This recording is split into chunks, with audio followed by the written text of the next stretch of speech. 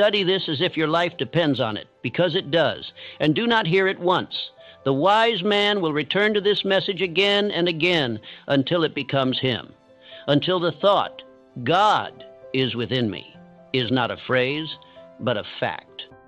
If you act as if God is within you, your voice changes, your posture changes, you stop asking for permission to live with fire. And when you stop waiting, heaven stops waiting too. This is not a lesson, this is a summons. If you are hearing this now, it is because something in you is ready to rise. You have waited long enough. The silence you feel, the restlessness inside you, it is not confusion, it is a call, a divine order echoing from within, commanding you to stop living like you were forgotten. You were not made to shrink. You were not placed here to drift. You were sent, and the one who sent you does not apologize for power. The man who listens with reverence, who studies this again and again until it becomes his new law, he will not just change. He will become the living proof of purpose, sent with clarity, walking with power, and finishing what heaven began. Now listen, because the moment you believe this truth, you will no longer walk as a man. You will walk as one who was sent. You have walked long enough pretending to be less than what you were sent to become. You have bowed long enough to fear. You have hesitated long enough in the shadow of doubt.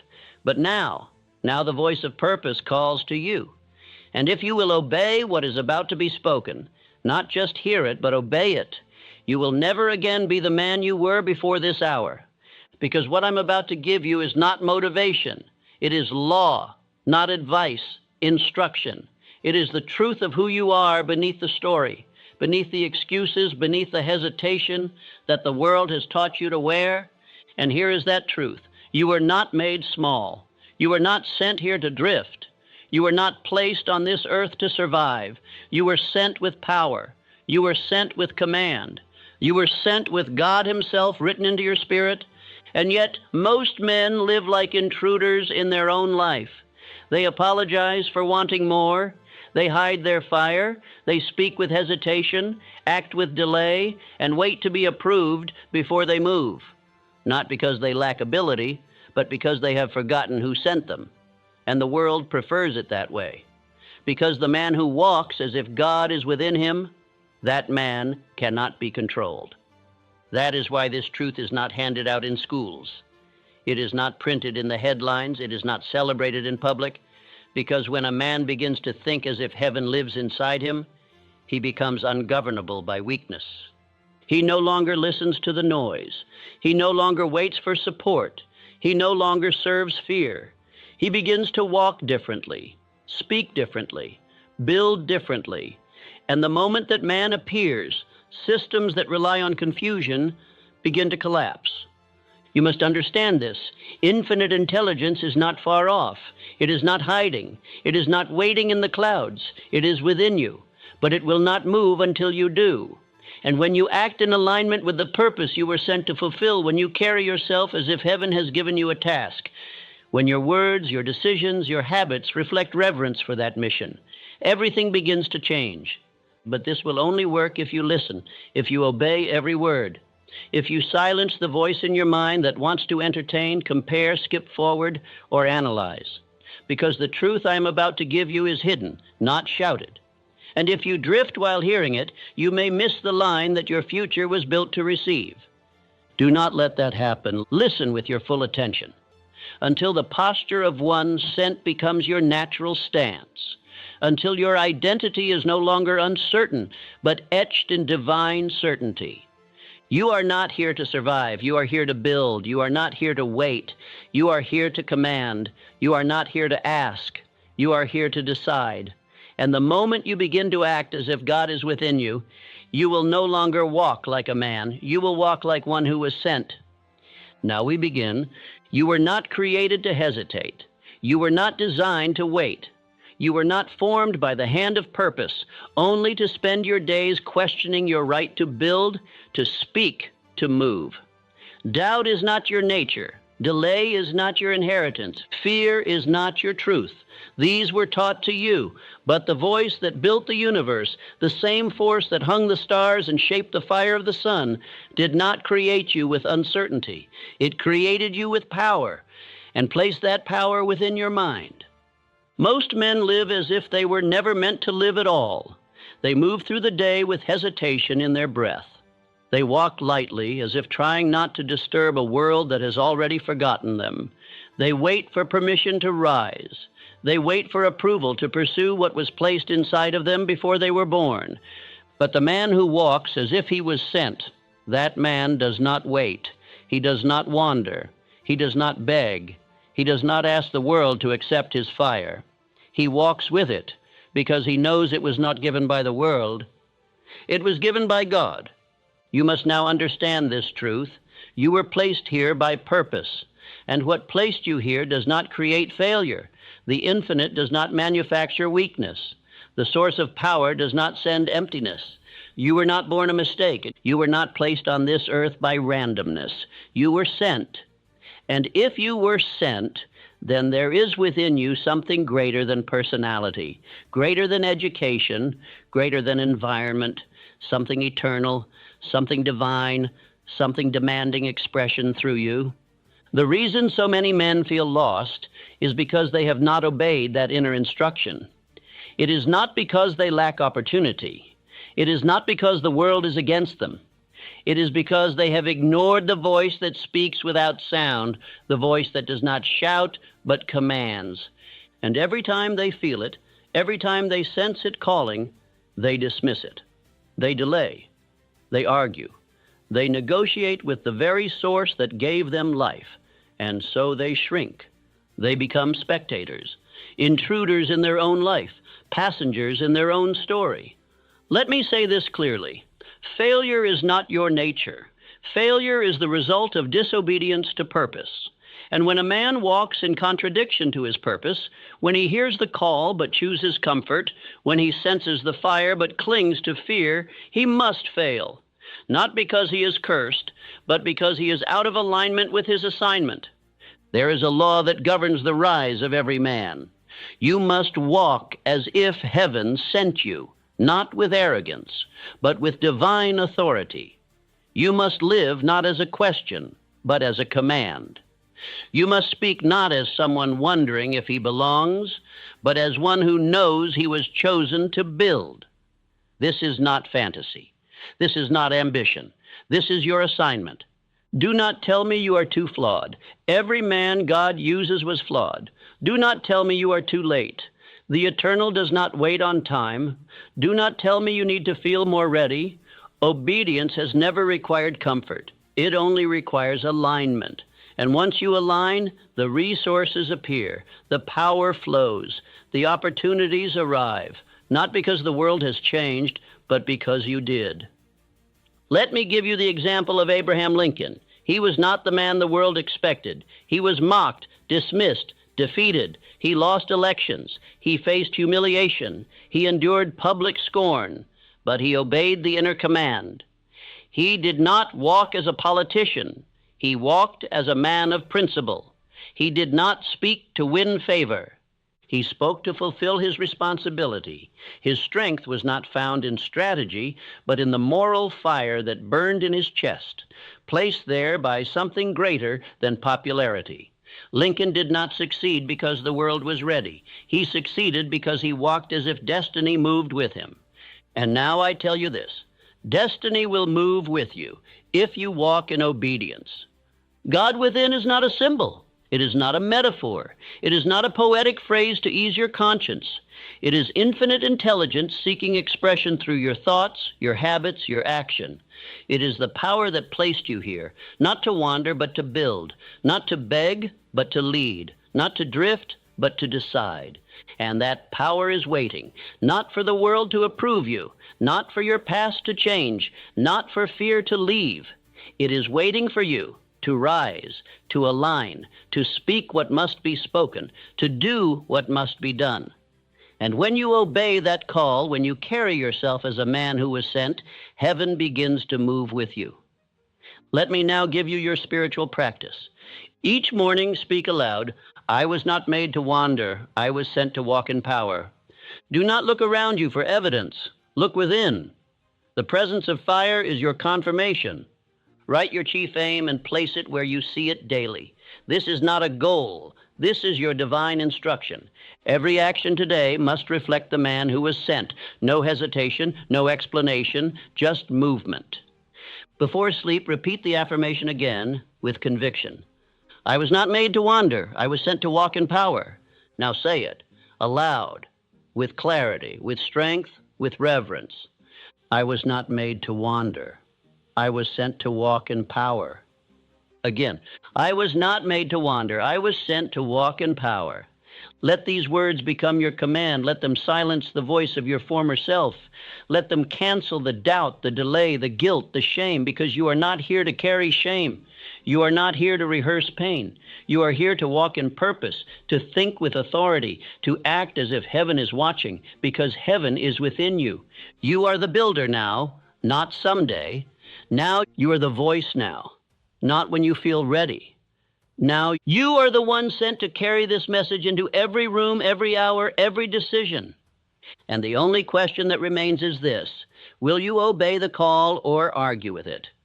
Because the power has already been placed. The law has already been written. The voice has already spoken. Now go, obey, building, and walk as one who is sent. The power you seek does not descend upon the idle. It does not flow to the man who waits for perfect conditions. Infinite intelligence, that invisible force which governs all creation, does not concern itself with your feelings or your fears. It concerns itself only with your movement. The spiritual law is this: belief must be proven through action. You may speak of faith, write of purpose, dream of greatness, but if you do not act, your belief is not real. Faith without movement is not humility. It is rebellion. It is a silent rejection of the purpose planted inside you. It is the sin of delay dressed in the disguise of prudence. You were not sent here to wait.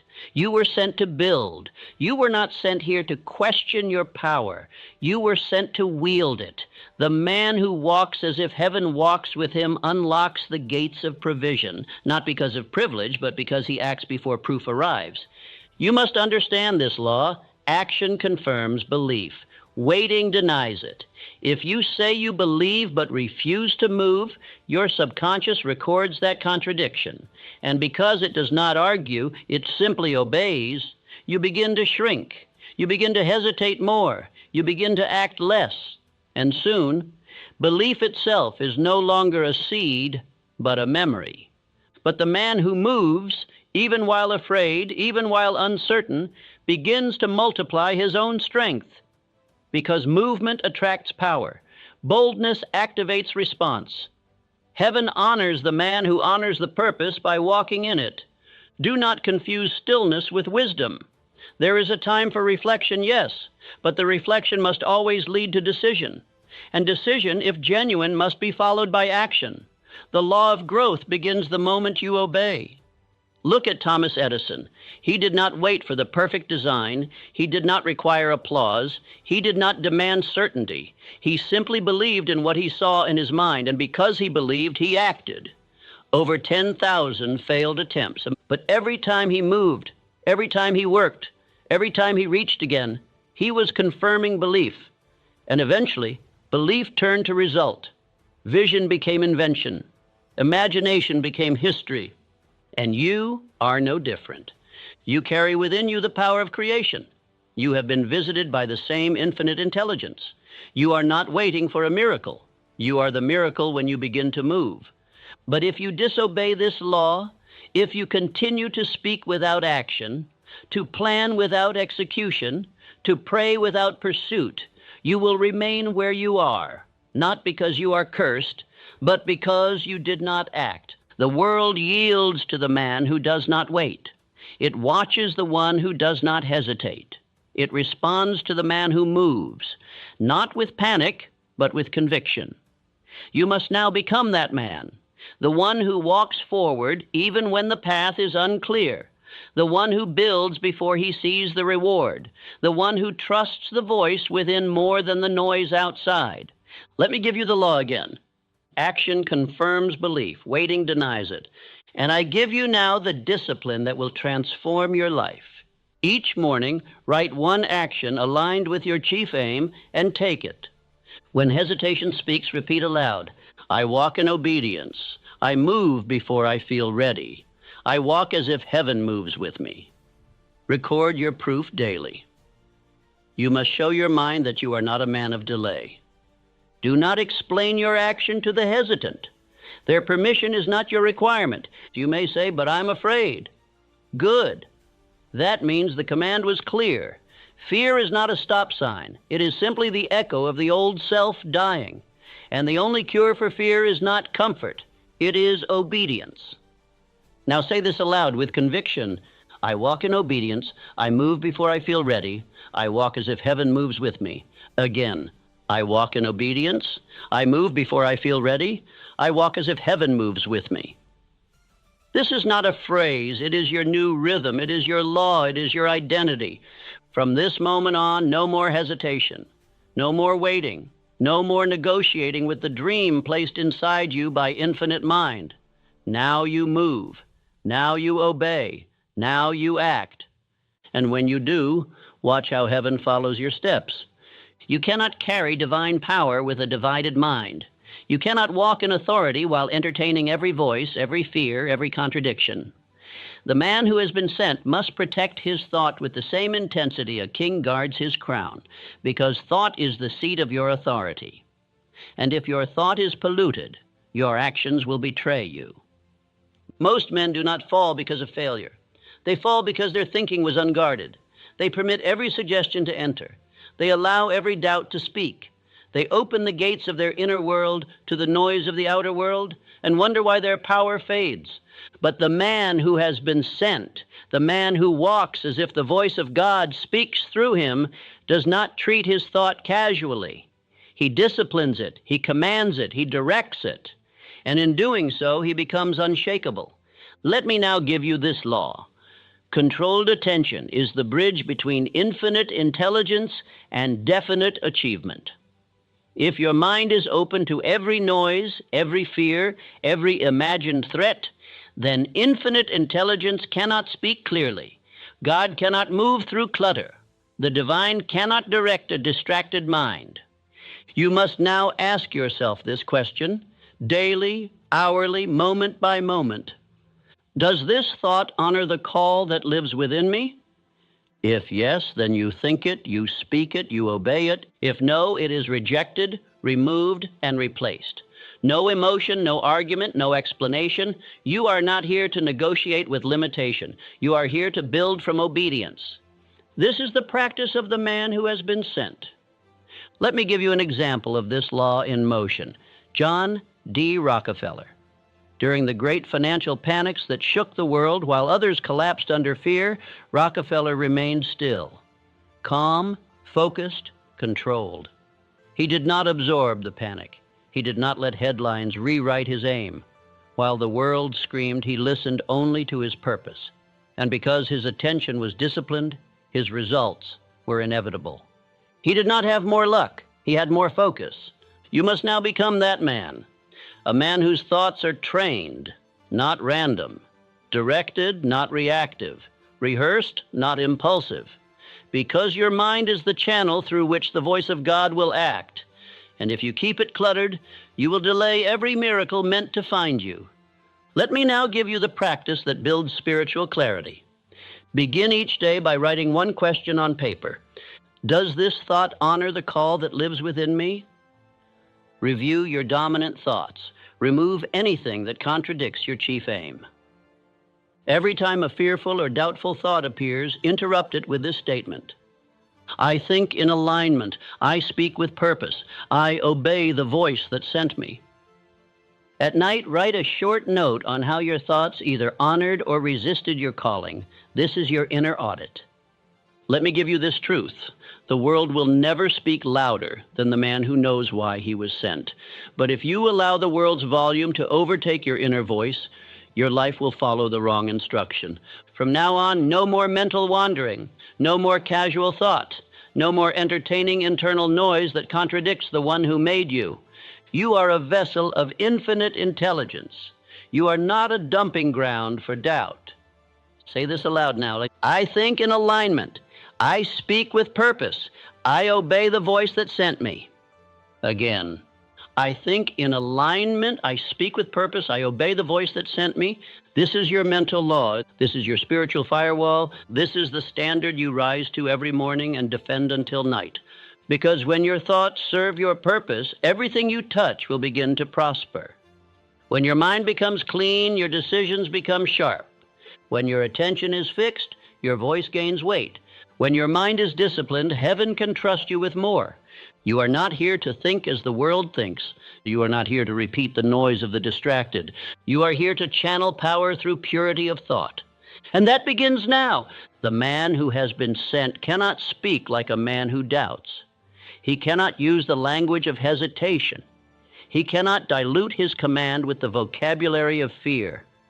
If heaven has placed a calling within you, and it has, then your words must be forged in alignment with that calling. Every time you speak, you instruct the subconscious. And the subconscious, being the seat of all action, obeys whatever is spoken with emotion and repetition, whether truth or lie. This is the spiritual law of autosuggestion, and it governs every result in your life. You may not be aware of it, but the law does not care whether you know it or not. It works either way. The subconscious does not argue, it does not evaluate, it does not question your statements.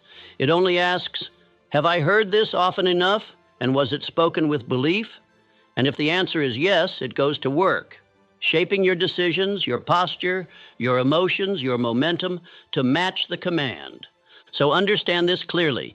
If you speak doubt, you instruct weakness. If you speak command, you activate power.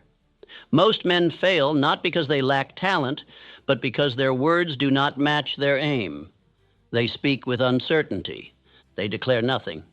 They rehearse limitation in their language and then wonder why their actions betray them. They say, I hope, and the subconscious obeys hesitation. They say, I'll try, and the subconscious receives permission to retreat. They say, maybe, and so they never become certain. But the man who walks as if heaven sent him must speak differently. His words carry the tone of decision. His mouth reflects the mind of a man who has been commanded. He does not hope, he declares. He does not wish, he instructs. He does not explain, he affirms. Let me now give you the identity script. This is not poetic language. This is a spiritual decree, and it must be spoken aloud every morning before the world has a chance to contradict it. I am the man who was sent to build. I speak with power. I act with finality. This script, if repeated daily with faith and fire, will reprogram your subconscious to see yourself not as a man waiting for results, but as a man creating them. It will install a new image of authority, and that image will begin to attract thoughts, habits, and opportunities that match it. Not because of magic, but because the mind always moves in the direction of its dominant instruction. Let us now look at a man who lived this law, Charles M. Schwab. He began as a mill worker, but he rose to become the president of U.S. Steel. Why? Because his words carried conviction. When he spoke, men listened. Not because of status, but because of certainty. He did not explain himself with hesitation. He gave orders with belief. And because his words came from a deep alignment with purpose, others followed his direction without resistance. He did not rise through status. He rose through speech. He did not wait to become powerful. He spoke as one who already was, and the world adjusted accordingly. You must now do the same. Your words must match the man you are becoming. If they don't, your subconscious will remain confused, and a confused subconscious produces nothing. It stalls, it contradicts, it hesitates. But a subconscious that hears clear, repeated instruction daily, aloud, with emotion, becomes obedient. And obedience is what produces identity. Let me give you your new practice. Write your identity script in the present tense. Begin with, I am the man who. Speak it aloud every morning and every night. Not softly. Speak it as if your future is listening. Every time you hear yourself speak weakness, stop mid-sentence and correct it aloud. Say, that is not who I am. I speak belief. I speak law. I speak what I am becoming. Keep a daily record of your spoken word. Track how often your mouth obeyed your calling and how often it did not. Awareness is power. You may think this practice is simple. That is the mistake. Simplicity is the doorway to transformation. It is the small thing done with fire that changes everything. One line, spoken with full belief, becomes the law your life follows, but only if you repeat it long enough. Now speak this affirmation aloud. Do not whisper. This is your voice training your life. I speak law. I speak belief. I speak what I am becoming. Again, I speak law. I speak belief. I speak what I am becoming. Let these words override the language of your old self. Let them replace the habit of soft speech. Let them break the pattern of vague intention. Because from this moment forward, you are not speaking your doubts. You are speaking your design. Every word is a command. Every sentence is a signal. Every declaration is a brick in the construction of the identity heaven sent you to build. This is not empty talk. This is spiritual alignment. And when your words match your calling, the world begins to obey you. You do not rise with volume. You rise with precision. You do not rise with noise. You rise with law. You do not rise by waiting to believe. You rise by speaking belief until belief becomes your reflex. You were sent to speak with power. Now do so. You are being watched, not by the world, not by critics, not by men, but by the very force that placed you here. You may think no one sees the decisions you make in silence. You may imagine your laziness is hidden, your shortcuts excused, your delay unnoticed. But the eye that sent you does not sleep. God is watching, not to condemn, but to confirm. Every movement you make is a reflection of what you believe about who you are, and every moment of action is a revelation of what you think about the one who gave you that action to perform. The man who walks as if no one sees him, the man who cuts corners when the crowd is gone, the man who only performs when attention is present, that man will always remain small, not because the world rejects him, but because he has disrespected the one who sent him. You must now understand that discipline is not about effort. Discipline is about reverence.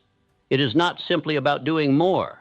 It is about doing what is right, with fire, with intensity, with honor, because you know that the God within you is present in every moment.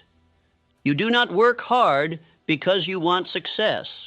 You work hard because you were sent by infinite intelligence, and anything less than your full obedience is betrayal. Let me give you the law of inner watchfulness.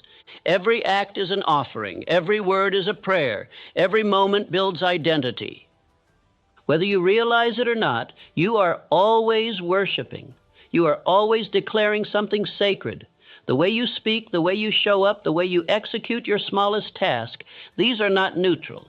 They are either aligned with the mission you were sent to fulfill, or they are evidence that you have forgotten who you are. And when a man forgets who he is, he begins to live as if no one is watching. He begins to compromise in silence. He begins to lower his standard. He begins to excuse what once would have enraged him. And over time, his identity dissolves, not because the world attacked him, but because he chose casualness over reverence. But you are not casual. Not anymore. You were not sent here to be seen. You were sent here to act as if seen. You were not sent here to seek applause. You were sent here to act as if heaven itself was the audience, because it is. And when you live like that, you become unstoppable. The man who acts with excellence when no one is looking becomes the man the world cannot ignore. He becomes trusted by heaven. He becomes resourced with provision. He becomes a magnet for order, for power, for favor, because he has shown himself worthy of more. Let me show you a man who lived this law, Henry Ford. When Ford declared he would build the V8 engine, every expert told him it could not be done. They brought him their evidence. They explained the impossibility. They advised him to abandon the task. But Ford did not flinch. He did not waver. He did not adjust his belief to suit their facts, because he did not treat his decision as a gamble. He treated it as a divine command. And when you treat your decision like it came from God, you do not retreat when others panic. Ford obeyed the voice within him, not the voices around him. And because of this, the impossible bowed. Reality bent. The experts were humbled. And a new invention was born, not because he was lucky or clever or favored, but because he moved with reverence toward the instruction he received. That is now your standard. Every decision you make, every task you complete, every word you speak must be done as if God is watching. Because he is, you do not need eyes on you to act with fire. The fire is in you already. The eye that matters most is already observing. You must now train yourself to walk in the fear of dishonoring your calling, not because of guilt, but because of alignment. If God trusted you enough to place power inside of you, then every moment you waste, every compromise you make, every lazy excuse you allow is a theft. It is a theft from the man you were born to become. It is a theft from the lives you were sent to impact. It is a theft from the source that placed his breath within you. You are not here to play with power. You are here to steward it. And the man who stewards well in silence is the man heaven will promote in the open. Let me now give you your practice. This is your daily altar. Each morning, speak aloud. My actions reflect heaven. I build with fire. I move with honor. Before each task, ask this question: if God were watching, would I do this the same way? And correct the answer with action. Write down one moment each day where you gave more than was required. Let that be your private offering. Before sleep, kneel, not to ask, but to declare, I have honored my instruction. I will rise again tomorrow in obedience. You are now a man of the altar, not of public worship, but private reverence, and your excellence in the unseen will build a reputation that cannot be shaken in the seen. Now say this aloud. This is your command. This is your reverent standard. My actions reflect heaven. I build with fire. I move with honor. Again. My actions reflect heaven. I build with fire. I move with honor. Let these words govern how you clean, how you write, how you speak, how you respond, how you breathe, because your assignment is not casual. Your movement is sacred. Your voice is sacred. Your labor is sacred. And if you act like that every day, you will rise like no man can explain. You will succeed like no man can copy. You will walk as if guided by something higher, because you are. From this day forward, live with the conviction that everything you do is watched by the one who sent you. And live with such fire that even heaven must take notice. The world does not follow titles. It does not obey empty ambition. It does not kneel to the man who waits for validation. The world yields to the man who believes he was sent, not by man, not by chance, but by heaven itself. The man who walks in that belief carries a different atmosphere. He does not ask for space. Space is made for him.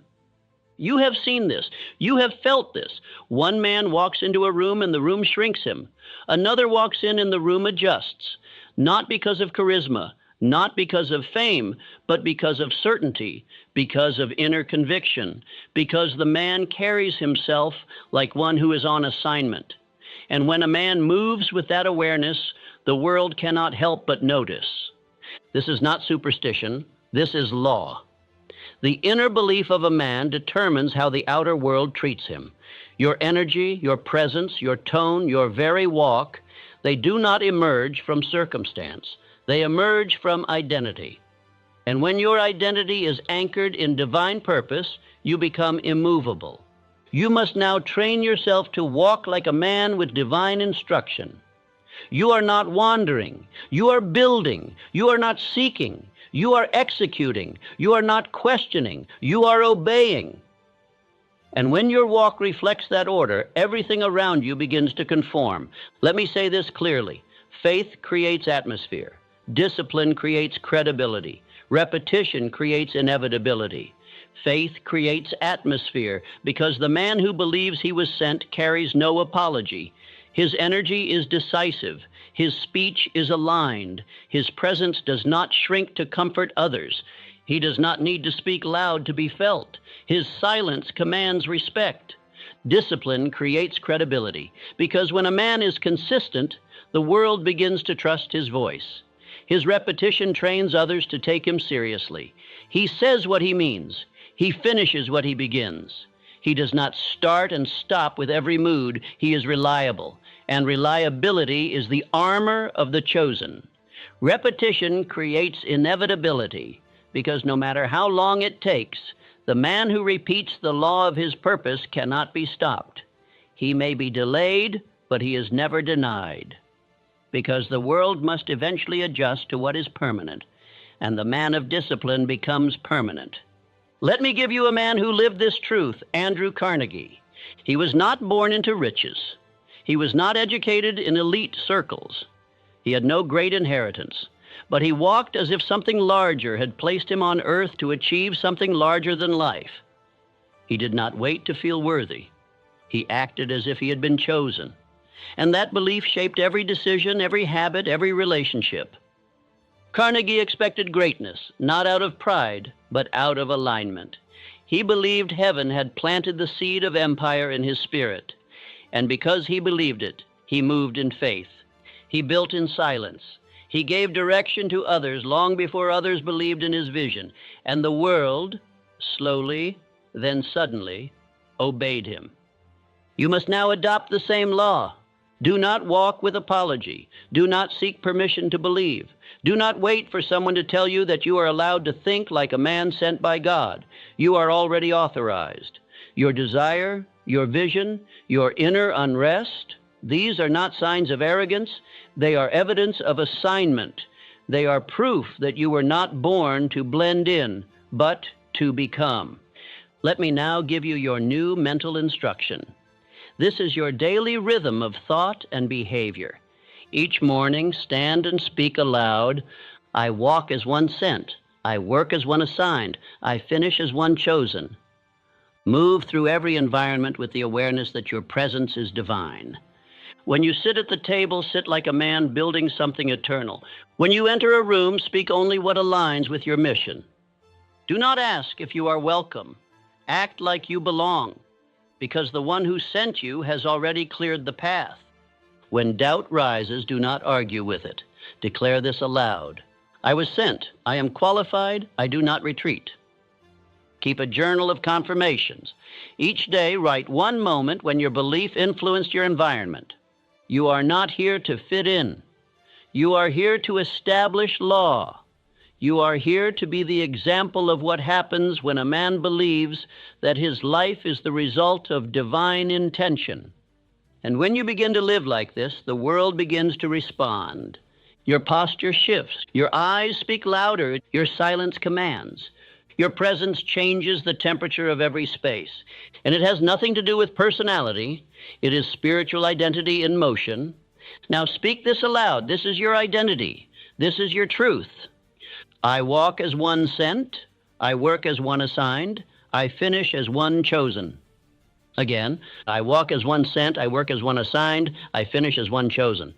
Let these words become your filter, your standard, your atmosphere. You no longer walk like a man hoping to be seen. You walk like a man carrying the orders of heaven. And that kind of man always makes the world yield. Transformation is not an accident. It is not a mystery. It is not the result of emotion, talent, or sudden insight. It is the byproduct of repeated obedience. You do not become powerful by hoping. You become powerful by building. And building requires a blueprint, a script written by you, repeated by you, proven by you. The man who rises is not the man who waits for belief. He is the man who writes it, who speaks it, who obeys it before he feels it, because repetition always comes before identity. And identity must be installed, not assumed. You must now take command of your daily rhythm. You must replace drift with devotion. You must stop letting time pass without proof. Every hour is holy. Every decision is documentation. And your new identity must be rehearsed like law. This is the system, the structure, the altar. It is not optional. It is not flexible. It is the daily death of the old self, the habits, thoughts, and voices that once ruled you, and the resurrection of the builder you were born to be. Let me give you the ritual. 1. Speak your chief aim aloud. You must remind your subconscious every morning what it serves. The mind, left to default, returns to smallness. But the mind, directed with clarity, aligns its energy to your command.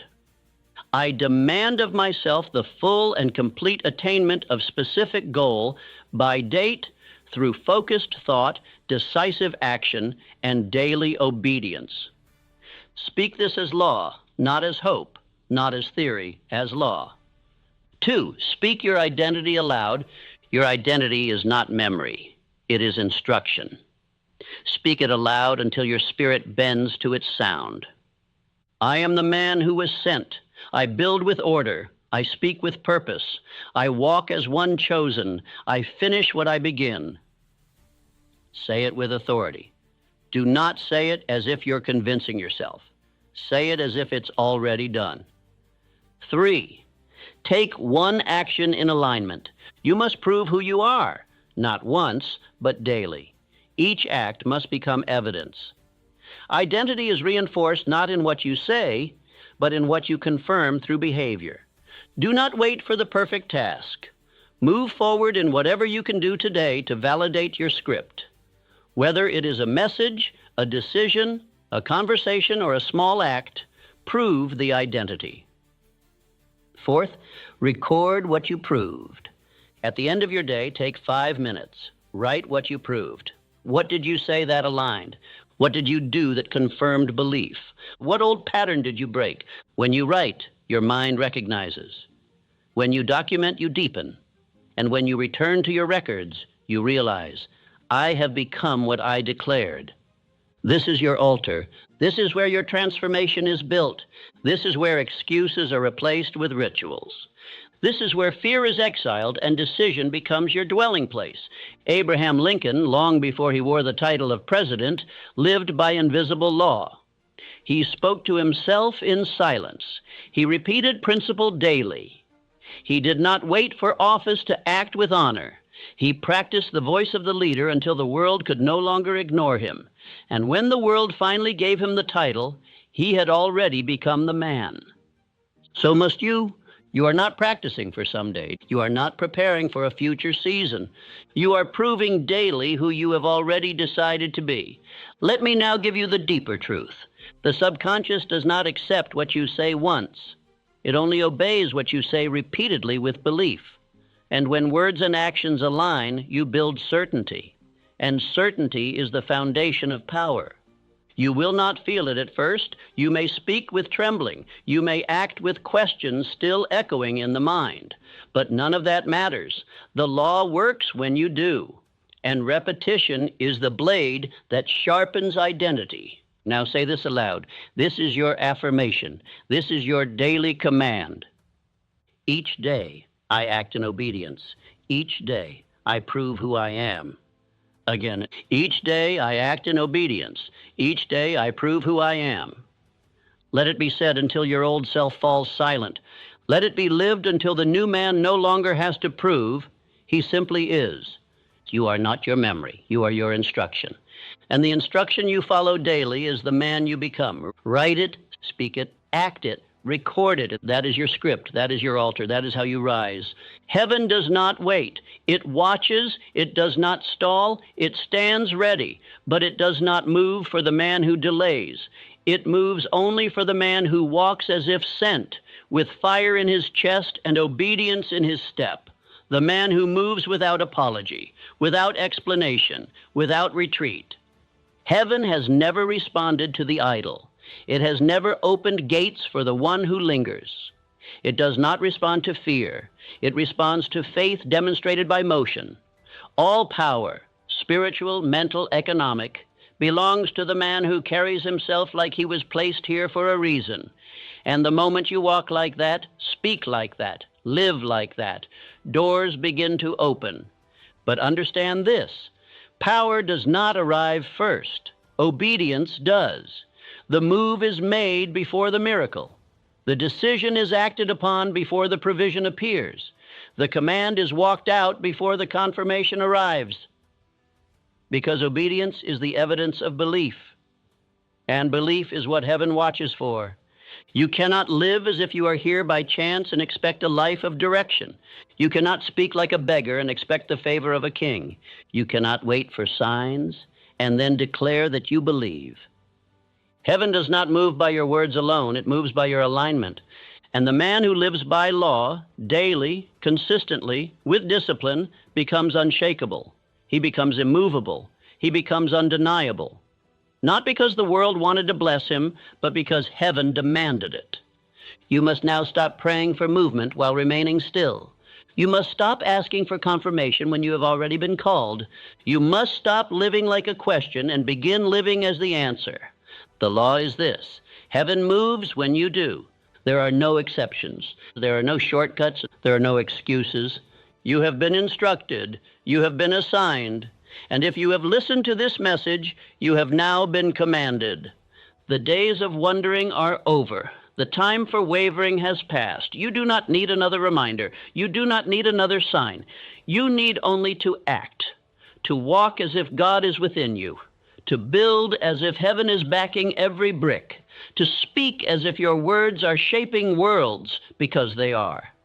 Let me now give you your final command. You will speak this not just once, but every day until your bones believe it. Act as if God is within you, because He is. Act as if heaven sent you, because it did. Say it again. Act as if God is within you, because He is. Act as if heaven sent you, because it did. Let it cancel the voice of your old self. Let it burn away the language of delay. Let it baptize you into the man you were born to be, not later. Now you are not behind. You are not too flawed. You are not missing anything. You were sent with everything you need to begin. But heaven will not move until you do. So go now, not in noise, but in law, not in haste, but in discipline, not in arrogance, but in divine certainty. Now speak your final affirmation. This is not a sentence. This is a decree. I walk in divine command. I move as if sent. I build with obedience. I become what heaven intended. This is your new identity. You are not a man who wonders. You are not a man who wavers. You are a man who walks with purpose, with power, with presence. From this day forward, everything you touch will rise because you no longer wait for heaven to move. You are the movement. And now it begins. God never intended for prayer to become an escape hatch from responsibility. He never designed faith to replace action. And yet so many people kneel down and expect the skies to crack open while they sit in idleness. They are praying for change while refusing to change. They are asking for blessings they've not yet prepared to carry. They plead for rain while holding no cup. And this is the quiet tragedy of many believers. They keep asking God to do for them what He's been trying to do through them. Every prayer you've ever made is a mirror, a reflection of the person you're being shaped into. That's why real spiritual growth begins when you stop asking, when will God answer me? And start asking, what must I become to carry the answer I seek? That question shifts everything, because the truth is, God has already moved. The moment the desire was planted in your spirit, the path began unfolding. But it unfolds through you, not just in front of you. That's why prayer without transformation is like planting seeds and refusing to till the soil. It becomes empty ritual, motion without depth. And God does not respond to ritual. He responds to alignment. You are the vessel. You are the bridge between heaven and earth. And if your life is stuck, it's not because God hasn't heard you. It's because he's waiting for you to move in the direction of your own prayer, to speak differently, to walk differently, to think like someone who already holds what they're asking for, because only then will infinite intelligence begin shaping reality to match the vibration you now carry. God doesn't reward longing. He rewards embodiment. You don't attract what you beg for. You attract what you're willing to become. So if you've been praying and waiting and nothing seems to change, ask yourself this: have you become the version of you that can receive what you're asking for? Because until you do, the answer will remain in holding. Not because God is cruel, but because he knows if he gave it to you now, it would break you. And he loves you too much to let you hold something that still outweighs your character. This is the sacred mercy no one talks about. God doesn't deny you. He delays what would destroy you. And in that delay, he gives you the greatest invitation of all: not to wait harder, but to rise higher; not to pray louder, but to become clearer. Because every answered prayer demands a version of you that can carry it without cracking. This is not punishment, it is preparation. And the moment you stop seeing prayer as a rescue rope and begin seeing it as a call to transformation, that's when everything begins to shift. That's when the divine architecture starts aligning around your steps. You're not just here to ask, you're here to embody the answer. And when your spirit finally says, I am ready to become what this blessing requires, all of heaven takes notice. You don't need a sign. You need alignment.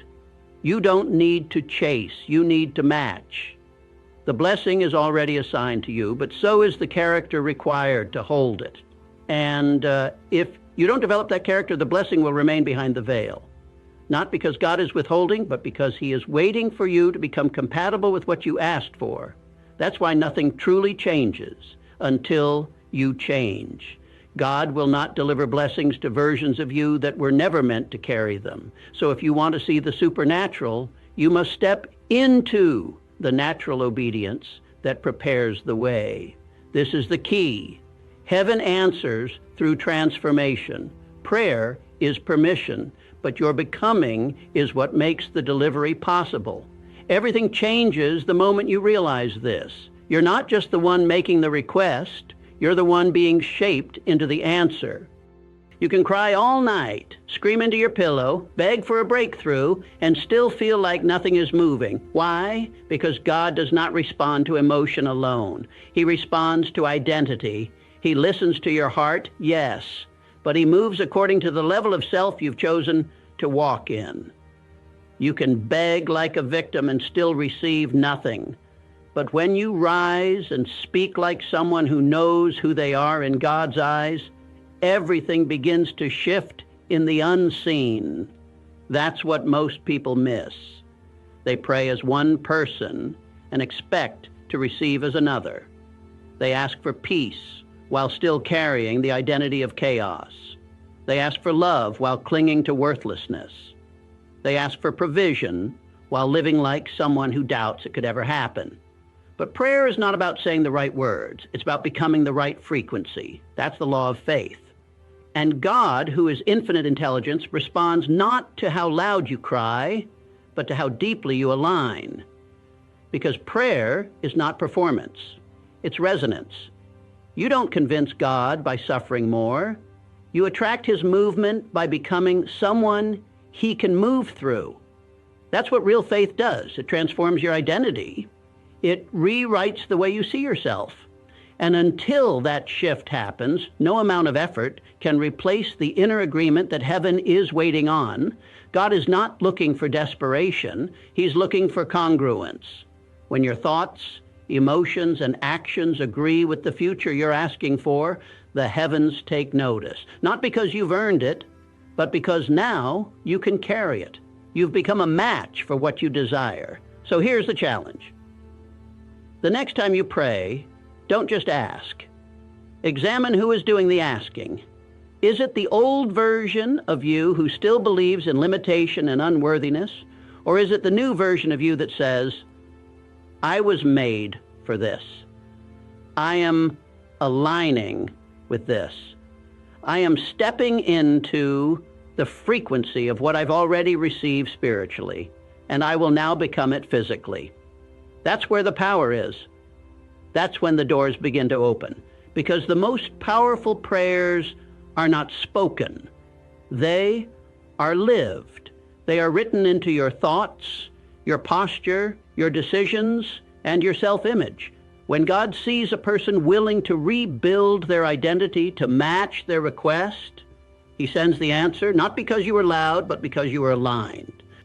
It's easy to believe that God is taking his time, that heaven is holding back, that the answer is delayed by divine choice. But what if that delay isn't coming from above? What if it's coming from within?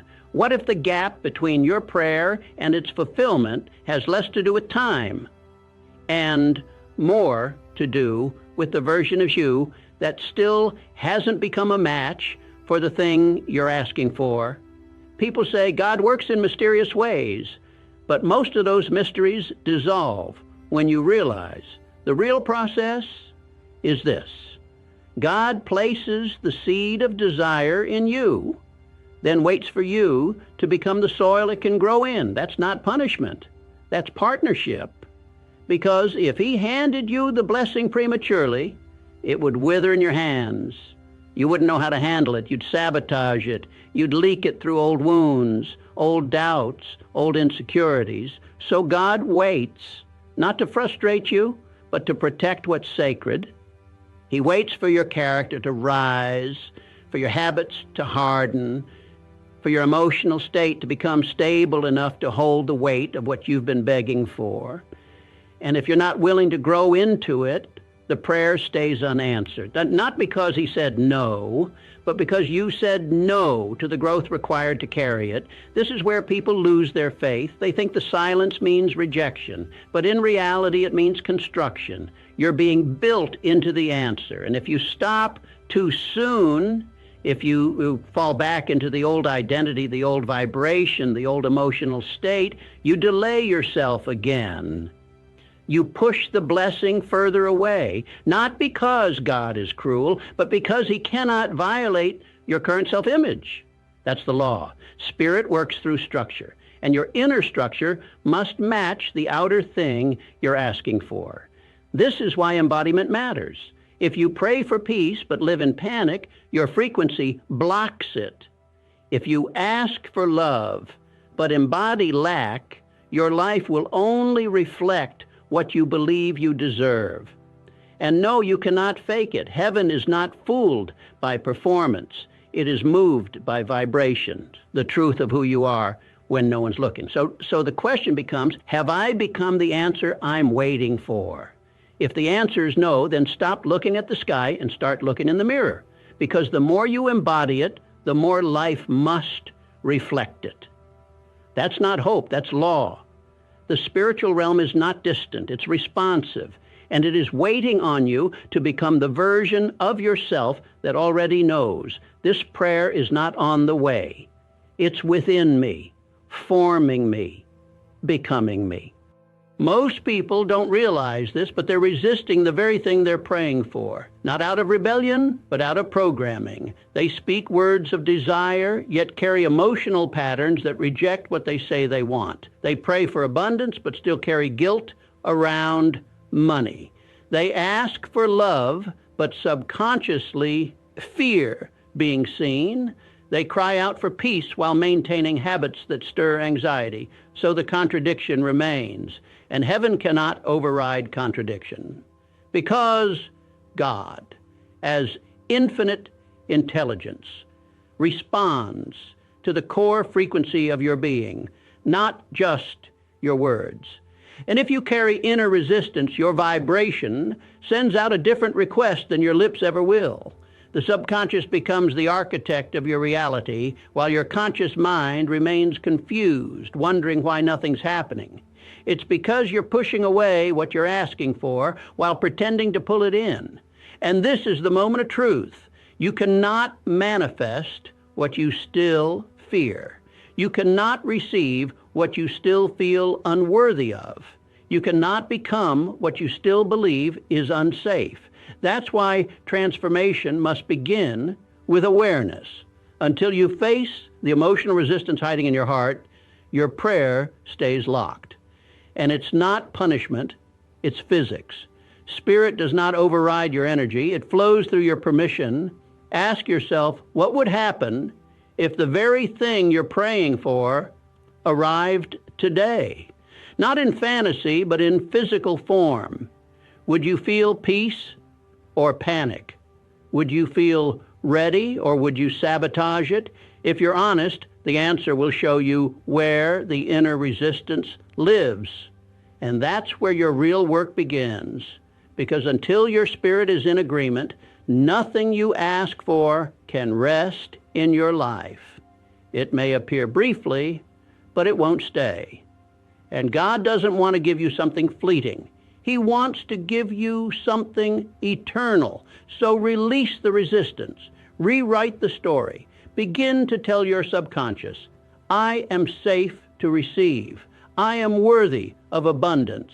I am ready to be seen. I am willing to be loved. When those affirmations take root, not just in language, but in vibration, you become a new vessel. You're no longer asking from a place of lack. You're becoming from a place of overflow. And the moment you reach that place, God begins to move, not just for you, but through you. Because the greatest prayer you'll ever pray is the one your whole being agrees with. No resistance, no fear, just surrender, just readiness, just alignment. There's a signal that heaven waits for, not a sound, not a word, but a vibration that says, I'm ready. It doesn't come from your mouth. It comes from the center of your being. It's the moment your doubt turns into conviction, when your desperation is replaced by decision. And from that moment forward, life begins to bend toward you differently. Not because you begged longer, but because your inner world finally stabilized enough for God to flow through you with clarity. You see, God never stopped listening. What he's been waiting on is your alignment with the answer. That alignment isn't about performance. It's about readiness. You can only receive what you have made room for. And most people haven't made room. Their spirit is still cluttered with old narratives, unresolved fears, and emotional conditions that choke the very thing they're calling in. They pray for a new life while holding tightly to everything that keeps them the same. That's why spiritual progress often begins with release. When you let go of what no longer fits the future you desire, you send a signal, a clean one, a signal that says, I'm no longer arguing with the blessing. I'm preparing space for it. And that preparation is sacred. It's not passive. It's not sitting still waiting on a miracle.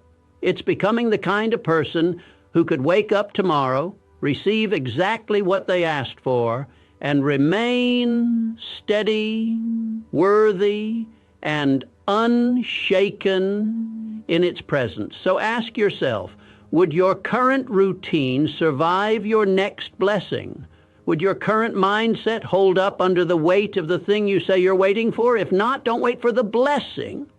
Build the structure that could carry it. That's the signal.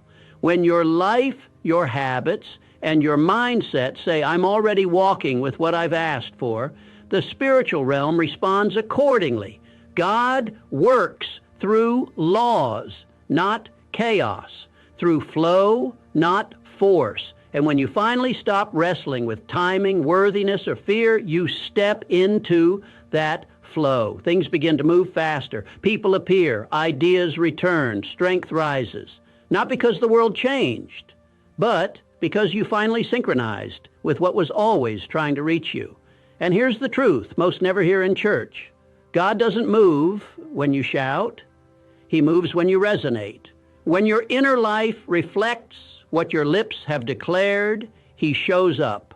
not with delay, not with resistance, but with speed and certainty.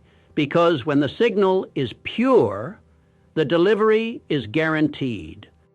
Most people approach prayer as if it were a request form, submitting their needs and waiting for divine approval.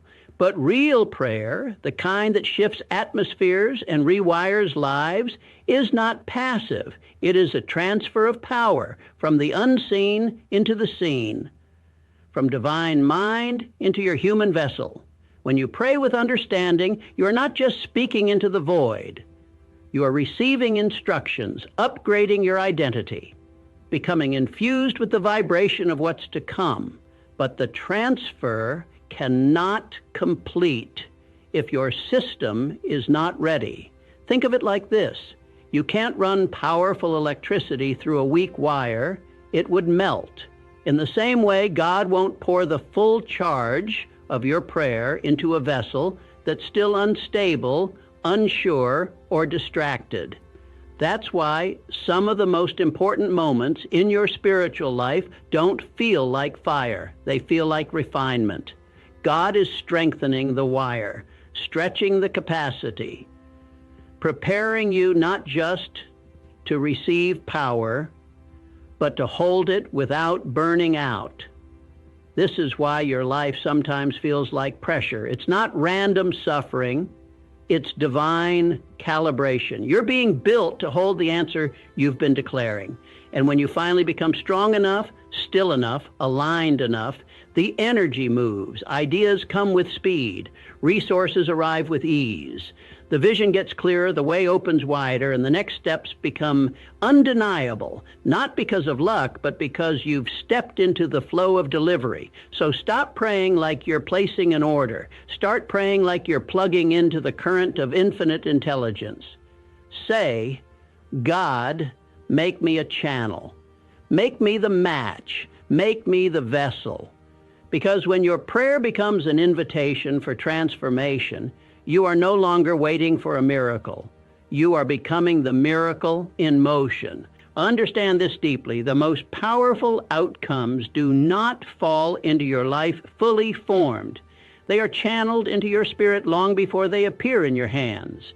But that transfer is not just information. It's empowerment. When it finishes its work inside you, the outer world must adjust to the new power you carry. And that is the secret too many forget.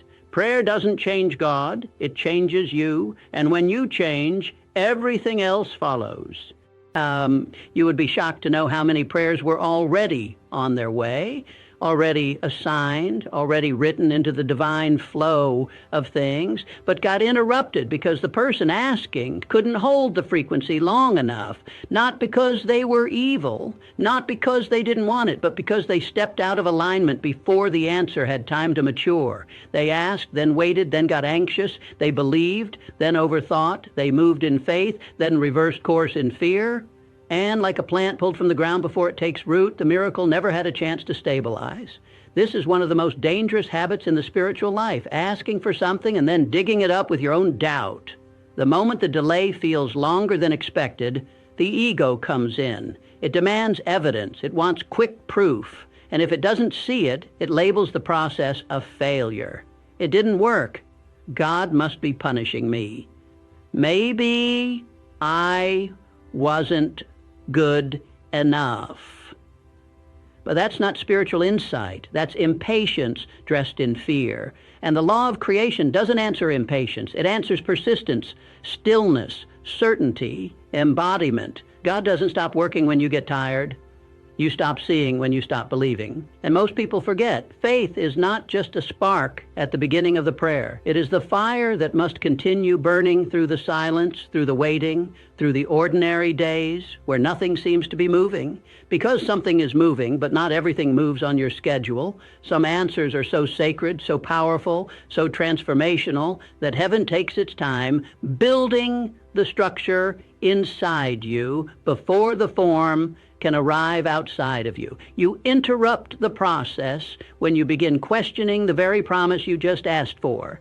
That creates vibration drift. You shift from it's done to maybe not, from I believe to I'm not sure anymore. And every time you shift, you force the delivery system to restart alignment. You're not punished. You're reset.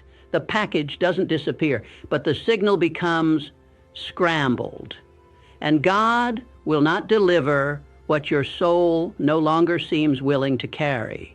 This is why consistency in spirit is one of the rarest and most powerful states to maintain. When you pray with clarity and keep walking with congruence, when your vibration stays steady, even in the absence of proof, you override delay with embodiment.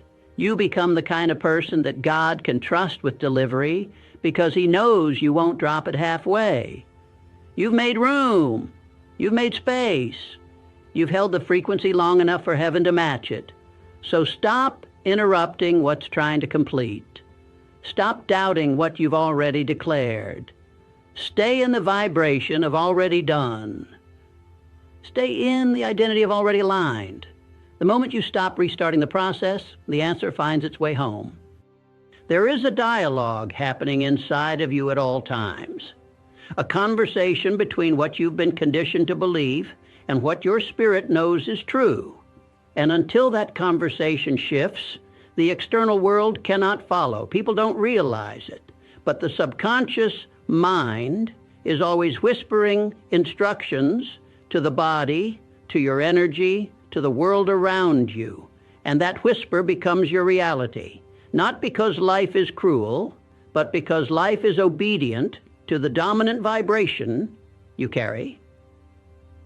So if deep inside you're still saying, I don't deserve this, or it's too late, or it probably won't happen for me, then no matter how many times you speak faith aloud, your results will still reflect what your inner conversation believes. That's not negative thinking. That's spiritual misalignment. And God, who speaks in vibration more than language, responds to the real voice inside you, the one you don't say out loud. This is why transformation doesn't start with louder prayers. It starts with cleaner self-talk. When your internal dialogue shifts from fear to faith, from self-rejection to self-permission, everything else begins to reorient around it. The world begins treating you the way you treat yourself in your own thoughts. The people you meet will mirror the vibration you carry. The doors that open will match the level of clarity you've developed about who you are and what you're here to carry. That's what no one teaches you about prayer. It's not just about asking. It's about agreeing with the version of yourself that can receive it. If you ask for healing, but keep identifying as someone broken, you block the flow. If you ask for love, but still speak to yourself with hatred, you contradict the very thing you're asking for. And the spiritual law says this clearly. You can only receive what you have internally normalized. So start here.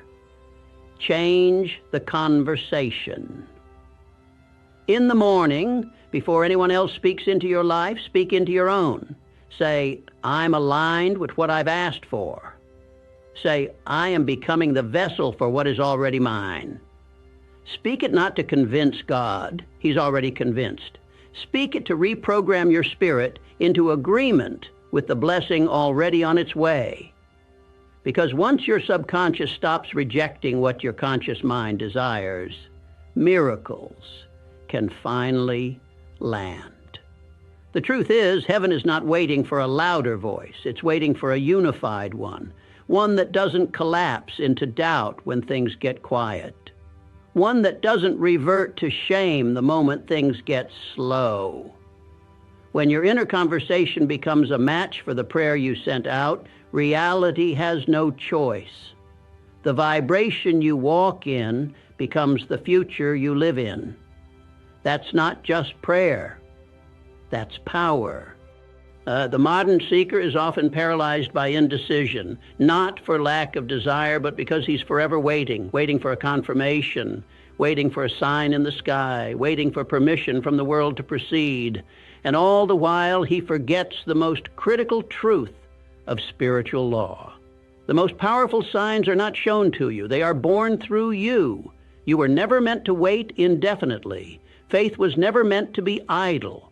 Infinite intelligence does not reward the man who hesitates at the edge of the mountain, but the one who climbs without knowing exactly where his foot will land next. You see, waiting for a sign before taking a step is the hallmark of doubt disguised as spirituality.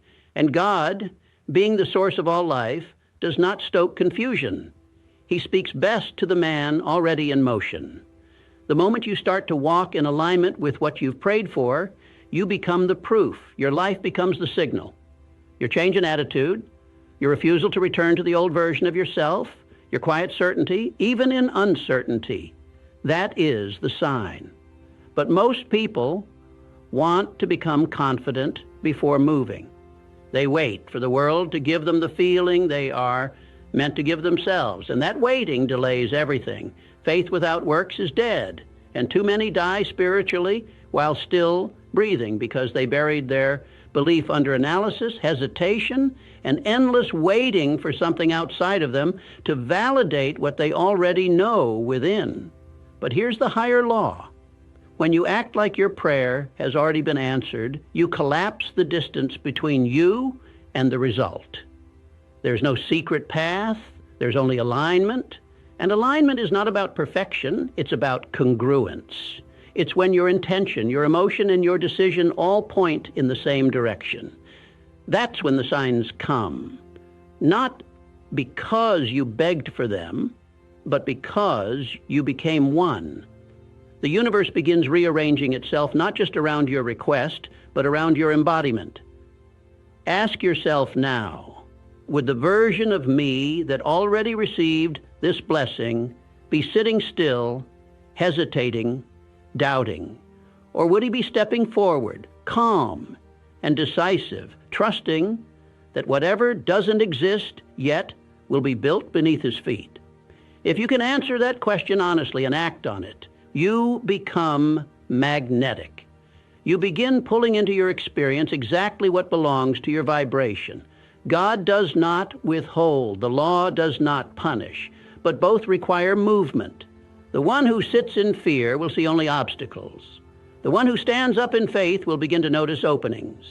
This is not superstition, it is spiritual physics. Your movement gives the divine something to bless. Your choice becomes the container for the answer. Your boldness reveals your belief more clearly than your words ever will. So stop looking for signs and become one. Let your courage be a message to the heavens that you are ready. Let your persistence signal that you will not abandon what you have prayed for. And in doing so, you stop asking whether the answer is coming, because your life becomes the undeniable evidence that it's already here. There comes a point in every spiritual journey when the asking must stop and the becoming must begin, not because God has not heard you, but because he has. Not because you're being ignored, but because the answer has already been released, and now it's your task to rise into it. The truth is, most people pray for change, but keep walking in the same posture, the same rhythm, the same emotional climate that created the problem to begin with. They declare a new future with their words, but betray it with their behavior. But the one who really believes, he walks differently. He speaks differently. He prepares the room before the guest arrives. He shows up with the energy of someone who already knows his request has been fulfilled in the unseen and is simply waiting for the manifestation to catch up. That's not delusion, that's alignment. And alignment is what pulls unseen forces into visible reality. Understand this, faith without embodiment is just noise. You don't get what you ask for with your mouth. You get what you prepare for with your habits. Your daily life is a declaration. Every time you organize your time, sharpen your mind, steward your space, or cultivate peace in the midst of chaos, you are communicating something far more powerful than words ever could. I am already one with the answer. And heaven listens to that language. This is where most fall short. They pray, then wait to feel different before they act different. But the spiritual law works in reverse. You act in faith, and the feeling follows. The movement creates the momentum. The posture of belief generates the reality of belief. That is why some doors only open after you've already begun to walk toward them, not because they were locked, but because you hadn't yet proven you were ready to pass through. When your steps begin to match your declarations, the world must shift.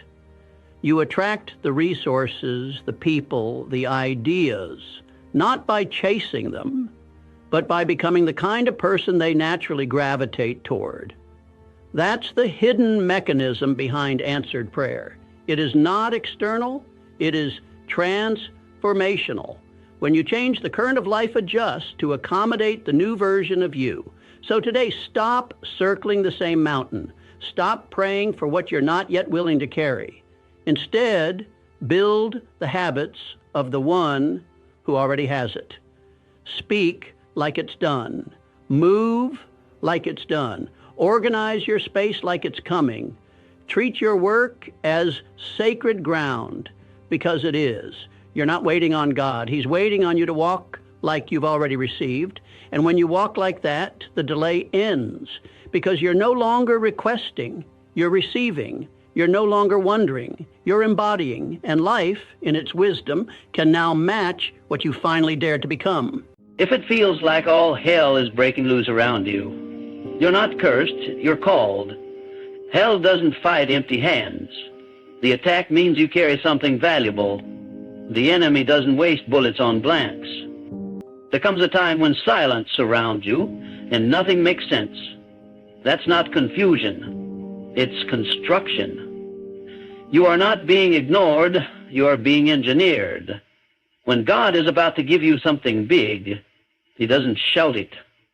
He prepares you in private, away from noise, away from comfort, away from distractions. Because greatness never grows in the crowd, it grows in the cave. And if you're in the cave right now, count it joy. You're next in line. The pressure you're under isn't punishment, it's prophecy. Heavy resistance is not a red light. It is a sign that you are nearing the gate. And the gate only opens when your capacity matches your calling. You say it hurts? Good. Diamonds are made under pressure. Gold is refined by fire. Champions are carved by conflict. What you're feeling right now is labor pain, and labor pain is proof that delivery is near. Many quit when the process gets intense, not realizing that intensity is the midwife of increase. You prayed for power, now you're in the process. You asked for vision, now you're in the valley. God will test your mind before He trusts your hands. He will break your limits before He releases your blessing. So if you're waiting, wait strong. Delay is not denial. Delay is design. Let me tell you what nobody wants to say. Big blessings require big obedience. If God told you to move, move. If He told you to cut ties, cut them. If He told you to stay silent, shut your mouth. Obedience is not optional. It is the currency of the kingdom. You don't negotiate with destiny. You submit. You trust. You walk blind when necessary, because the bridge to breakthrough is built in the dark. If it feels like all hell is breaking loose around you, you're not cursed, you're called. Hell doesn't fight empty hands. The attack means you carry something valuable. The enemy doesn't waste bullets on blanks. He's coming at you because what's in you is real. And once you realize that, fear has no seat at your table. You are not under attack. You are under construction. And construction is confirmation. When God is about to give you something big, He hides you. He humbles you. He hammers you into shape. He strips you of pride, of ego, of excuses. You can't carry the blessing if your hands are full of baggage. You want elevation? Then let go. Let go of what's familiar. Let go of who you were. Because what's coming next is not an upgrade, it's a transformation, and transformation always costs comfort. So here's the bottom line. Stay sharp, stay submitted, stay silent, until it's time to speak. And when the doors open, walk through like you've already seen the vision, because you have, not with your eyes, but with your faith. And faith, real faith, is the language of destiny. So stop doubting, stand up, get ready, because when God is about to give you something big, the only thing he requires is that you're ready to receive it. Divine delay is not denial. It's the ultimate test of trust, the moment where most people break because they mistake silence for absence. But hear this clearly. Just because it hasn't happened yet doesn't mean it's not going to. Delay is not God forgetting you. It's him forming you. You think he's late, but he's on a different clock. His timeline doesn't bend to your impatience. His pace is perfect. His process is surgical, and his promise is still. And when you don't see movement, that's not rejection. It's refinement. You are not being punished. You are being positioned. There's a reason why the greatest victories are born after the longest waits. You don't rush royalty. You don't microwave miracles. God is not interested in giving you something you're not ready to carry. What good is a blessing if it breaks you when it lands? So he holds it back, not to tease you, but to toughen you. Not to deny you, but to develop you. You prayed for strength. Now, you prayed for growth. Now he's giving you pressure. This isn't a no. This is preparation disguised as delay. Those people fail because they walk away too soon. They see nothing happening on the surface, so they assume the roots aren't growing beneath. But you can't plant a seed and dig it up every week to check if it's growing. That's not faith, that's fear. You have to trust the soil even when it looks empty. God is not in the business of quick fixes. He's building legacy, not lottery wins. He's writing a generational script, not a temporary scene. That kind of power takes time. That kind of favor takes fire. And if you're in the fire, you're in the factory of the future. Understand this. Every second of silence is intentional. Every closed door is strategic. Every delay is measured. When it feels like you're standing still, you're actually being pulled back like a slingshot. The farther you're pulled, the farther you'll fly. But only if you don't quit in the tension. If you break under the pressure, you abort the mission. If you walk away in the weight, you cancel the miracle. You have to be stronger than your mood. You have to be grounded in purpose, not driven by feeling. Feelings will lie, but faith will lead. Stop comparing your timeline to theirs. God isn't preparing you for what they have. He's preparing you for what only you can carry. Their highlight reel is not your blueprint. What looks like a delay to you might be divine protection. You wanted the platform, but he saw the trap. You wanted the connection, but he saw the chain. You wanted the relationship, but he saw the ruin. You thought it was a blessing, but he knew it was a burden. And when he said, not yet, that was mercy, that was love. That was God stepping in and saying, I will not let you settle for less than what I planned. You have to hold the vision even when you can't see the results. This is where real warriors are made, not in the spotlight, but in the shadows. Not when everything's going right, but when nothing seems to move. Can you keep showing up when nothing's changing? Can you keep believing when there's no confirmation? That's the test. That's the gap between the called and the chosen. The called get excited by the promise. The chosen endure the process. The called shout in the beginning. The chosen endure in the silence. It's not about hype. It's about holding on. The enemy's biggest tactic in the delay is distraction. He wants you to think God changed his mind. He wants you to believe it's over. But God's not done. He's just building you until you're unshakable. You don't get elevation without excavation. He's digging deep because the foundation must be strong. He's taking his time because what he's building in you is meant to last. You don't need fast favor. You need durable destiny. You don't need quick wins. You need eternal weight. So stop asking why me and start asking what now. Stop begging for the exit and start embracing the endurance. There's a version of you on the other side of this weight that can't be shaken. A version that knows how to walk by faith, not by sight. A version that doesn't fold under pressure. A version that leads, not reacts. that speaks life, not doubt. That version is being born right now in the waiting room, in the late nights when nothing makes sense, in the early mornings when fear tries to crawl in the days where you feel invisible. That's where giants are made. That's where faith is forged. That's where destiny finds its shape.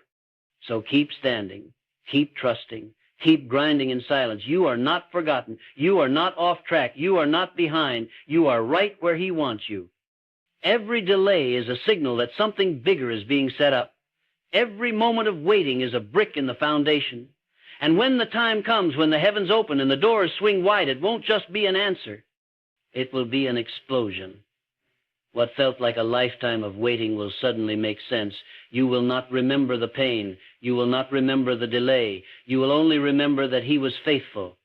And when that moment comes, you won't just receive it, you'll be ready to carry it, because divine delay was never denial.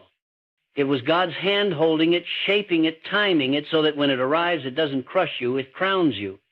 Pressure precedes promotion. Always. If you're under pressure right now, it's not a sign that you're losing, it's proof that you're being lifted. Promotion never arrives quietly. It comes with weight, it comes with fire, it comes with the kind of pressure that tests every part of you. Pressure exposes cracks, but it also creates diamonds. God uses pressure as a tool to purify you, not punish you. You're not being buried, you're being built. The heavier the pressure, the higher the calling. So don't pray the pressure away. Learn how to push through it, because pressure is not your enemy, it's your evidence. If you're asking why it's getting harder, the answer is simple. Because you're getting closer. Elevation attracts opposition. The moment you step toward purpose, resistance rises. And it's not random. It's targeted. The weight you feel is the weight of your next level pressing against your current form. You have to expand to receive it. You have to stretch to step into it. The pressure isn't proof you're failing. It's proof that God is expanding your capacity. Your shoulders are being prepared for responsibility. Your character is being carved for credibility. Your spirit is being tested for strength. Because what's coming isn't small, it's heavy, and only the strong can carry it. You can't ask for greatness and expect ease. You can't cry out for destiny and then complain when it costs you comfort. The path to promotion is paved with problems.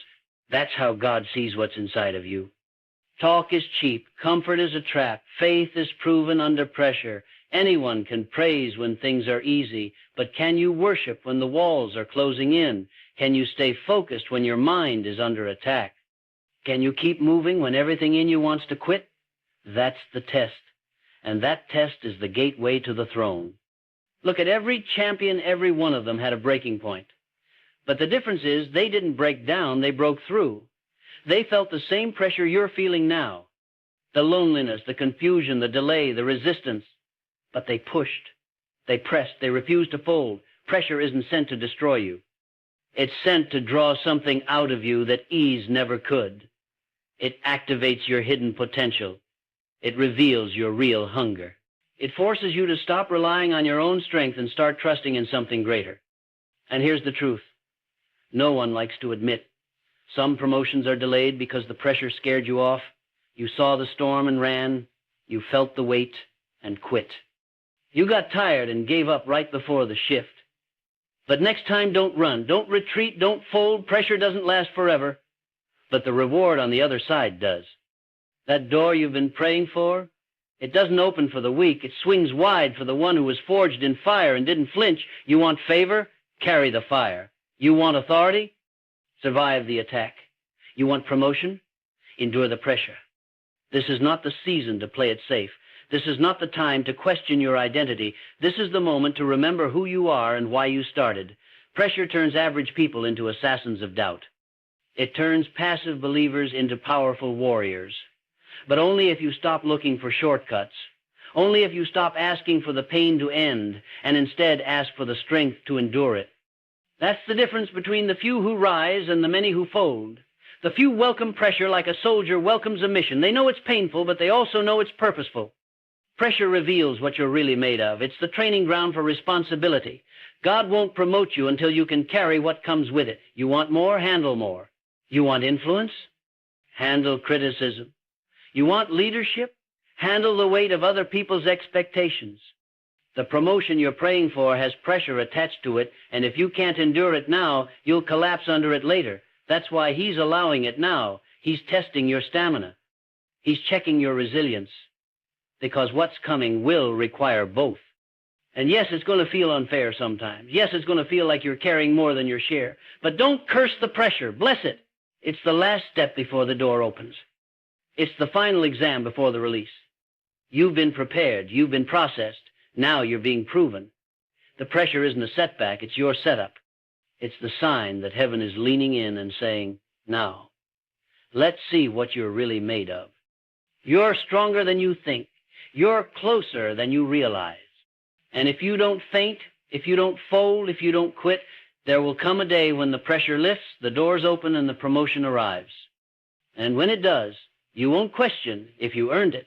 You'll know. You'll stand there, not as a victim of the process, but as a victor over it. Because you didn't just survive the pressure, resistance is proof of proximity. The attack didn't show up because you're off course. It showed up because you're near the target. Nobody fires at a ghost. Nobody fights a threat that isn't real. The resistance around you right now is not a curse. It's confirmation. It's not chaos. It's clarity. Something is about to shift, and the enemy knows it. He's not reacting to where you are. He's reacting to where you're about to go. When resistance increases, revelation is near. When warfare intensifies, breakthrough is close. You're not far. You're on the edge.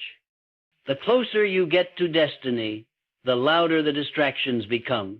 That's not coincidence. It's strategy. The enemy doesn't fight what isn't rising. He doesn't waste time on what isn't moving. You think the pressure is proof you're not ready, but it's actually evidence that you're right there. That attack you're facing, that voice in your head, that weight on your chest, that's resistance. And resistance is a compass. It tells you you're facing the right direction. You're not being blocked, you're being built, you're not being pushed back. You're being proven worthy of the next level. Some people misunderstand resistance. They take it as a red light. They stop, they doubt, they collapse. But those who carry real fire know better.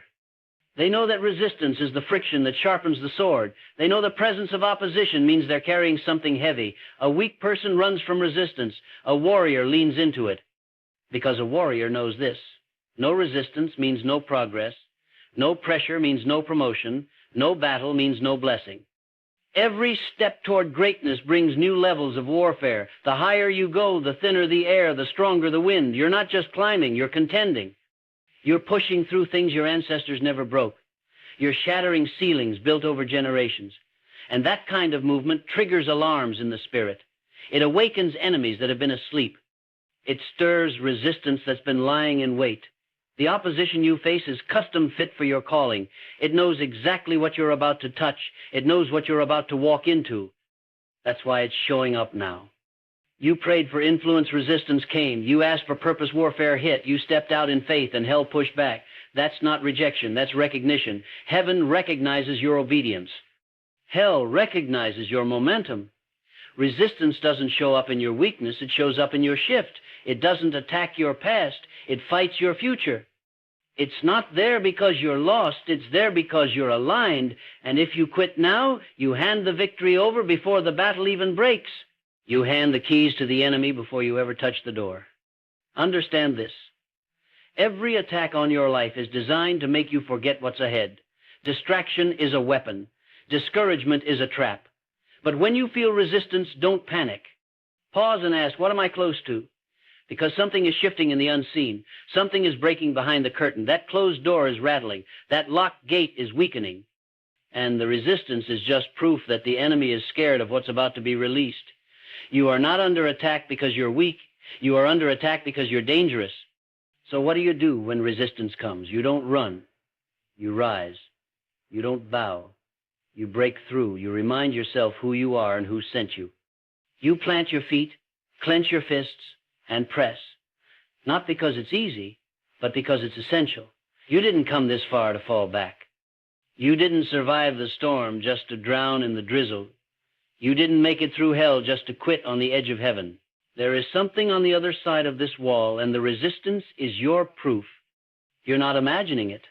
The pressure is real. The fight is real. But so is the promise. So is the purpose. So is the plan. You were not built for comfort. You were built for conquest. You were not designed to coast. You were designed to crush. That's why it's hard. That's why it hurts. That's why you wake up with a weight on your spirit. It's not depression, it's divine intensity. You're being pulled forward even when it feels like you're standing still, and the resistance is your sign. So dig in. Refuse to be moved. Refuse to back down. You didn't ask for this war, but you were born for it. The pressure around you is not here to destroy you. It's here to discover you. The resistance you feel is not the end of the story. It's the proof that the next chapter is close. Do not fold. Do not waver. You are too close, too anointed, too assigned, too chosen to collapse under pressure now. This resistance is not your tomb. It is your turning point. And when the breakthrough comes, and it will, you look back and realize that the resistance didn't stop you. It shaped you. It didn't block you. It built you. It was never proof that you failed. It was proof that you were about to win. Vision demands preparation. It doesn't show up to entertain you. It arrives to transform you. The moment you receive a real vision, everything changes. You can't think the same, move the same, live the same. Vision wrecks comfort. It interrupts routine. It shakes you out of shallow living and pulls you into divine assignment. But what most people don't understand is that vision comes with a cost. You don't step into vision without stepping through preparation. You don't inherit destiny without embracing discipline. God gives glimpses, not guarantees. And if you want to carry the weight of that glimpse, you better be willing to train in silence. Everyone wants the glory of the vision, but few are willing to endure the grind that builds it, because vision doesn't work without preparation. The bigger the vision, the deeper the process. The greater the future, the stricter the refining. Vision doesn't just change your dreams, it demands a new version of you. The one who received the vision is not the one who will fulfill it. That person has to be developed, formed, crushed, and reshaped, molded through pressure, refined through fire. That's why the waiting season feels like wilderness, because you're not just being delayed, you're being designed. You prayed for vision, and then all hell broke loose. That's not a contradiction. That's confirmation. The enemy always attacks preparation. He wants to abort the process before you gain the strength to carry the promise. You ask for purpose now, you're being isolated. You ask for influence now, you're being hidden. You ask for clarity now. Everything around you feels like fog. That's not failure, that's formation. You're not being ignored, you're being instructed. You're not stuck. You're stationed. God is not slow. He's strategic. Vision will cost you the version of yourself that settles. It will pull you away from the crowd. It will put you in places where nobody claps, nobody sees, and nobody understands. But that's where weapons are sharpened. That's where endurance is built. Vision demands separation because distractions are fatal to destiny. If you're constantly surrounded by noise, you'll never hear instruction. If you're constantly looking for applause, you'll miss alignment. You can't prepare for elevation while begging for validation. The two don't mix. If you want the vision, you have to want the process that builds it. Preparation is private. The world sees the moment, but God sees the months of unseen obedience. The late nights, the early mornings, the prayers you didn't post, the battles you fought in silence. That's what qualifies you. That's what makes you dangerous. Because when the vision arrives in full and the doors open wide, it won't just be talent that got you there, it'll be training. You didn't just wish for it. You worked for it. You didn't just see it. You prepared for it. And that's what makes you unstoppable. Vision doesn't come to those who are lazy. It comes to the disciplined, to the ones who can handle not yet without walking away, to the ones who can train like it's tomorrow even when the calendar says nothing. Preparation is the test most people fail because it comes without recognition. It's the work before the reward. It's the grind before the glory. But those who last long enough in the dark are the ones who shine brightest in the light. If you're in the shadows right now, good, stay there. That's where God does his best work. You think you're behind because it hasn't happened yet, but God's not building a moment, he's building a movement, and movements take time. He's preparing your heart, your mind, your environment, your connections. Every delay is strategic. Every closed door is calculated. Every lonely night is making you lethal. You're not being punished, you're being positioned. Vision demands readiness. You can't carry the weight of the calling until your soul is trained to handle it, because what God gives you is never just for you. It's for others, And if you collapse under pressure, others will too. That's why the preparation is so intense, because the purpose is so massive. If you really believe the vision is real, act like it. Build when nobody believes. Work when nobody's watching. Serve when nobody says thank you. Obey when nothing makes sense. Because vision without preparation is just fantasy. It looks good in your mind, but it falls apart in your hands. But when preparation meets vision, momentum is born. When discipline meets destiny, nothing can stop you. That's when heaven breathes on your effort. That's when doors open without you knocking. That's when the weight of what you carry becomes undeniable. So don't despise the grind. Don't rush the proving ground. Don't beg for shortcuts. Preparation is not punishment. It's permission. It's the divine signature that says, I'm making you ready. And when God makes you ready, no man can unmake you. No delay can destroy you. No devil can disqualify you. You become unshakable, untouchable, focused. Because you didn't skip steps. You didn't cheat the climb. You embraced every layer of the process and became the person the vision requires. And when the vision finally manifests, when the dream unfolds and the room you prayed for becomes the room you own, you won't be surprised. You'll be prepared. Not because it was easy, not because it came fast, but because you honored the preparation that power demands. Isolation is God's workshop. It's where noise dies and clarity is born. It's where distractions are stripped and destiny is shaped. God doesn't do his greatest work in the spotlight. He does it in the silence. He doesn't mold champions in front of crowds. He carves them in caves. If you're in a season where no one understands you, where the phone stopped ringing, where the room got quiet and the friends vanished, don't panic. That's not punishment. That's precision. You're not being left behind. You're being pulled aside. The most dangerous people in the world are not the ones surrounded by noise. They're the ones who embraced the silence and came out refined. Isolation is not about loneliness. It's about alignment. When God isolates you, he's removing interference. He's tearing away anything that could sabotage the assignment. The voices you lost were necessary. The invitations you stopped receiving were divine redirections. The platform you once stood on was too small for where he's taking you, so he pulled you out to pour in, pulled you away to prepare you. Because what's coming next can't be carried by someone who still needs a crowd to feel confident.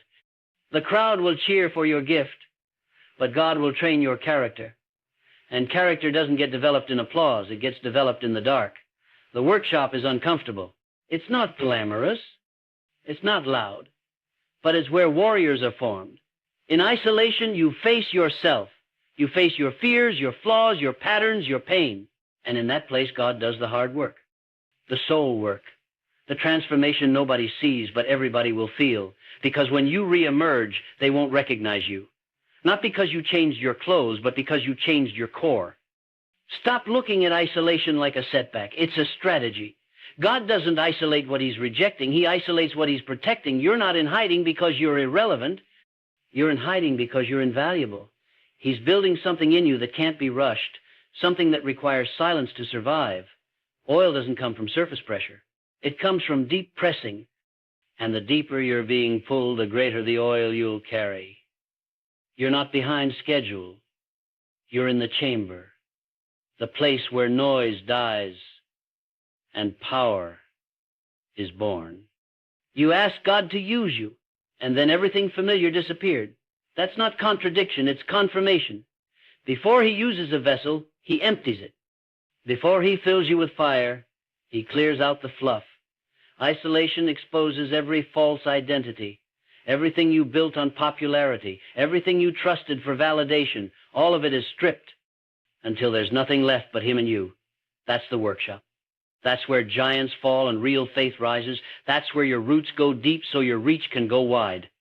People will misunderstand your silence. Let them. They'll call it withdrawal, depression, failure. Let them. This workshop isn't for theme, it's for you. Let them measure your process by their pace. Let them laugh while you train. Let them speak while you listen. Because when the doors open again, it won't be them walking through it, it'll be you. Refined, focused, ready. Not just to be seen, but to stand. Not just to speak, but to shake atmospheres. Because the workshop doesn't just build people, it births weapons. Don't confuse silence with insignificance. Just because it's quiet doesn't mean nothing's happening. God is moving in the stillness. He's upgrading your vision, stretching your discipline, cleaning your motives. He's removing relationships that couldn't carry the weight, breaking cycles that would have sabotaged the call. You're not losing, you're leveling. And that can only happen in a place where the crowd can't distract you, where the comments can't reach you, where the spotlight can't touch you. You're in the safest place you can be. His hands, in his workshop, under his supervision. This season is not punishment, it's permission. God is giving you room to grow without interruption. He's allowing your roots to go deep enough so when the storm comes later, you won't fold. This is not exilites elevation in disguise. It's not distance from destiny. It's the doorway to it. And when you start to see isolation this way, you stop resenting it and start respecting it. You stop trying to escape and start trying to extract every ounce of wisdom from it. Because you know something, the world forgot true power is developed in private. Let them think you disappeared. Let them forget your name. Because when God is done with you in this place, they won't just remember you, they'll wonder how they missed what he was building.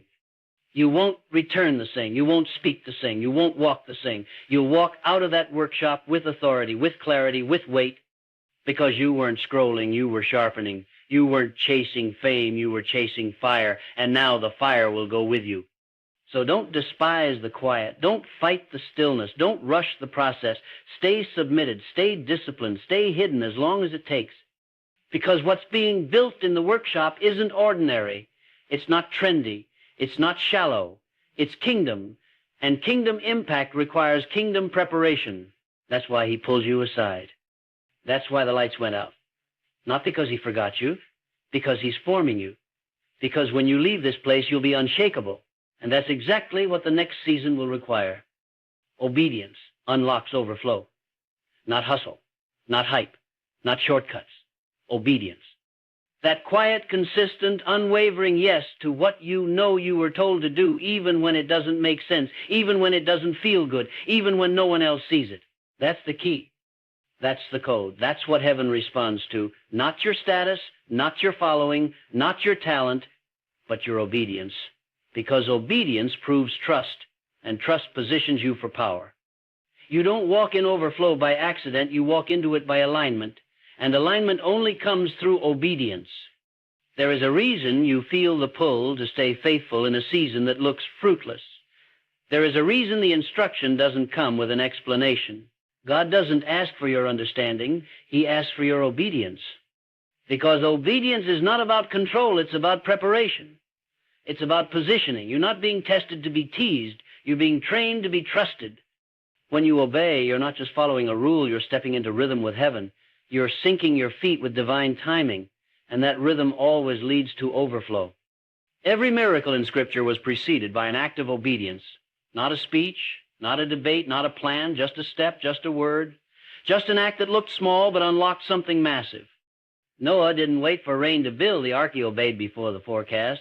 Abraham didn't wait for understanding, he obeyed and walked. Moses didn't wait for Pharaoh to agree, obeyed and stretched his rod.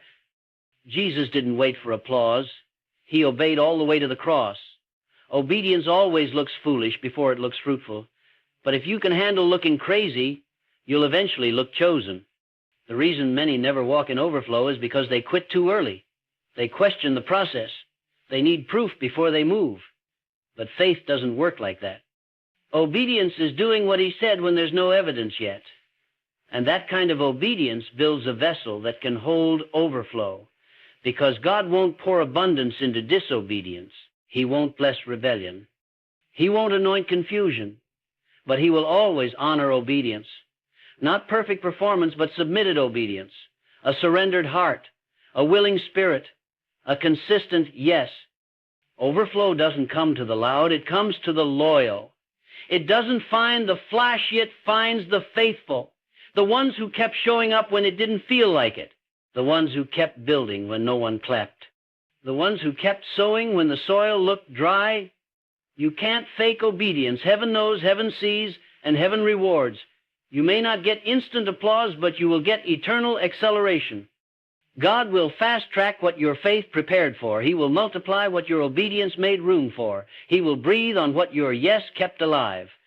That instruction you're sitting on, that prompting you've ignored, that whisper you keep pushing aside, it's not random, it's not small, it's the gateway, it's the test. And until you move on that word, the next one won't come. God doesn't give overflow to the double-minded. He gives it to the disciplined. Obedience sharpens your discernment. It trains your ears to hear. And when you hear clearer, you move faster. And when you move faster, you collide with favor. Not the favor you had to beg for, but the kind that overtakes you. The kind that finds you in the field because you stayed planted when others ran. Obedience doesn't always make you popular. Sometimes it costs you relationships. Sometimes it costs you comfort. But it always births something greater. There's a reason why the biggest breakthroughs come after the hardest instructions, because God isn't just after your gifts, He's after your growth. He's not just building moments, He's building maturity. You're not waiting on overflow. Overflow is waiting on obedience. When you obey, you unlock what effort could never achieve. You step into grace that grind can't match. You step into ease that hustle can't manufacture. It might feel slow. It might feel small. But every act of obedience is creating a crack in the dam, and one day, without warning, it will burst. The doors will swing open. The opportunities will collide. The blessing will chase you down and overwhelm you. And it won't be luck. It won't be coincidence. It will be the reward of every quiet step, every faithful day. Every obedient decision made when it would have been easier to quit. You will not have to force overflow. You will not have to fabricate favor. You will just have to stay aligned. So check your posture. Check your heart. Are you obeying fully or selectively? Are you moving by convenience or by conviction? Partial obedience is still disobedience. Delayed obedience is still disobedience. And obedience with conditions is manipulation. But full obedience immediate, humble, God-first obedience changes everything. It unlocks peace. It unlocks power. It unlocks provision. It unlocks overflow. Not because you earned it, but because you positioned yourself to carry it. When you live in obedience, you don't chase things. Things chase you. The blessing overtakes the obedient. The oil flows on the obedient. The vision expands for the obedience. You don't have to strive. You just have to stay in step. And when the overflow comes, it won't be because of your strategy. It will be because of your surrender. So when the overflow shows up, when doors fly open that you didn't knock on, when provision shows up that you didn't plan for, when favor surrounds you like a shield and everything accelerates beyond logic, don't get it twisted. It wasn't luck. It wasn't charm. It wasn't manipulation. It was obedience. Quiet, relentless, uncomfortable obedience. That's what unlocked it. That's what made heaven move. That's what broke the dam and released the flood. So don't stop. Don't second guess. Don't slow down. Keep saying yes. Keep moving forward. Keep trusting when it doesn't make sense, because obedience doesn't just unlock overflow, it sustains it. And once you taste that kind of flow, you'll never settle for anything less. Fear makes the most noise. It begs, it pleads, it rehearses every possible loss. It runs circles in the mind, imagining disaster and praying with desperation. And yet, with all its volume, fear cannot move the hand of God. Not because He cannot hear it, but because fear speaks a language that heaven does not obey. God responds not to noise, not to panic, not to emotional floods, but to the quiet act of obedience, to the step that is taken without understanding, to the movement that rises even when the feeling isn't there. That is what speaks powerfully in the spiritual realm. Fear demands proof before action. Obedience acts without needing it, and that's the difference. Many pray with emotion but walk with hesitation. They speak a trust, but refuse to move unless the path is guaranteed. That's not faith. That's negotiation with the unseen. And God doesn't deal in negotiations. He responds to surrender, not in words, but in action. Obedience is proof that your belief has roots. It's the proof that you meant what you prayed, because true prayer doesn't end in your mouth. It ends in your feet, what you're willing to walk toward without seeing the outcome. Most people wait to feel peaceful before they obey. They wait to be certain and before they act. But spiritual growth doesn't work that way. You don't obey because you're fearless. You obey despite the fear. You move while your heart is still pounding. You speak while your voice is still shaking. Because the obedience is what clears the way. God doesn't remove fear so you can obey. He honors obedience so the fear can dissolve. And if you wait for the fear to leave first, you'll wait forever. Fear is not a sin, but following it is a trap. Fear will always offer you a reason to delay, to doubt, to run. And if you listen long enough, fear will dress itself up as wisdom. It'll sound like good sense. It'll say, wait until you're ready. But that voice is not from God. That's the whisper of drift, of stagnation, of spiritual paralysis. God has never needed your comfort to use you. He's needed your obedience. That first small yes in the dark. That one act that says, I trust you more than I trust my own anxiety. And here's the paradox. The moment you obey while afraid, something shifts. Heaven notices. The atmosphere around you begins to change. Doors that stayed closed start to creak open, not because your emotions changed, but because your decision changed. You stepped out of panic and into alignment, and alignment is what God responds to. Not volume, not drama, not desperation. He moves in response to obedience that expects him to show up. If you study the lives of those who walk with divine favor, you'll find this thread. They all obeyed while afraid. They didn't wait for full clarity. They trusted instruction more than emotion. And because of that, their faith turned into movement, and their movement turned into testimony. God honors the act, not the panic. He honors the step, not the spiral. So if you're praying and begging and feeling unheard, pause. Ask yourself, have I obeyed what I already know to do? Have I taken even the smallest action in faith? Or am I still waiting for the fear to go away first?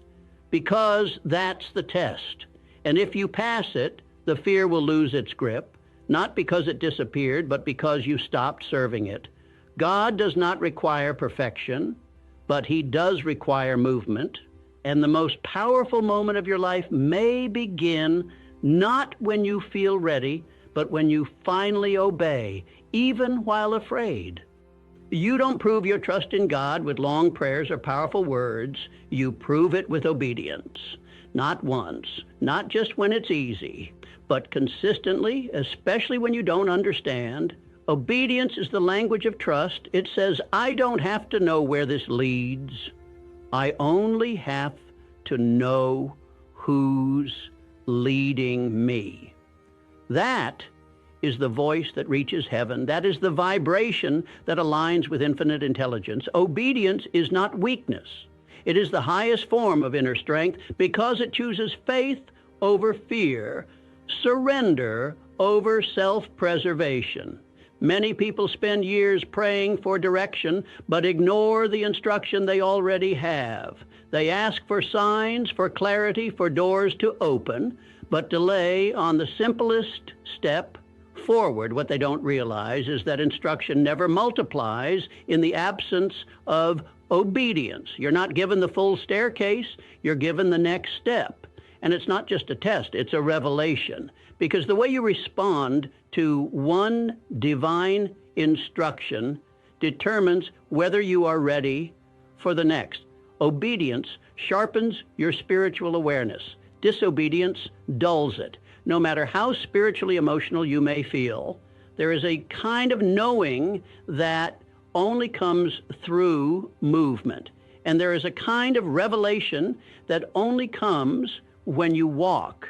You can study, read, pray, and wait. But the moment you obey, something unlocks. You start to see that what felt impossible was never about your strength. It was about your surrender. And when you surrender through action, you enter the flow of divine alignment. That's when things start to unfold without force. That's when people, timing, and opportunity begin to match the vibration you've finally stepped into. Trust isn't a feeling, it's a decision. And obedience is how that decision becomes visible. You don't wait until you're sure to obey. You obey to become sure. You don't wait for confidence to appear before you act. You act, and confidence is built inside the movement.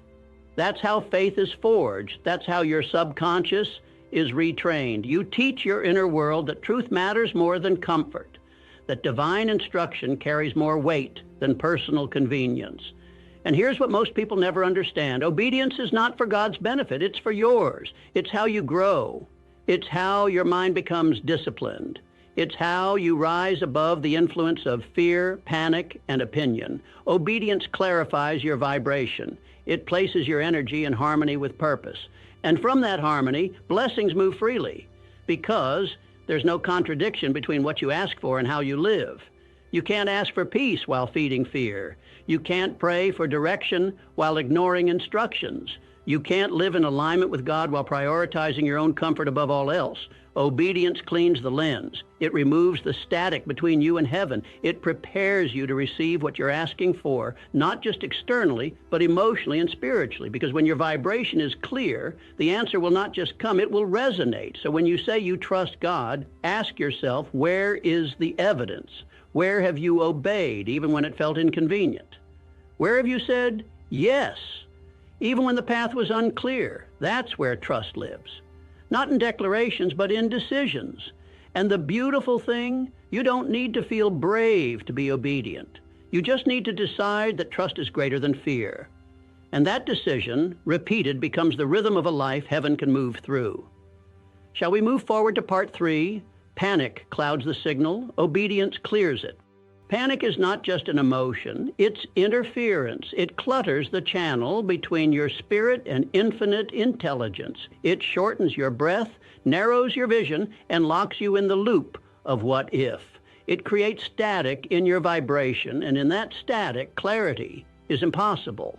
Divine signals don't come through a storm of doubt. They come through inner stillness, through the frequency of obedience. Panic may be loud, but it's not intelligent. It is reactive. Obedience, on the other hand, is precise. It clears the signal. It tells the spiritual realm, I'm not just listening, I'm aligned. When you're in a state of panic, even the clearest answers from God sound distorted. The problem is not always that you haven't received a sign, it's that you're too agitated to recognize it. You've prayed, and the answer was already given. But because it didn't feel like what you wanted, or because fear turned it into confusion, you didn't move. And now you're stuck in a loop of spiritual noise, constantly asking, but not receiving. Not because heaven is silent, but because your panic has turned down the volume of obedience. Most people assume that more prayer is the solution. But when your spirit is in chaos, what you need is not more noise. It's obedience to what you already know. Obedience is spiritual clarity in motion. It doesn't argue. It doesn't hesitate. It acts on instruction even when the emotion hasn't caught up yet. And in doing so, it creates space. Space for understanding. Space for peace. Space for the next step to appear. The mind in panic tries to control outcomes. It wants guarantees. It wants immediate results. But God doesn't reward panic. He doesn't rearrange the universe to satisfy a frantic spirit. He responds to those who trust enough to act. Not blindly, but faithfully. The obedient soul doesn't force things. It flows with instruction. It keeps walking even when the emotions say stop. It stays steady when fear screams, move. That's spiritual maturity. That's alignment. Obedience trains your vibration to match what you seek. It changes your subconscious from reactive to receptive. When you obey, you start vibrating at the level of the outcome you've asked for. And once your energy matches your request, the channel clears. You begin to receive confirmation, insight, timing, and peace, not as random gifts, but as responses to your alignment. This is why people who obey feel more grounded. They're not less afraid, they're just more rooted. because they've learned the panic serves nothing but delay. That every time they act on instruction instead of emotion, their mind becomes more focused and their spirit more resilient. Obedience doesn't eliminate fear. It simply removes fear's authority. And once that happens, the signal sharpens. You begin to see what was already there. You begin to hear the guidance that was always present. So if you feel spiritually clouded, emotionally overwhelmed or stuck in indecision, pause. Don't wait for peace to appear before you obey. Obey so peace can return. Don't let panic be your leader. Let instruction be your guide. Because when obedience becomes your practice, panic loses its power. And your signal becomes clear again. Not because you forced it, but because you surrendered to it. Faith is not a concept you talk about. It's a force you move with. And without movement, faith is just a performance, a speech rehearsed in the mind, but never proven in action. You can speak about trust, write about surrender, even pray with intensity. But if your feet don't move, heaven doesn't either. God doesn't reward how spiritual you sound. He rewards how aligned you are. And alignment is visible through obedience. What you're willing to do before you see the result, before you feel peace, before you know how it turns out. There is a kind of performance that looks holy on the outside, but hides resistance within. People say, I trust God, while still negotiating with fear behind the curtain. They claim faith, but remain frozen in doubt. They ask for signs, but ignore the instructions that have already been given. They pray, but never act. And in doing so, they turn faith into a show, not a strategy. They confuse spiritual noise with spiritual maturity. But God sees through the performance. He waits for the movement. Real faith begins where your control ends. It's born the moment you take a step without knowing where it will land. It's when you move while afraid. It's when you choose obedience, not because you feel strong, but because you've decided God is trustworthy. And here's the truth. Movement is the only evidence of faith. Not knowledge, not passion, movement. Because without movement, there's no alignment. And without alignment, you can speak all the right words and still repel the very thing you've been praying for. God does not respond to hesitation disguised as wisdom. He responds to the soul that moves while it's trembling, to the believer who obeys when it's inconvenient, to the one who takes action while still battling inner resistance, because that's when faith becomes real. It becomes your vibration, not just your vocabulary. It becomes the energy you walk in, not just the concept you talk about. Too many people wait for the perfect moment. They want full peace before they move. But peace doesn't always come before obedience. Often, it follows it. Because peace is not the reward for standing still. It's the reward for trusting enough to go forward. You don't receive strength and then move. You move, and strength is supplied on the way. That's the hidden law. That's how infinite intelligence supports those in alignment. It meets you in motion, not in delay. So if you find yourself stuck in cycles of spiritual preparation, ask yourself, am I performing faith or practicing it? Am I praying because I trust or because I'm afraid to act? Because real faith doesn't beg for assurance. It walks with instruction. It trains your subconscious to align with boldness, not hesitation. And the more you move in obedience, the more natural that alignment becomes. Faith that doesn't move is not faith. It's fear wearing a mask. And God doesn't move for the mask. He moves for the one willing to take it off, stand in their vulnerability, and say, even though I don't feel ready, I will obey. Even though I don't have clarity, I will walk. And when you do that, when you act from trust and not from fear, you don't just attract blessing. You transform into the kind of person God can trust to carry more. Most people wait for momentum to show up before they act. But in the spiritual realm, that's not how it works. Momentum doesn't come first. Obedience does. And the moment you obey, even in the smallest thing, something starts moving in the unseen. Doors you didn't knock on begin to unlock. People you've never met start moving into place. Thoughts shift, emotions settle, guidance flows. Because obedience, even in weakness, carries power. It generates spiritual gravity. It begins to pull things into alignment, not just around you, but within you. Obedience is not just a personal virtue, it's a spiritual signal. Every time you act in alignment with divine instruction, you broadcast to infinite intelligence that you are available, that you are serious, that you are ready to be trusted with more. And heaven responds to that, not to the loudest voice, not to the most desperate plea, but to the soul that says yes when it costs them something. Obedience isn't cheap. It often requires the death of comfort, the surrender of timing, the release of certainty. But what it gives back is worth more than words can describe: spiritual authority, peace, provision, and alignment with divine timing. The problem is, people often sabotage momentum by starting and stopping. They obey when it's convenient, then retreat when it's hard. They step forward when inspired, then freeze when it doesn't go as planned.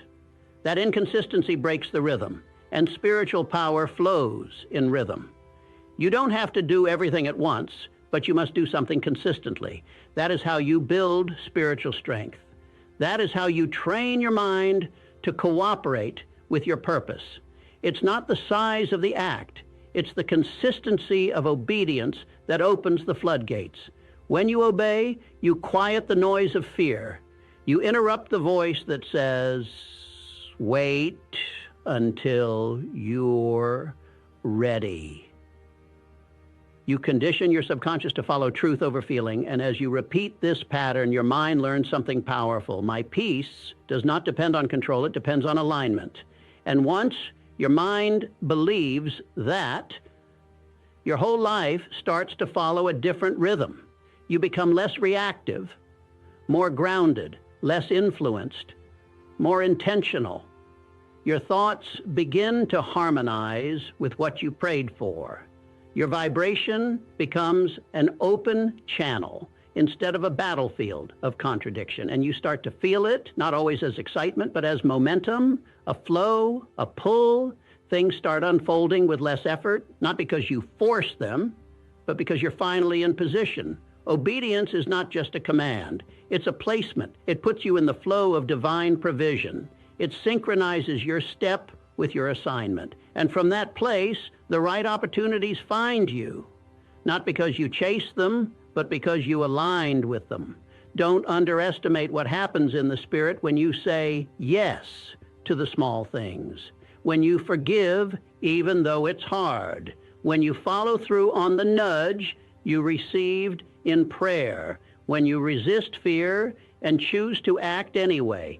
Every act of obedience sends out a signal, and that signal begins to gather everything required to support the purpose behind it. So stop waiting for motivation. Stop needing to feel ready.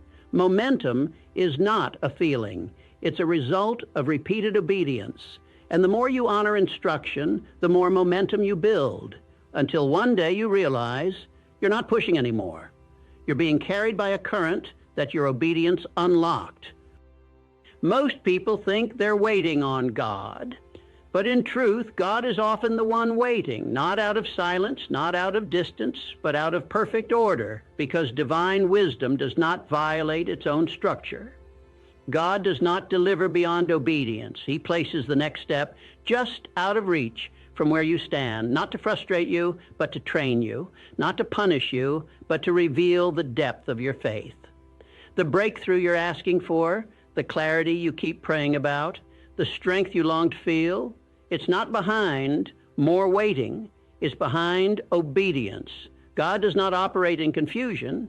He gives clear instructions, sometimes subtle, sometimes loud, but always aligned with the soul's deeper development. And when you do not follow the first instruction, you block the second, not because God withholds truth, but because you haven't proven ready to carry it. The spiritual path is not lit in advance. It's revealed as you walk, and the light never comes before the step. It comes because of it. That is the sacred exchange. Movement first, then revelation.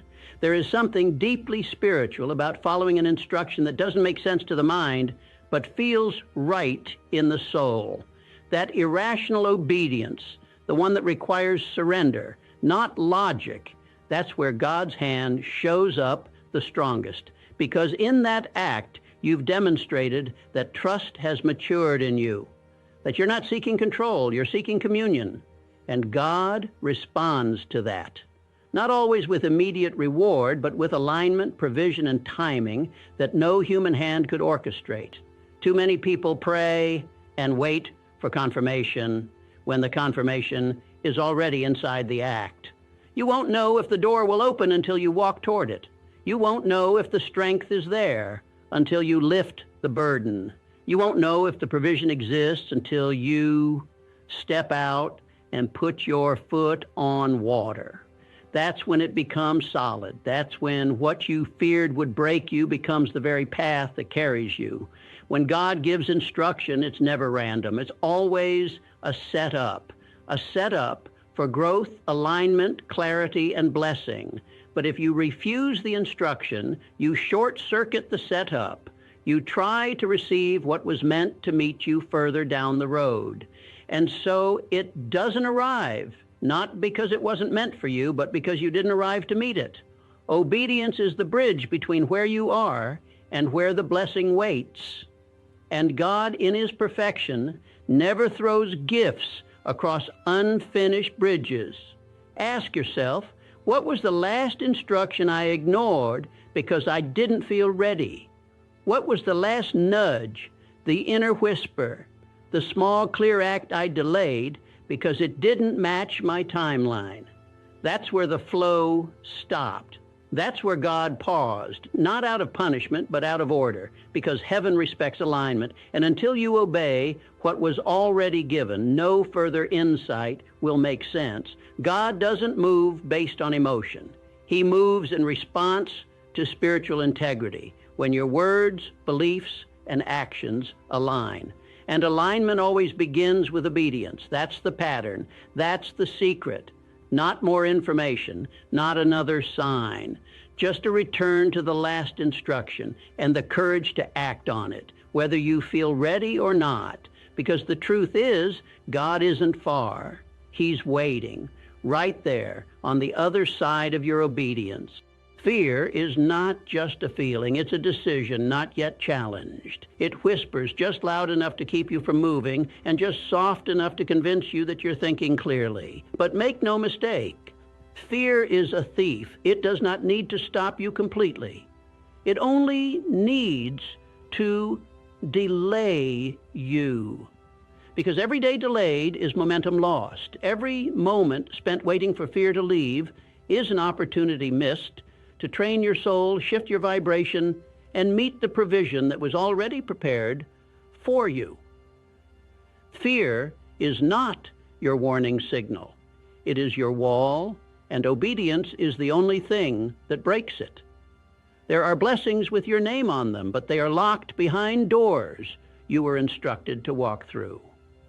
And if you hesitate long enough, what was once yours in divine timing becomes a lesson in spiritual regret, not because God took it from you, but because fear kept you in negotiation, while obedience would have moved you into possession. Heaven does not respond to internal bargaining. It responds to alignment. And alignment begins where fear is replaced by movement. The trick of fear is subtle. It doesn't always scream disaster. Sometimes it wears a mask of logic, caution, even humility. It says, who am I to do this? What if I'm wrong? What if it doesn't work? But underneath those questions is a deeper one that fear never lets you ask. What if this is exactly what God has prepared me for? That's the question obedience answers, not with words, but with footsteps. You will never outthink fear. You must outmove it. Fear will always bring another argument, another delay, another emotional justification. And if you wait for that voice to go quiet before you act, your life will shrink into safety. But you weren't called to safety. You were called to significance, and significance doesn't arrive on your schedule. It meets you in motion. Obedience is not about confidence. It's about choice. You choose to move while afraid, and that act alone dismantles the power fear had over you. Think back. How many times in your life did you delay the very thing that would have changed everything? Not because you didn't have the opportunity, but because you waited for the perfect feeling. How many times did you pray, feel the answer, and still not move? That's the cost of letting fear sit on the throne. But that throne belongs to obedience, because obedience doesn't demand the full picture. It just trusts the source of the instruction. And once you act, once you take that single faithful step, the spiritual air shifts. Fear loses credibility. Momentum begins. Your vibration changes from hesitation to alignment. And when your energy aligns with trust, you become a magnet for everything that trust attracts. Favor, guidance, support, clarity, not as a reward, but as a result. Fear will tell you to wait for the right moment, but obedience makes the moment right. Fear will say, "What if you fail?" Obedience replies, "What if I was built for this?" Fear says, "You're not ready." Obedience whispers, "I wasn't meant to stay here." The real tragedy is not failing. It's never knowing what would have happened if you had obeyed. So don't let fear write your story. Let obedience carry the pen. Because whatever you're waiting for, it's not waiting on perfect peace. It's waiting on your decision. You'll know someone truly walks with God, not by how loudly they speak, but by how quietly they obey. The strongest faith doesn't shout to be seen. It listens. It moves. It doesn't argue with the instruction. It doesn't need to explain its path to others. It doesn't perform obedience for validation. It simply honors the voice that gave the command. It doesn't need an audience because it already has authority. That's the kind of obedience that shifts atmospheres, not through drama, but through alignment. Quiet obedience is the kind of power that terrifies fear itself. It's steady, unwavering, not reactive. It doesn't need emotional proof to validate its steps. It just walks, one foot in front of the other. It's not that it feels nothing. It's that it trusts something deeper than emotion. It knows that instruction carries its own reward. It knows that moving with God means letting go of the need to be understood by everyone else. It trades applause for peace, control for clarity, noise for knowing. The soul that practices quiet obedience no longer needs to explain its delay to God or its decisions to others. It has matured beyond negotiation. It has learned the sacred rhythm, instruction, obedience, alignment, and release. There's no panic, no posturing, just trust and follow through. It doesn't need to announce what it's doing or what it's waiting for. It knows the blessing will speak for itself in time. It knows results will confirm what words never could. So many people exhaust themselves trying to prove they are spiritual, faithful, aligned, yet they miss the very thing that would demonstrate all three: obedience, not in public, but in private, in the moment no one sees, in the choice that no one applauds, in the act that doesn't make sense to the mind, but aligns with the spirit. Quiet obedience is the mark of spiritual maturity because it's not looking for external affirmation. It's listening for the next instruction. Think of how many moments in your life could have shifted earlier, how many seasons could have been shorter, had obedience arrived faster, and not the emotional kind, not the type that comes when you're inspired, surrounded by music, or stirred by a message, but the kind that comes quietly at 6 a.m. when no one's watching, the kind that chooses stillness when fear demands panic, the kind that says yes before convenience has a chance to interfere. Quiet obedience changes your frequency. It teaches your subconscious that alignment matters more than attention, that listening matters more than speaking, that peace is better than performance. And once your subconscious accepts that truth, your life takes a different shape. You become calmer. You become faster at recognizing divine signals. You stop waiting for big moments and start honoring small nudges.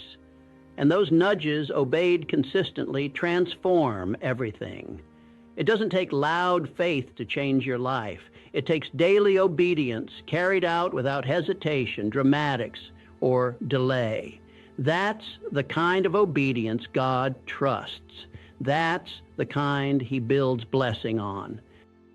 There is a window in the Spirit that does not stay open forever. When divine instruction arrives, it carries with it a timing, a grace, a moment of supernatural alignment, and when you act within that window, heaven responds with force. The blessing isn't just in the obedience, it's in the timing of the obedience.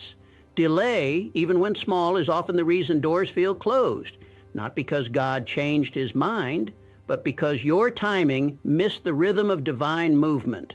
Obedience without delay is how heaven knows you're ready. Delayed obedience is often a polite form of resistance. It says, I agree with the instruction, just not yet. But in spiritual law, not yet is the same as no. Because when the soul waits until it feels comfortable to obey, it violates the trust that was placed in it. The instruction was given for now, and when you miss the now, the flow shifts, not to punish you, but to remind you. God does not obey your comfort. He honors your alignment. People pray for doors to open, for clarity to arrive, for breakthroughs to come. But those things are often already in motion, waiting for the moment you decide to obey without debate.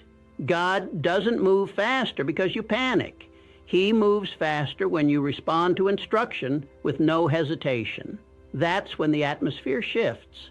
That's when opportunities appear that weren't there before. That's when what looked impossible bends under the weight of your alignment. You see, God is not testing your ability to hear. He's testing your willingness to respond. The instruction was clear. The signal was sent. The feeling was placed in your chest, your spirit, your dream life, your quiet thoughts. But what did you do with it? Did you write it down and wait, or did you move? Because heaven doesn't wait for the most prepared. It moves for the most obedient. Think back to a moment when you felt an urge to act, make a call, take a step, shift a routine, forgive someone, start something, and you hesitated. What did you miss? What moment passed that won't return the same way again?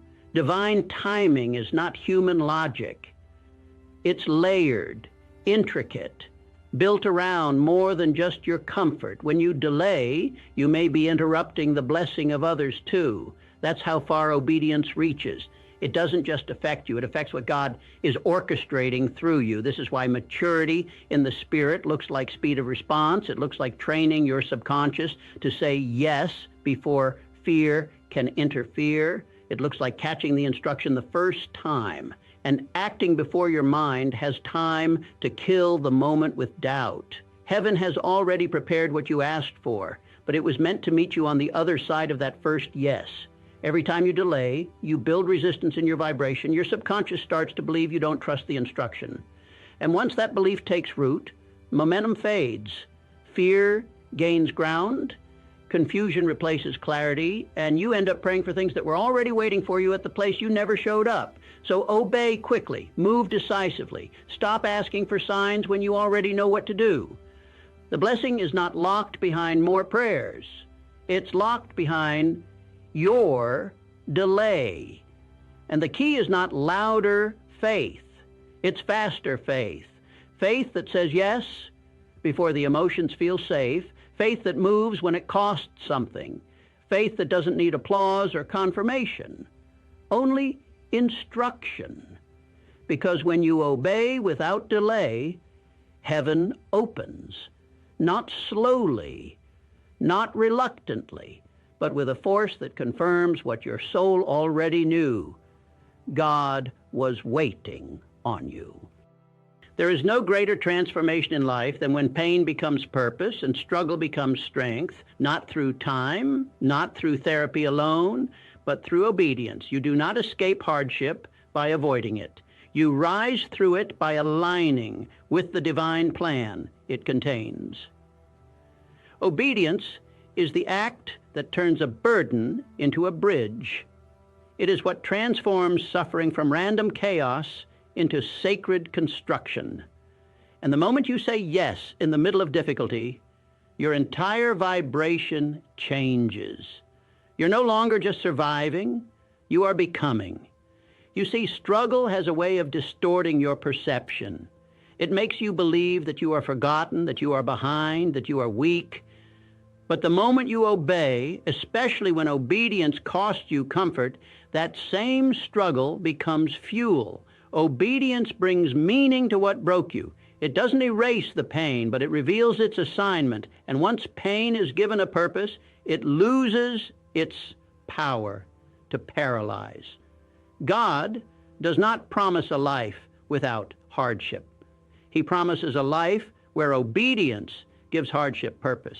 He allows seasons of uncertainty not to confuse you, but to create a context where obedience can shine brightest. Because what you do when nothing makes sense, that is the measure of your trust. And the obedience forged in those dark places, that becomes spiritual weight, authority, and energy that no doubt can dismantle and no fear can counterfeit. Think about it. The people who carry the most peace are not the ones who avoided storms. They are the ones who obeyed through them. They didn't wait to feel ready. They didn't demand signs or comfort. They just moved. And that movement gave meaning to their struggle. It turned what was meant to weaken them into the very foundation they stand on now. This is what few understand. Obedience doesn't just please God, it develops you. It rewires your inner world. Every act of obedience rewrites the story you're telling yourself about your own life. It takes the narrative from "why is this happening to me?" to "this is preparing me for something greater." It breaks cycles of fear-based identity and forges a soul rooted in clarity, power, and divine timing. And once your mind experiences this transformation, once it realizes that pain plus obedience equals power, you begin to see construction even in hard times. You start waking up differently. You stop begging for an escape and start asking, what would you have me do here? That question is spiritual maturity. That's where breakthrough lives. That's where the kingdom shows up in the soul that obeys through the fire, not after it. So if you're in a place of struggle, don't just ask for relief, ask for instruction, because in that instruction is your deliverance. In that obedience is your elevation. You won't leave this chapter weaker. You'll leave it deeper, stronger, clearer, more spiritually aligned than ever before. If you choose to move when everything in you says, wait. The struggle was never the enemy. It was the invitation. And obedience was the answer. And once you answer it, your whole life starts to move in rhythm with a power far beyond what you could manufacture on your own. Because the truth is, God doesn't just watch how you struggle. He watches how you walk through it. And when you walk with obedience, you do not walk alone. You walk in power. You are not called to a life of struggle and scarcity. That's not your portion. God has more for you, and it starts with understanding that His blessing includes every part of your life. He wants you well, whole, and equipped. He wants to prosper you so that you can be a reflection of His glory in the earth. This is not the prosperity of greed or excess. This is the prosperity of purpose, the kind that lifts others as it lifts you, the kind that turns profit into impact and success into legacy. Ladies and gentlemen, today I want to speak to the spirit in you that dares to believe in more. You didn't come here by accident, and this message is not for the faint of heart. It's for those who carry within them the quiet conviction that they were made for greatness, for abundance, for impact. This is a call to remember the promise of God over your life. A promise not just of provision, but of prosperity, purpose, and legacy. When God makes a promise, he doesn't whisper it in uncertainty. He declares it with power and intention. From the beginning, he said, I will bless you and make your name great. That was not just for a chosen few. It was a template for those who walk by faith, who obey the call, and who refuse to settle for mediocrity. The wealth you are destined for is not solely about currency. It's about capacity. Capacity to build, to give, to transform lives, to shift generations. Being a billionaire is not about boasting in numbers. It's about becoming a steward of massive resources, positioned to shape the culture, influence economies, and fund visions bigger than yourself. God is not intimidated by your big dreams. In fact, he's the one who placed them in your heart. He says in his word that he gives us the power to get wealth. That means the potential is already in you. It's a divine deposit waiting to be activated. Wealth is not wicked when it's in righteous hands. God wants his people in positions of influence where decisions are made and destinies are shaped. But that requires us to think differently, to walk with discipline, to invest in ourselves, and to be faithful with what we already have. Because before you see 1 billion, you must be faithful over 1,000. Before the overflow comes, obedience must be your foundation. Don't let your current circumstances define your future. Don't let doubt rob you of destiny. There is a path paved for you, yes, you, to rise above limitations, to break cycles, and to step fully into the abundant life God has spoken over you. It's not just about wealth. It's about alignment with the divine purpose. When your purpose aligns with his plan, provision becomes inevitable. This isn't fantasy. This isn't wishful thinking. This is the reality of those who dare to believe the promise.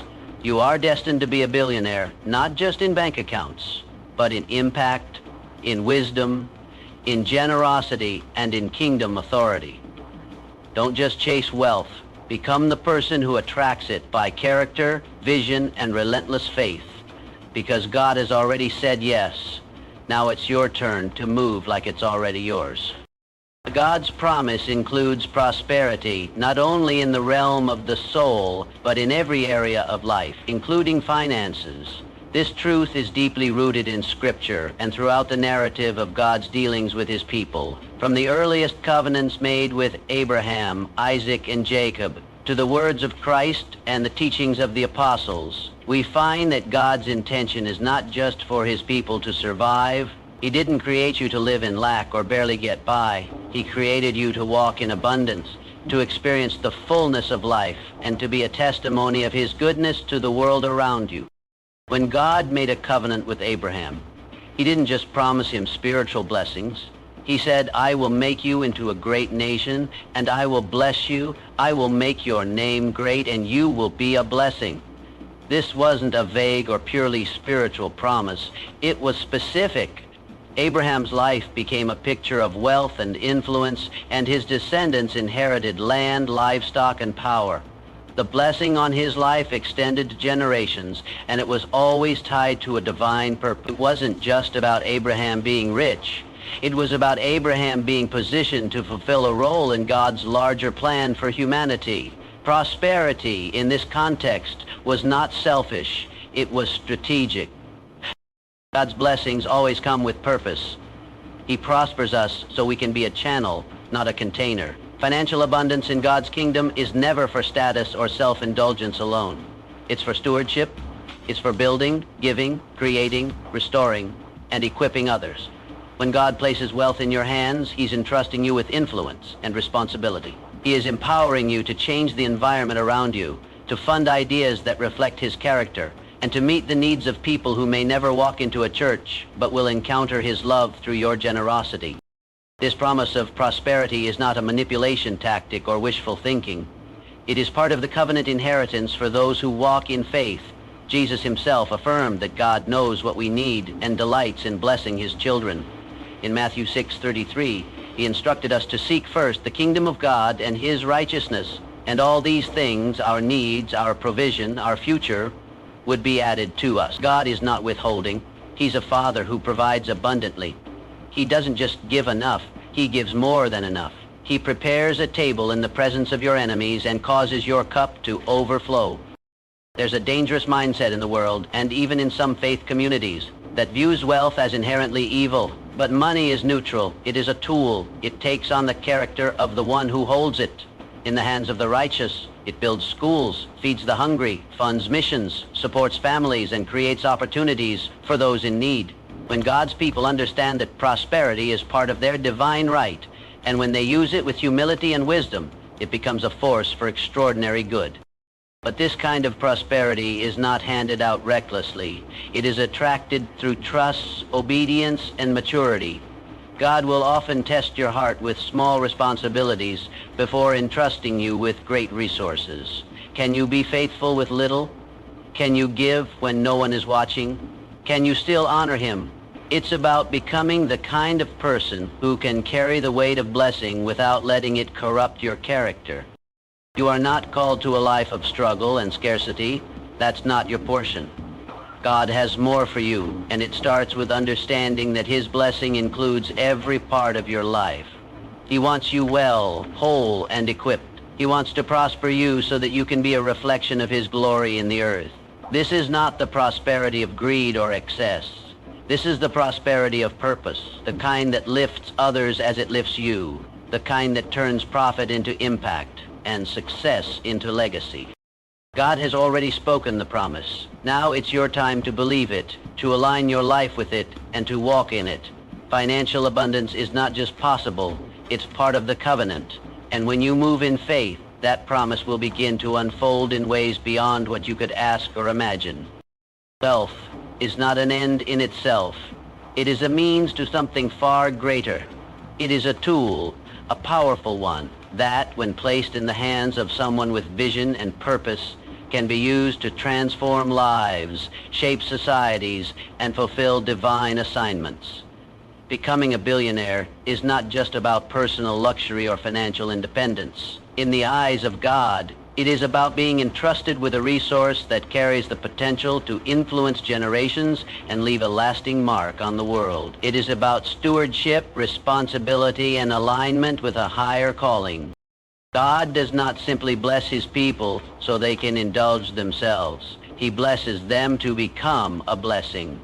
The wealth you are destined for is not only about you. It is about what flows through you. God wants to raise up people who can be trusted with large-scale resources because he has large-scale plans for the earth.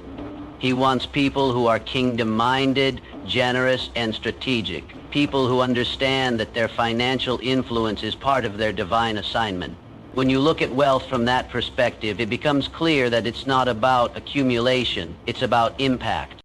True wealth must be connected to purpose or it loses its meaning. You can have money and still live an empty life. You can have billions and still miss the reason why you were given access to that level of abundance in the first place. But when you understand that wealth is a divine tool, you begin to see it as a way to build God's kingdom on earth. You start asking different questions, not just, what can I buy? But, what can I build? Who can I help? What problem can I solve? Wealth in the hands of a believer with vision can become a weapon against poverty, a source of healing in broken communities, and a voice in places where truth has been silenced. Wealth, when rooted in purpose, carries the ability to influence culture at a systemic level. Think about how much of the world is shaped by those who control resources: media, education, healthcare, and politics. These arenas are influenced by those with the financial means to direct and shape agendas. God wants his people in those rooms. He wants people who reflect his heart to sit at the tables where decisions are made. And the reality is, you often can't get into those rooms without the weight that wealth provides. Money may not be the answer to every problem, but it is a key that unlocks doors, funds solutions, and supports vision. Generosity is at the heart of this understanding. When God blesses you, He expects you to become a conduit for that blessing, not out of guilt or obligation, but out of love and purpose. The ability to give at scale, to sow into ministries, fund orphanages, support creative projects, and invest in young entrepreneurs is a divine privilege. It is a sacred assignment. And if you're called to be a billionaire, then your calling includes becoming a master steward. That means learning to manage, multiply, and mobilize resources in ways that honor God and uplift people. God is looking for individuals who will say, Lord, if you bless me, I will build what you want built. I will reach who you want reached. I will not just raise my lifestyle, I will raise others. That's what wealth with purpose looks like. It is wealth that is not idolized but utilized. It is wealth that does not own you but serves the mission God has placed inside of you. It is wealth that advances the gospel, funds innovation, creates opportunities, and leaves behind a trail of good works. There is a reason why you feel the pull to do more, to give more, to be more. It's not greed, it's destiny. It's a divine prompting to rise into the fullness of who you were created to be. If God is calling you into extraordinary wealth, it's because He trusts you to handle it with wisdom and compassion.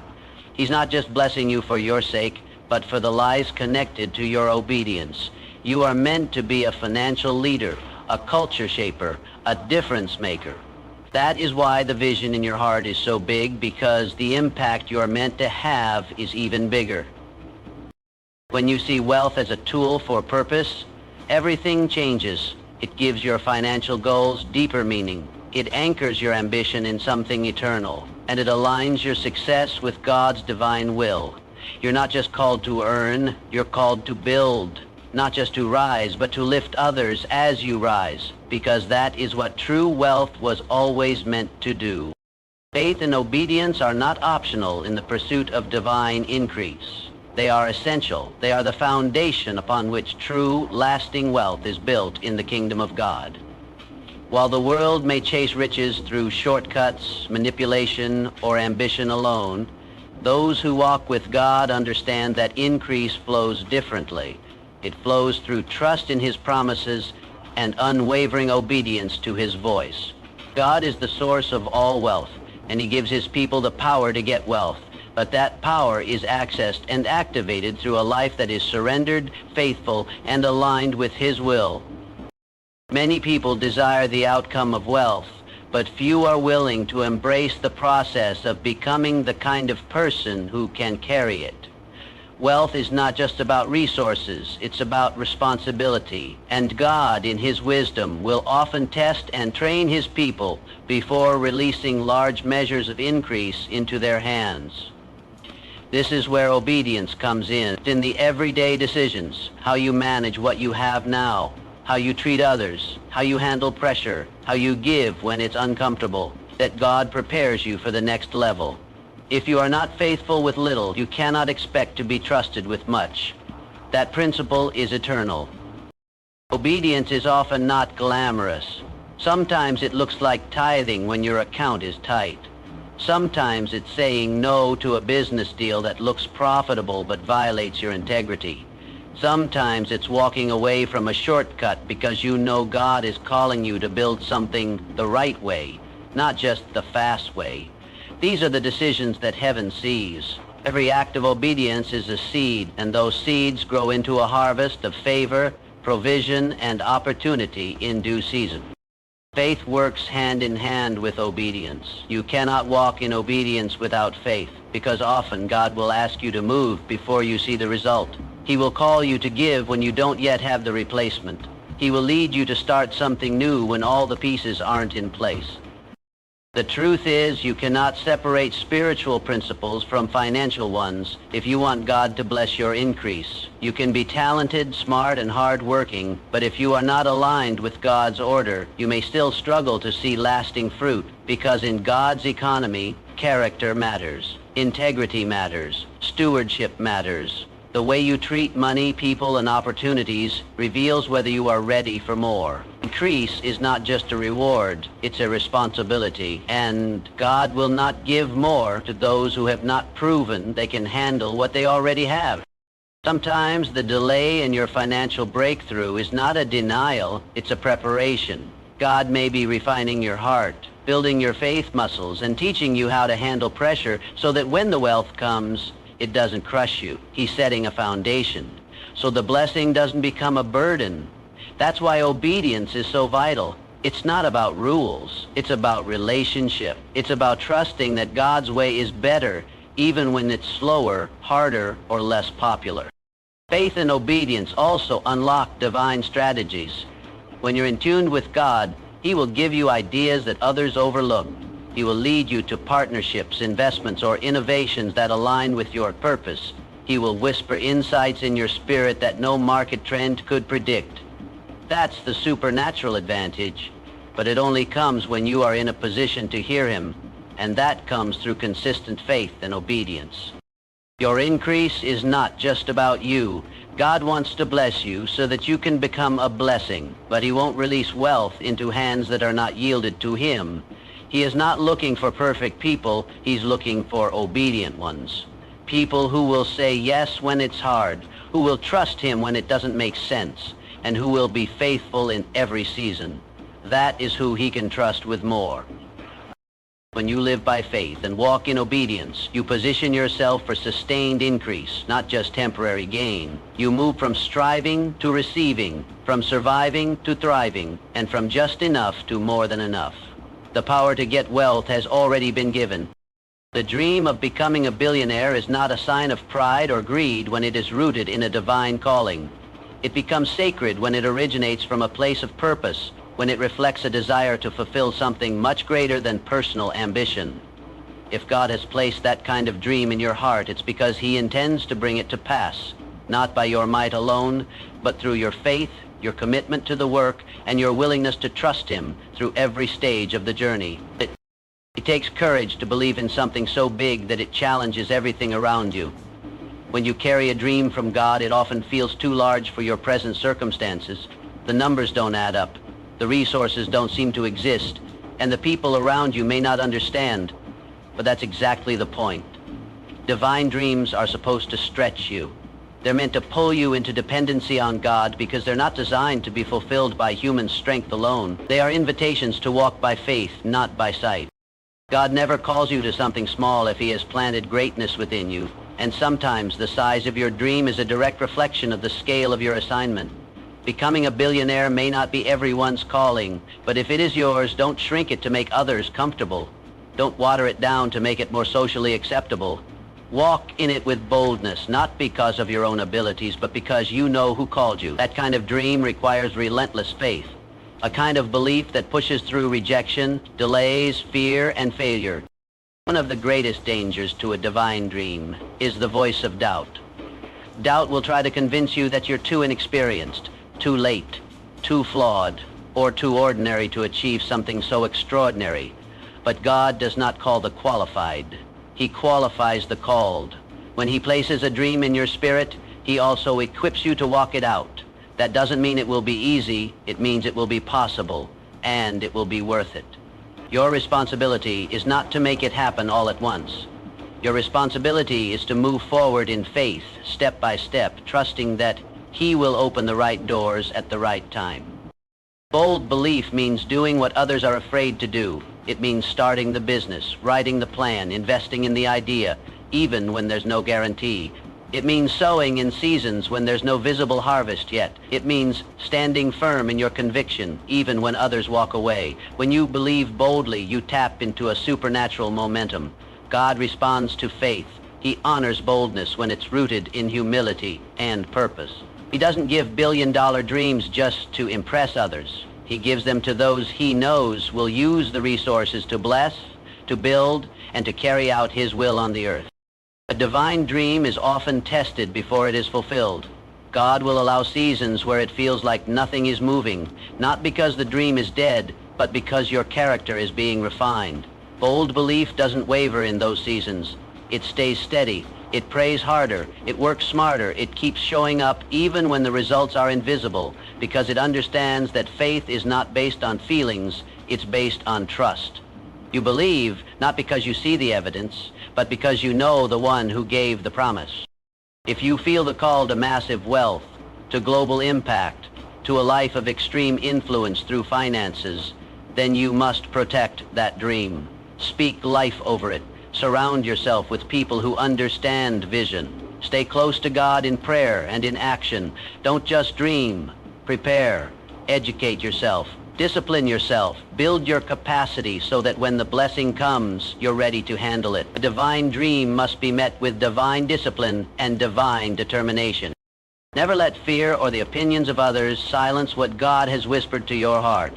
You were not created for small thinking. You were created to reflect the limitless nature of your Creator. And if He placed a billionaire dream inside of you, it's because He trusts you to carry it, to steward it, and to complete the work. Bold belief is the bridge between your current reality and the destiny God has already written. Walk across it with confidence. Wealth in righteous hands is more than just financial capacity. It is kingdom power. It becomes a divine instrument to shift atmospheres, change narratives, and build what reflects the heart of God on earth.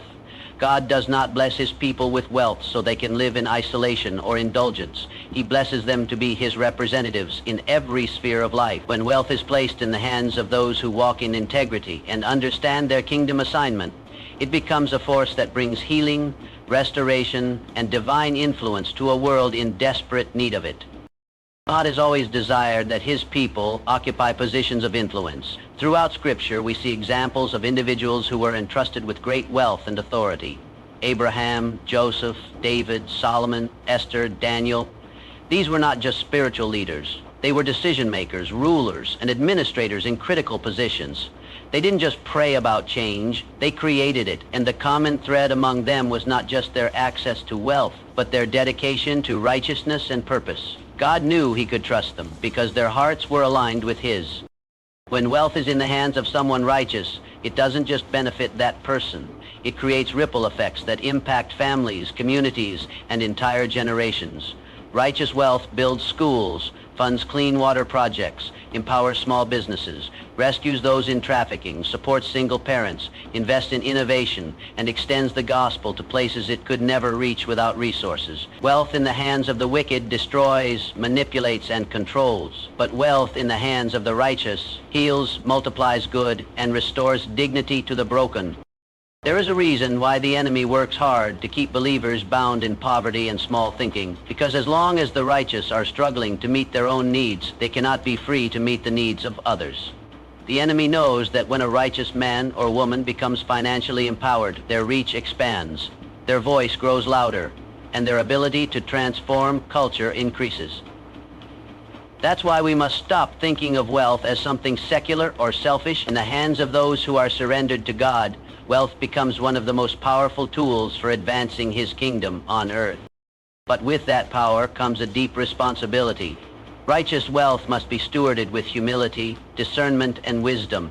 It cannot be driven by ego or personal agenda. The moment wealth becomes about proving something to people or seeking status, it loses its kingdom effectiveness. God is not looking for flashy success stories. He is looking for vessels who will build what He tells them to build, give where He tells them to give, and lead with the compassion and character of Christ. When God increases you, it is not only for your personal benefit. It is because He wants to use you as a channel through which blessings can flow to others. That flow is what makes wealth kingdom wealth. It doesn't stop with you. It continues through you. It empowers others to rise. It creates opportunity. It brings answers to real problems. But wealth with righteousness is revolutionary. We are living in a time where the world is crying out for leadership that is rooted in truth and love. The systems of this world are breaking down, and people are looking for hope, stability, and solutions. God is raising up a generation of kingdom-minded entrepreneurs, investors, innovators, and leaders who will not bow to the pressure of compromise, but will use their wealth to reflect the values of heaven. These are people who won't just talk about faith. They will demonstrate it through action, generosity, and bold decision-making. You may be one of those people.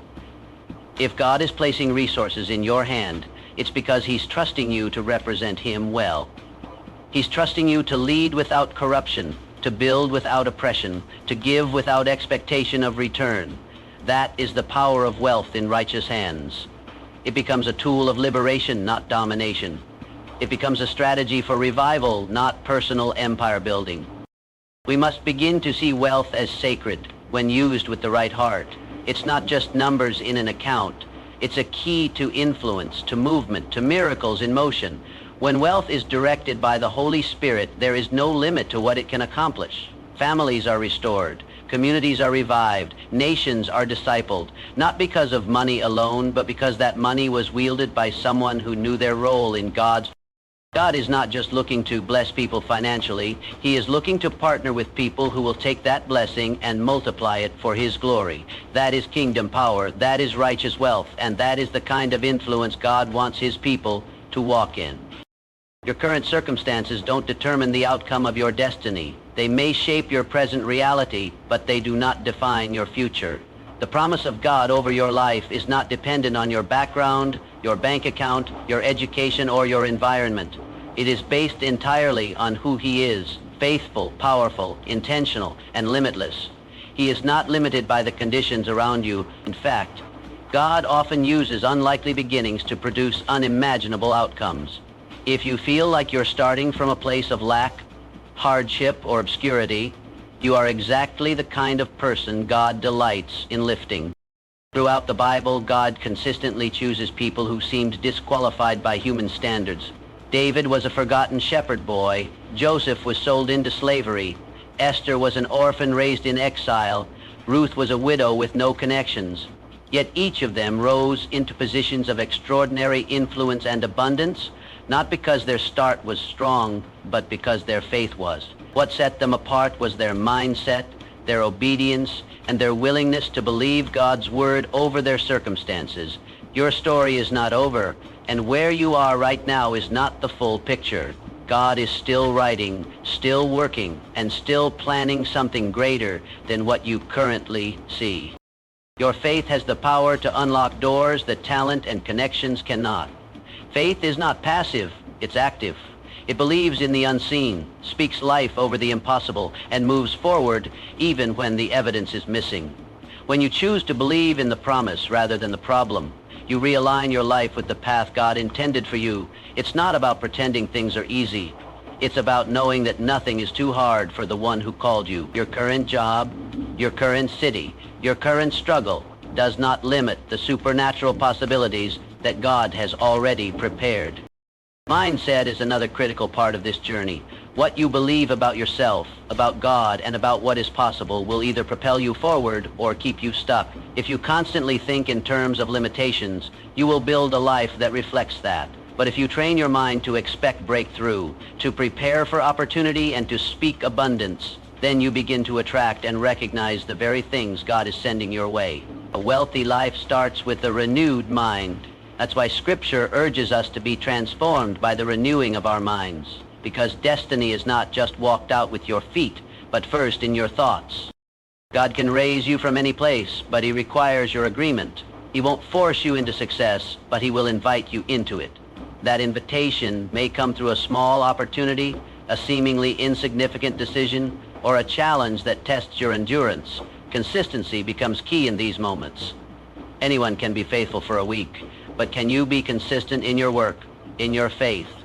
Wealth is not just about sudden windfalls. It's about steady growth, wise decisions, and showing up even when you don't feel like it. God rewards consistency because it shows maturity, and He entrusts more to those who have proven they can handle it. The promise of wealth, influence, and elevation that God has spoken over your life is already set in motion. It's not a question of if, it's a matter of when and how. But your part is to stay ready, stay focused, and stay aligned. Don't let your surroundings talk you out of your future. Don't let temporary discomfort cause you to make permanent decisions based on fear. Instead, hold fast to what God has spoken. Declare it daily. Build your life around it. Let every action, thought, and choice reflect the reality of that promise. Your destiny is too great to be defined by temporary lack. What you're walking through today may be difficult, but it is not permanent. God specializes in elevation, in sudden reversals, in divine turnarounds. He can bring resources from unexpected places, connect you to people you never thought you'd meet, and open doors that no human effort could. But you must remain in position. The truth is, your current circumstances are the training ground for where God is taking you. They are shaping your character, sharpening your vision, and preparing your hands to handle the blessing that's coming. So don't despise where you are. Don't let discouragement take root. Instead, lift your head, raise your expectation, and walk with confidence. The promise over your life is not tied to where you began. It is anchored in the one who has already determined your end. And he is faithful to finish what he started. You might be experiencing closed doors, unexpected changes, or relationships that are breaking apart. And while it hurts, understand that God closes doors not to punish you, but to protect you. He removes people from your life not to isolate you, but to consecrate you. He's not breaking you down. He's building you up. Today, I want to talk to your heart, not just your mind. I want to speak to the part of you that knows deep down that you are not created for mediocrity. You were not placed on this earth just to survive, to exist from one day to the next, wondering if your life will ever change. No, you were created for purpose, on purpose, by a God who does nothing by accident. There comes a time in every person's life when the ordinary no longer satisfies. You begin to feel something stirring in your spirit. You look around at the routines, the habits, the cycles, and suddenly you realize that you're outgrowing the space you've been living in. It feels uncomfortable, but it's not a sign of failure. It's a sign of transition. You're being called higher, and I want you to know, with every fiber of your being, that this restlessness you feel, this hunger, this spiritual tension, it's not the end of you. It's the beginning of a new level. It's a divine signal that God is shifting you from ordinary to extraordinary. Now, when God begins to move you, it doesn't always look like progress at first. Often, it looks like pressure. It feels like you're being squeezed, stretched, and sometimes even stripped. But let me tell you this, pressure is the precursor to promotion. Diamonds are formed under pressure. Greatness is forged in the fire. And if you're feeling the heat right now, it's because God is refining you, preparing you for a stage, a calling, a mission that only the transformed version of you can fulfill. The first sign that God is taking you to the next level is disruption. Yes, disruption. Because before God elevates you, he agitates you. He shakes the foundation you've been standing on, not to destroy you, but to rebuild you stronger, higher, deeper. Think about every major turning point in Scripture. Moses was disrupted from a life of comfort in Pharaoh's palace. David was disrupted from tending sheep to being chased by a jealous king. Esther was disrupted from obscurity into destiny. God doesn't call the qualified. He qualifies the called. And sometimes that means disturbing your peace to deliver your purpose. You might be experiencing closed doors, unexpected changes, or relationships that are breaking apart. And while it hurts, understand that God closes doors not to punish you, but to protect you. He removes people from your life not to isolate you, but to consecrate you. He's not breaking you down. He's building you up. That discomfort you feel is heaven's construction zone, and the blueprint is bigger than you can imagine. The second sign that God is taking you to the next level is divine isolation. Now, I know that doesn't sound exciting. No one likes to feel alone. But there are seasons when God pulls you away from the noise, the crowd, and even from what's familiar, so he can speak to you clearly. It's in the quiet place that destinies are revealed. Look at Jesus. Before he began his public ministry, he was led into the wilderness not by the enemy, but by the Spirit. Why? Because the next level requires a level of clarity, strength, and intimacy with God that can't be developed in the spotlight. If you feel like you're in a season where you've been cut off or misunderstood, don't be discouraged. Sometimes God hides you to preserve you. He's developing your character, purifying your motives, and increasing your dependence on him. The higher you go, the more isolated it can feel, but also the clearer your connection to heaven becomes. You're not being abandoned, you're being set apart. The third sign is accelerated growth. You'll start to notice that things are changing rapidly. Your thoughts, your habits, your spirit. You're no longer comfortable with what used to satisfy you. Conversations that once entertained you now bore you. Environments that used to feel like home now feel suffocating. Why? Because your spirit is outgrowing the atmosphere around you. When God is getting ready to elevate you, He increases your appetite for excellence, purpose, and truth. This growth isn't just emotional, it's spiritual. You begin to pray differently. You worship more sincerely. Your hunger for God's Word intensifies. You find yourself leaning into obedience even when it's inconvenient. You start releasing what's toxic. Don't fear the pace. When God is in it, He can do in 1 year what you couldn't do in 10. He can open doors that no man can shut. He can cause you to rise in influence, in authority, in impact, not because of your resume, but because of His anointing. Remember, when David was promoted, he didn't go through the typical route. He went from forgotten shepherd boy to celebrated king. That's what favor looks like. It skips the line. The fourth sign that God is taking you to the next level is divine resistance. You will face opposition. You will encounter warfare. But it's not a sign that you're failing. It's evidence that you're advancing. The enemy does not attack what doesn't threaten him. If all hell is breaking loose against you, it's because heaven has declared a breakthrough for you. Resistance is part of the journey. It refines your faith, tests your perseverance, and strengthens your resolve. The enemy will try to use discouragement, distractions, and delays to get you to quit. But what he doesn't realize is that every battle you face is training for the territory you're about to take. Every Goliath is confirmation that a crown is nearby. Don't back down in the face of adversity. Rise up. Know who you are. You are chosen, called, and covered. You are not ordinary. You are extraordinary, not because of your strength, but because of the God who lives in you. You were not born to blend in. You were born to stand out. And yes, the journey to extraordinary comes with a cost, but the reward is eternal. Now hear me, being extraordinary isn't about fame, wealth, or worldly success. It's about fulfilling the purpose for which you were born. It's about using your life to glorify God in such a way that people look at you and see His power, His love, and His grace. It's about leaving a legacy that echoes in eternity. And that starts not when you arrive, but when you say yes, even in the small things. So if you're in a season where things don't make sense, where you're feeling stretched, isolated, or tested, don't lose heart.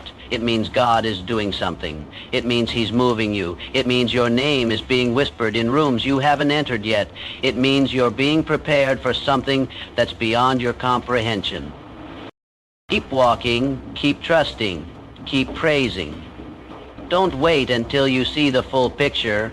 Thank God now, because the promotion is already in progress. The shift is already happening. The oil is already flowing. This is not the time to quit. This is not the time to shrink.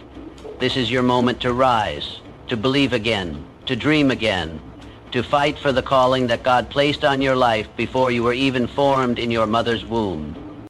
You may have started ordinary, but you serve an extraordinary God. And when He steps in, everything changes. He takes the weak and makes them strong. He takes the broken and makes them whole. He takes the forgotten and puts them center stage. You are not who you were.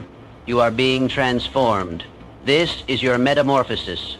The caterpillar must go through the cocoon, but when it emerges, it no longer crawls, it soars. And you, my friend, are about to soar. So walk boldly, pray fervently, serve faithfully, love deeply, and never, ever doubt that God is with you. He is for you, and if God is for you, who can be against you? From ordinary to extraordinary, that is your story. That is your testimony. That is your destiny. So step into it. The next level is waiting, and heaven is cheering you on. Disruption. The very word can sound negative, even threatening. It brings to mind instability, confusion, and uncertainty. And yet, in the hands of God, disruption is not destruction. It is divine redirection. It is one of the clearest signs that you are being prepared for something greater, something beyond what you could plan or imagine for yourself. God often uses disruption not to punish or harm us, but to shift us out of what is comfortable and into what is purposeful. Think about it. We are creatures of habit. We settle into routines, relationships, jobs, and lifestyles that feel safe, even if they are limiting. We get comfortable in the ordinary, and because comfort can be the enemy of growth, God sometimes has to step in and shake things up. He allows certain doors to close, certain people to walk away, certain plans to fail, not because he's abandoning us, but because he's aligning us with something better. In the Bible, disruption is a recurring theme in the lives of those God uses powerfully. Consider Moses. He was living a stable life in Midian as a shepherd. Then one day, God disrupted everything through a burning bush. That disruption led Moses to his destiny, delivering Israel from bondage. Or look at Joseph. His dreams of greatness were disrupted by betrayal, slavery, and imprisonment. But through it all, God was preparing him to become second in command over all of Egypt. David was disrupted too. He was pulled from the pasture where he was quietly tending sheep and thrust into a national crisis with a giant named Goliath. That one moment of divine disruption positioned him for kingship. And let's not forget the disciples, fishermen, and tax collectors, whose entire lives were turned upside down when Jesus said, "Follow me." They left everything behind, and that disruption changed the world. So, when your life starts to feel unstable, when things fall apart, when doors close, when your plans are interrupted, don't panic. Pause and pray. Ask yourself, is this God shifting me? Could it be that what feels like a breakdown is actually a setup for a breakthrough? Sometimes God has to take away the lesser so we can make room for the greater. Divine disruption often comes in ways that don't make sense to our natural minds. That's why it's so easy to misinterpret it as rejection or failure. But God's ways are higher than our ways. He sees the end from the beginning. What looks like a detour to us is a direct path in His divine plan. What looks like a closed door might be His hand guiding us away from danger and toward destiny. It's important to remember that not all discomfort is bad. Sometimes growing pains are necessary. When a seed is buried in the ground, it must break before it can sprout. The breaking is part of the birthing. So if your life feels like it's being broken apart, take heart. It might be because something new is being born through you. Divine disruption doesn't always mean dramatic change. Sometimes it's subtle. A restlessness in your spirit. A discomfort in places where you once felt at home. A quiet sense that God is calling you to more. Don't ignore that feeling. That's God preparing you for elevation. In these moments, trust is key. You won't always see the full picture, but you can trust the one who holds the blueprint. Hold on to your faith. Keep seeking His face. What you thought was a breakdown may just be your breakthrough. What you thought was the end might be the beginning of a completely new chapter. So instead of resisting the disruption, embrace it. Lean into what God is doing. He's not trying to ruin your life. He's trying to rebuild it into something far greater. Divine disruption is not a curse. It is the clearest sign that God is taking you from ordinary to extraordinary. It's a season that many dread, a space of silence, separation, and sometimes loneliness. But in the hands of God, isolation is not abandonment, it's preparation. It's not punishment, it's positioning. When God is about to elevate someone, He often draws them away from the noise, the distractions, and the crowds. Not to diminish them, but to deepen them. Because before God reveals what's next, He often removes what's now. There's something sacred about isolation. It's a womb where God forms vision, identity, and destiny. If you're in a season where you feel cut off, hidden, or overlooked, don't despair. Heaven often hides what it's preparing to release. You're not forgotten. You're being formed. Look at the pattern throughout Scripture. God met Moses not in the palace, but on the backside of the desert. It was in the wilderness, away from people, away from distractions, that Moses encountered the burning bush and received his divine assignment. Moses' isolation wasn't the end, it was the beginning of his calling. David, too, was isolated. Before he was ever celebrated as a warrior or crowned as king, he was alone in the fields tending sheep. But it was there, in the quiet, away from the spotlight, that he learned to worship, to fight lions and bears, to trust God completely. His private victories in isolation prepared him for public battles on the battlefield. Even Jesus, before beginning his earthly ministry, was led by the Spirit into the wilderness, not by accident, but on purpose. He fasted, prayed, and faced temptation, alone. Yet it was there that he clarified his identity, resisted the enemy, and emerged with power. Isolation prepared Jesus for the revelation of his full authority and mission. So why does God use isolation? Because revelation requires stillness. You can't hear a whisper in the middle of a crowd. God often speaks in a still, small voice, and for you to hear it, he may need to remove some things and people that are drowning him out. Sometimes the greatest revelation comes when the noise dies down and the distractions are stripped away. In isolation, God clarifies your identity. When you're no longer defined by people's approval or affirmation, you begin to discover who you really are in Christ. You begin to understand that your worth is not tied to your position, your popularity, or your productivity, but to your identity as a child of God. That's a revelation that can only be grasped in the quiet. Isolation also reveals your dependency. It strips away the things and people you leaned on and forces you to lean fully on God. It's uncomfortable, yes, but it builds spiritual muscle. You learn to pray not out of routine, but out of desperation. You learn to hear God not through sermons alone, but through direct communion.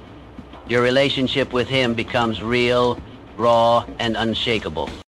And finally, isolation refines your purpose. It's where dreams are tested, motives are purified, and assignments are confirmed.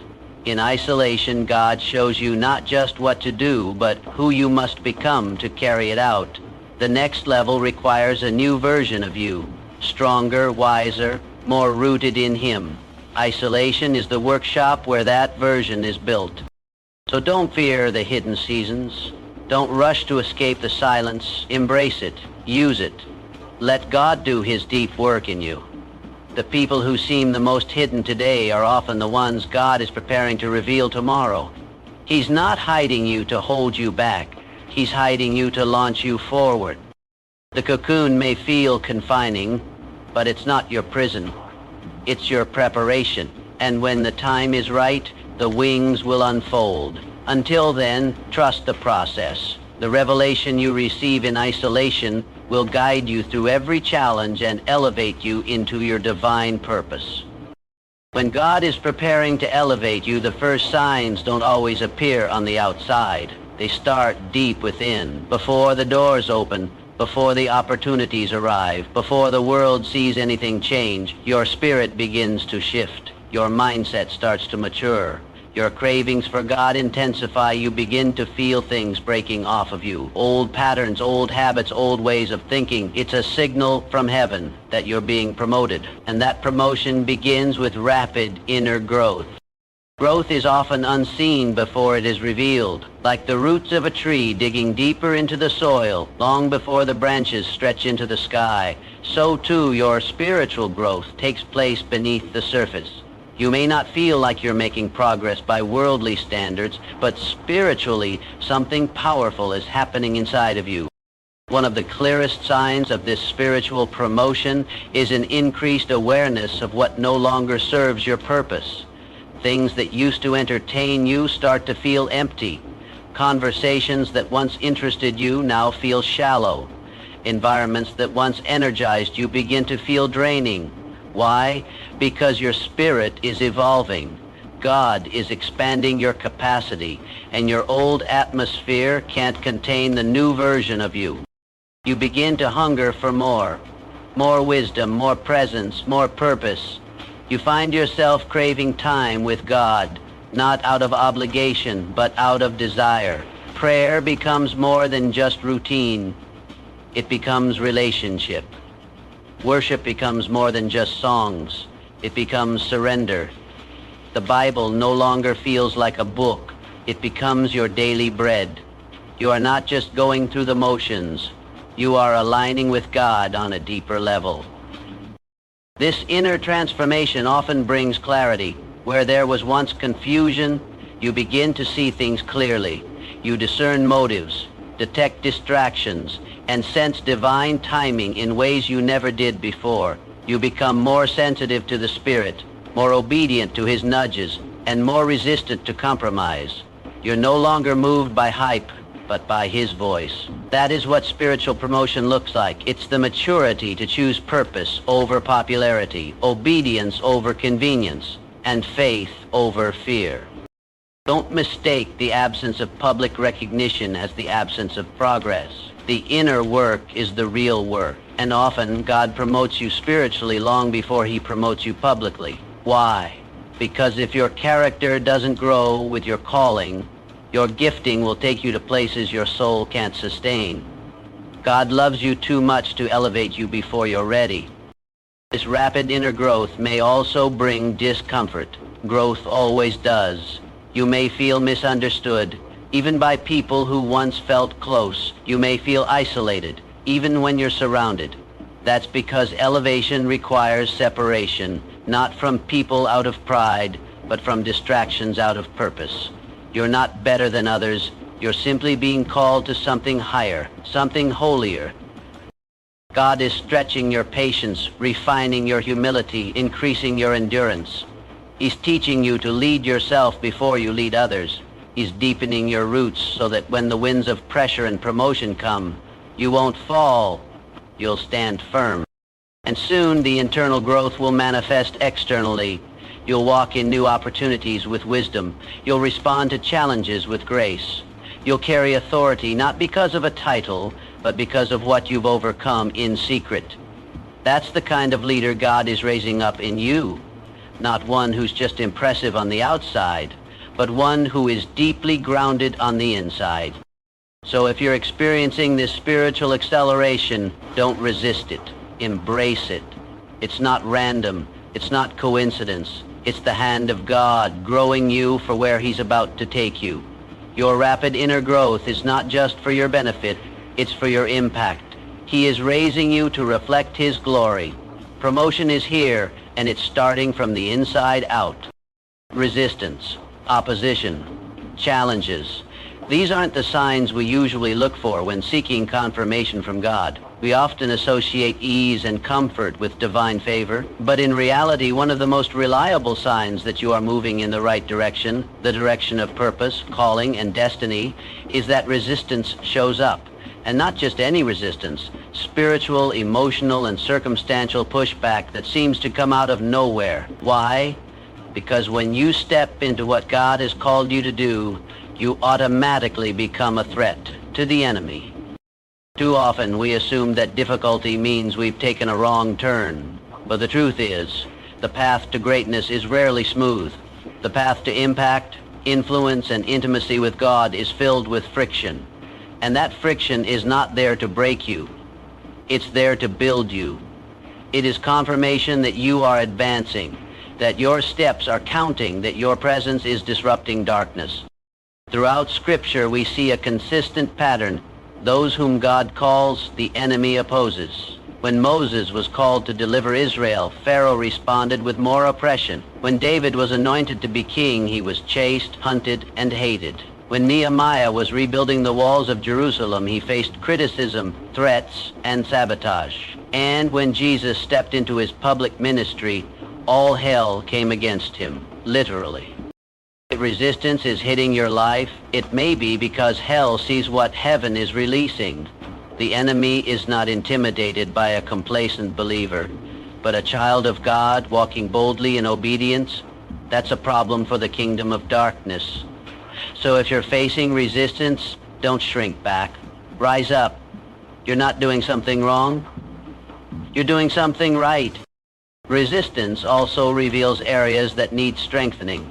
Just like muscles grow through tension and strain, Your faith, endurance, and character are developed through resistance. It stretches your trust in God. It tests your perseverance. It deepens your prayer life. You begin to lean on Him, not because you have no other option, but because you realize He's your only true source of strength. The more resistance you face, the more refined you become. There's also a spiritual principle at play. The enemy fights hardest where you're most effective. If he can distract you, discourage you, or delay you, he can limit your impact. But when you recognize resistance as confirmation, you stop running from it and start pushing through it.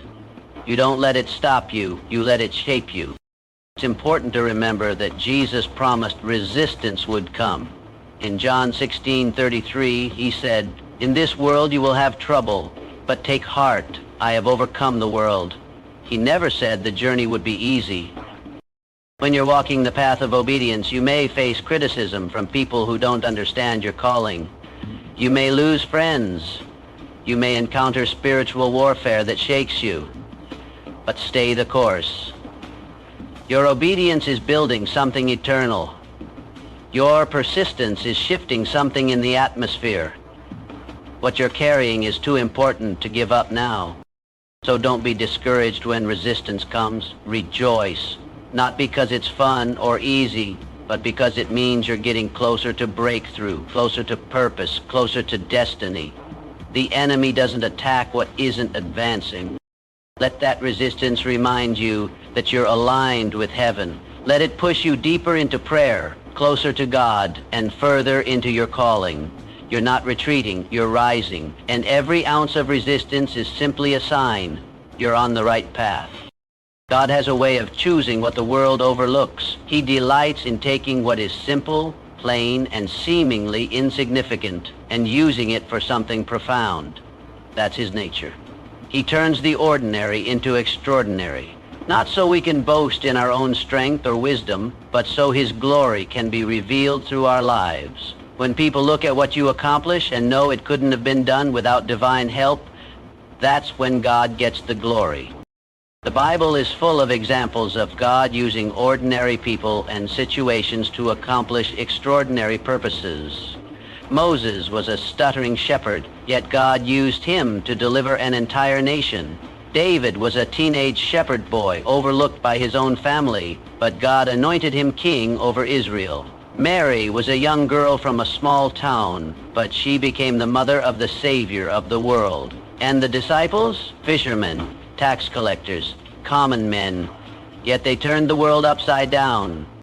God does not need your resume. He needs your yes. He doesn't require perfection, just obedience. And often, He chooses the least likely candidates so that the credit goes where it belongs, to Him. That's why Paul wrote in Corinthians 1:27-29, God chose the foolish things of the world to shame the wise, so that no one may boast before Him. In other words, God is not impressed with human credentials. He's drawn to humility, faith, and availability. When you think of yourself as ordinary, you might disqualify yourself in your mind. You might say, I'm not educated enough. I'm too broken. I've made too many mistakes. But that's exactly the kind of person God uses. Your weakness is not a barrier to God. It's a bridge for His power. In fact, it's through your weakness that His strength is made perfect. What disqualifies you in the world's eyes qualifies you in the kingdom. God sees what others overlook. Where people see a fisherman, He sees a fisher of men. Where others see a barren woman, He sees the mother of a prophet. Where the world sees a prisoner, God sees a prime minister. When He looks at you, He doesn't just see your past. He sees your potential. And when you place your life in His hands, no matter how ordinary it may seem, He will do something extraordinary with it. But here's the key. It's not about being extraordinary for our own fame or recognition. It's about reflecting His glory. Every miracle, every breakthrough, every open door, every victory, it's not just for our benefit, it's for His name to be lifted high. When God turns your mess into a message, your test into a testimony, and your pain into purpose, people begin to see Him through you. Your story, no matter how simple, matters. your daily obedience, your small acts of faith, your silent sacrifices, they all count. God uses the ordinary moments, the mundane tasks, the quiet faithfulness behind closed doors to build a testimony that will one day be seen by many. So if you feel ordinary, take heart. You are in the perfect position for God to display His power. Stay faithful in the little things. Keep showing up. Keep believing. Keep trusting. What you consider small may be the very thing God uses to change a life, shift an atmosphere, or start a revival.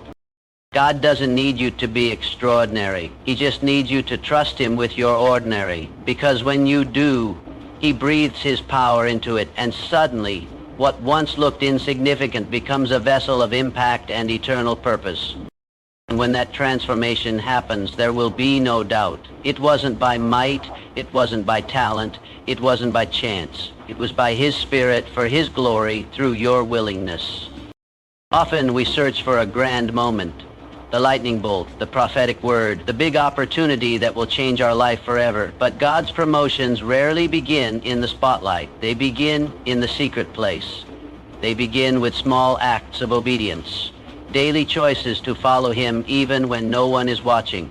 If you want to go from ordinary to extraordinary, learn to be faithful in the small things, because that's where the journey begins.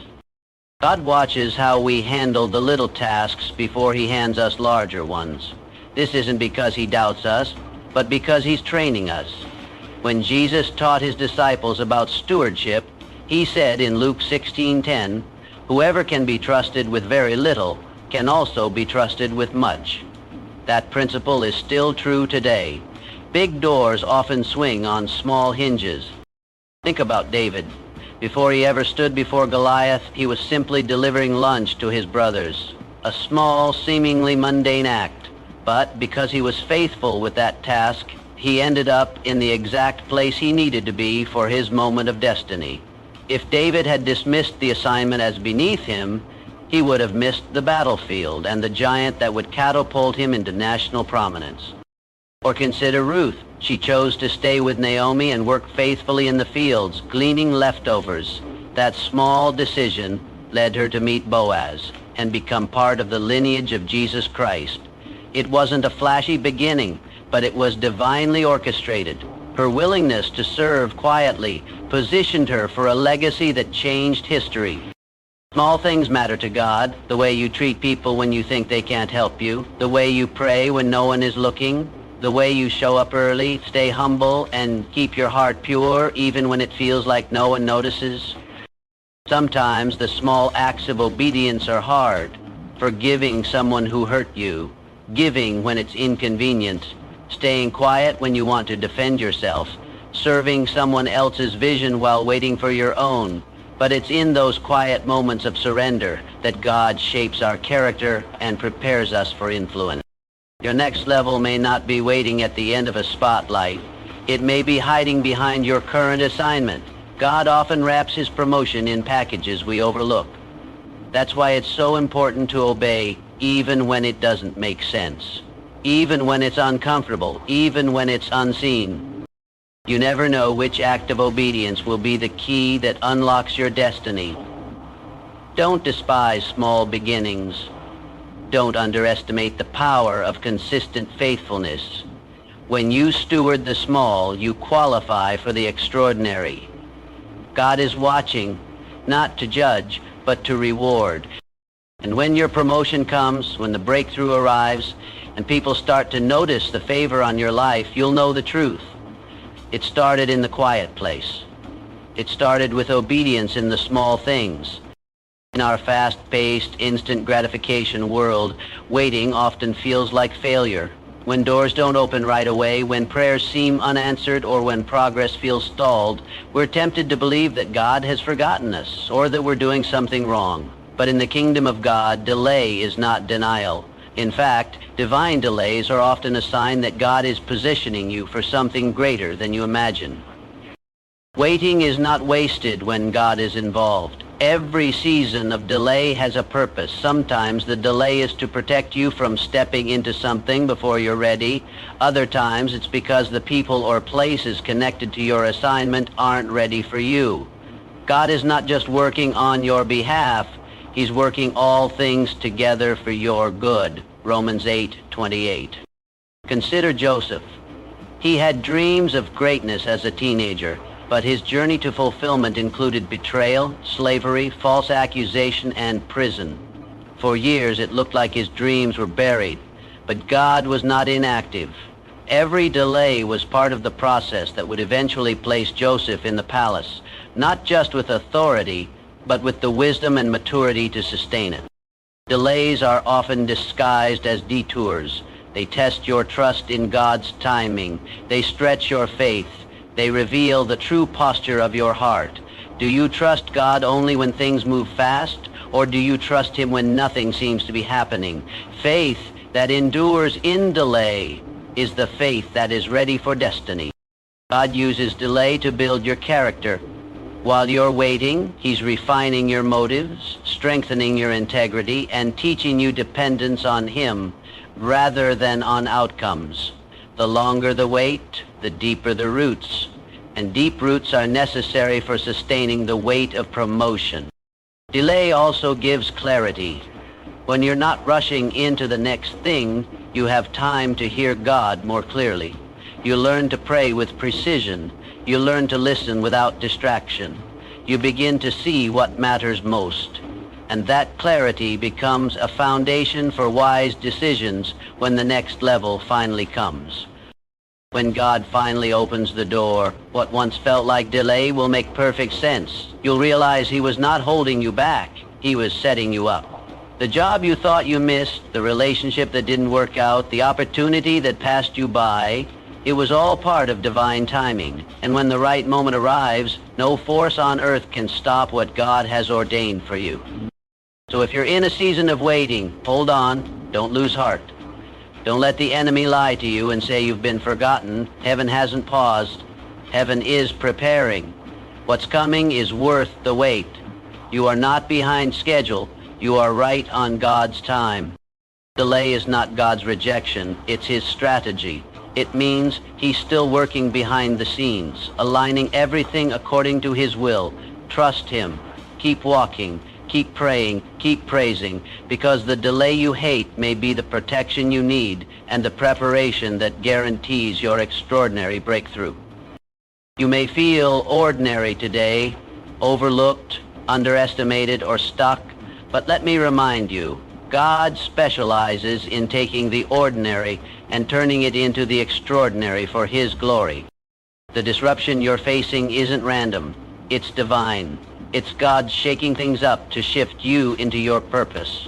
The isolation you feel, that's not abandonment, it's preparation.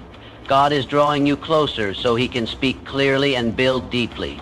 That rapid inner growth, it's not accidental. It's a sign that spiritual promotion is underway.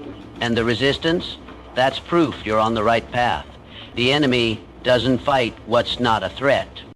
When you remain obedient in the small things, God opens big doors. What feels insignificant today may be the very platform for your tomorrow. And if it feels like God is taking His time, trust Him. Divine delays are not denials. They are precise pauses designed to protect, prepare, and position you. This journey from ordinary to extraordinary isn't about spotlight or status. It's about surrender. It's about becoming who God created you to be, so that when He moves, there's no doubt the glory belongs to Him. So keep walking, keep trusting, keep becoming, because God is taking you to the next level. Most men walk through life as if they are alone, not just alone in the world, but alone within themselves. They chase power, but they feel powerless. They seek guidance, but they walk without direction. They pray with their mouths, but doubt in their minds. And the reason is simple. They have forgotten what lives within them, not beside them, not above them, not far off in the clouds.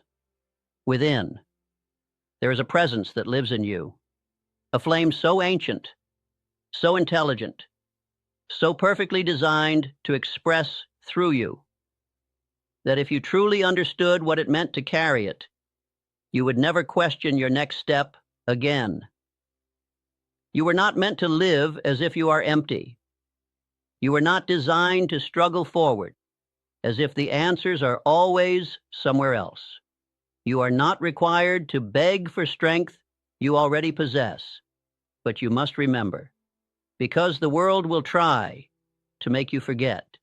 It will teach you to wait for signs, to pray for rescue, to earn the right to be guided. But infinite intelligence, the mind of God, was placed within you the moment you were born, and not as an idea, as a law, as a force, as a voice that doesn't scream, but knows. The tragedy is not that most people are weak. The tragedy is that they do not know who is living in them. So they shrink, they settle, they follow, they mimic, they drift.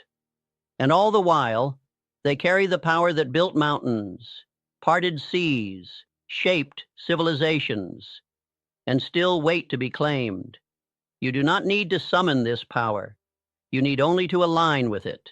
And the first alignment is this: you must learn to act as if God is within you, because He is. Not when you're perfect, not when you feel holy, not when the world agrees with you, but right now, even in your doubt, even in your weakness, even in your silence, because that presence does not appear when you are ready. It appears when you remember. And remembering isn't emotional. It's not a feeling. It's a decision. And once you make that decision, you do not walk the same again. You do not speak the same again. You do not live the same again. Because now you walk as a man who knows, I carry the divine, and I act accordingly. To act as if God is within you is not to pretend. It is not an exercise in ego or confidence or religious posture. It is a recalibration of everything: your thinking, your discipline, your posture, your language, your pace, your presence. It is a choice to stop behaving like a man who is lost and begin walking like a man who is already found. Because when you carry the divine within, you are not asking, will I be guided? You are already guided. You are not hoping to be protected. You are protection in motion. You are not waiting for wisdom. You are moving with it, embodied. This means you do not speak with fear behind your words. You do not move with apology in your footsteps. You do not seek permission to exist, to build, to believe. You do not shrink to make others comfortable.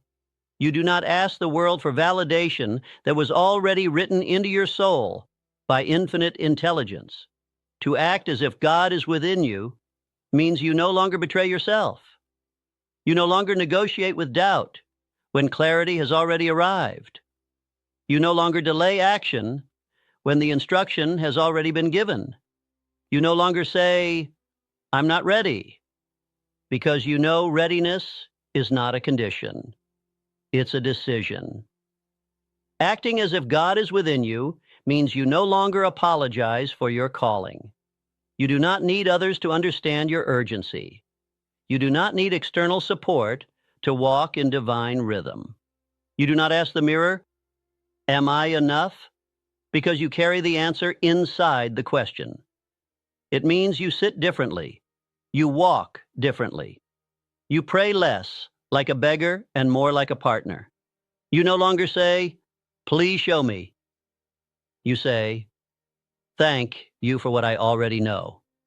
When God is within you, you do not need to prove anything, but you must protect everything: your energy, your time, your peace, your thinking. Because when you carry something sacred inside you, your environment must be shaped to match. You no longer eat what weakens you. You no longer listen to people who drain you. You no longer keep company with voices that mock vision. You guard the gate because the gate is holy. To act as if God is within you means you carry a certain spiritual quietness. You don't need to defend yourself constantly. You don't need to explain your every move. You don't need to be loud to be effective. You walk in authority, not because of who you are, but because of who walks in you. And let me tell you, people feel it. They don't always know what it is, but they know when they're in the presence of someone who does not move from ego or fear or popularity. They're in the presence of someone who moves from alignment. That's what it means to act as if God is within you. It's not a claim. It's a consistency. It's not a belief system. It's a behavior pattern. It's not words. It's witness. And that witness speaks louder than anything your mouth could say. So I ask you, have your actions caught up with your identity? Do your habits reflect what you say you carry? Does your tone, your pace, your discipline show the world that you are not alone when you walk? Because the ones who carry the divine do not need to. Once a man begins to act as if God is within him, he no longer lives for approval. He lives for expression, not self-expression, but divine expression. You see, infinite intelligence is not a static force. It does not reside in you like a statue in a temple. It moves, it speaks, it creates, and it requires a vessel. It needs a mind to think through. It needs a mouth to speak through. It needs hands to build through. And if you will not offer yours, it will move to the one who will. Because the divine does not wait on potential. It flows through availability. When God lives in you, you become a channel. You begin to feel thoughts that didn't come from study, ideas that carry more weight than your current level of knowledge, words that arrive faster than your ego can prepare. And if you try to own it, if you say, "Look what I've done," you sever the source. But if you say, "Use me again," the power continues. This is what the world doesn't understand about spiritual genius. It is not man achieving greatness. It is God expressing greatness through man. And that expression only comes through the available and the obedient. So when the divine begins to express through you, you begin to speak differently. Your words stop seeking attention. They start becoming instruments. You begin to write differently. You do not write to impress. You write because the message is already burning and must be released. You begin to move differently. Every decision is shaped by an invisible alignment you no longer question. You begin to sense timing. You say yes when the moment is ripe. You say no without guilt. You're no longer guessing. You're tuned. You may not always feel holy. You may not always feel ready, but that doesn't matter. Because God does not wait for your mood to match your mission. He moves through the man who shows up again and again. He speaks through the mind that remains quiet enough to receive and bold enough to release. And so, the pressure changes. You stop trying to come up with the perfect thing to say. You stop trying to map the entire future. You stop trying to own the outcome. Because your role has changed. You are no longer the source. You are the servant of the source. And in that role, there is no pressure, only obedience. There is no competition, only calling. There's no comparison, only clarity. Because once you realize that the divine is trying to move through you, you stop asking, "Am I worthy?" And you start asking, "Am I ready?" And when you are, you become a walking instrument of intelligence, order, and power, not loud, not showy, not self-important, but so steady, so certain, so aligned, that even your silence starts changing rooms. Because when the divine begins to express through you, you stop performing, and you start becoming. And that is when people stop seeing you and start seeing what's moving through you. Let us now expose the lie, the quiet deception that has paralyzed millions of gifted, spiritual, capable people. I'll act when I'm ready. But let me speak it plainly, without softness. You will never feel ready to carry what you were born to carry. Why? Because divine assignments do not arrive at your level of comfort. They arrive at your level of obedience. Readiness is a feeling. Obedience is a decision. And if you live according to feelings, you will die with unused potential. The man who waits to feel worthy, the woman who waits to feel holy, the mind that waits to feel qualified misses the moment, because the divine never gave you instruction based on your mood.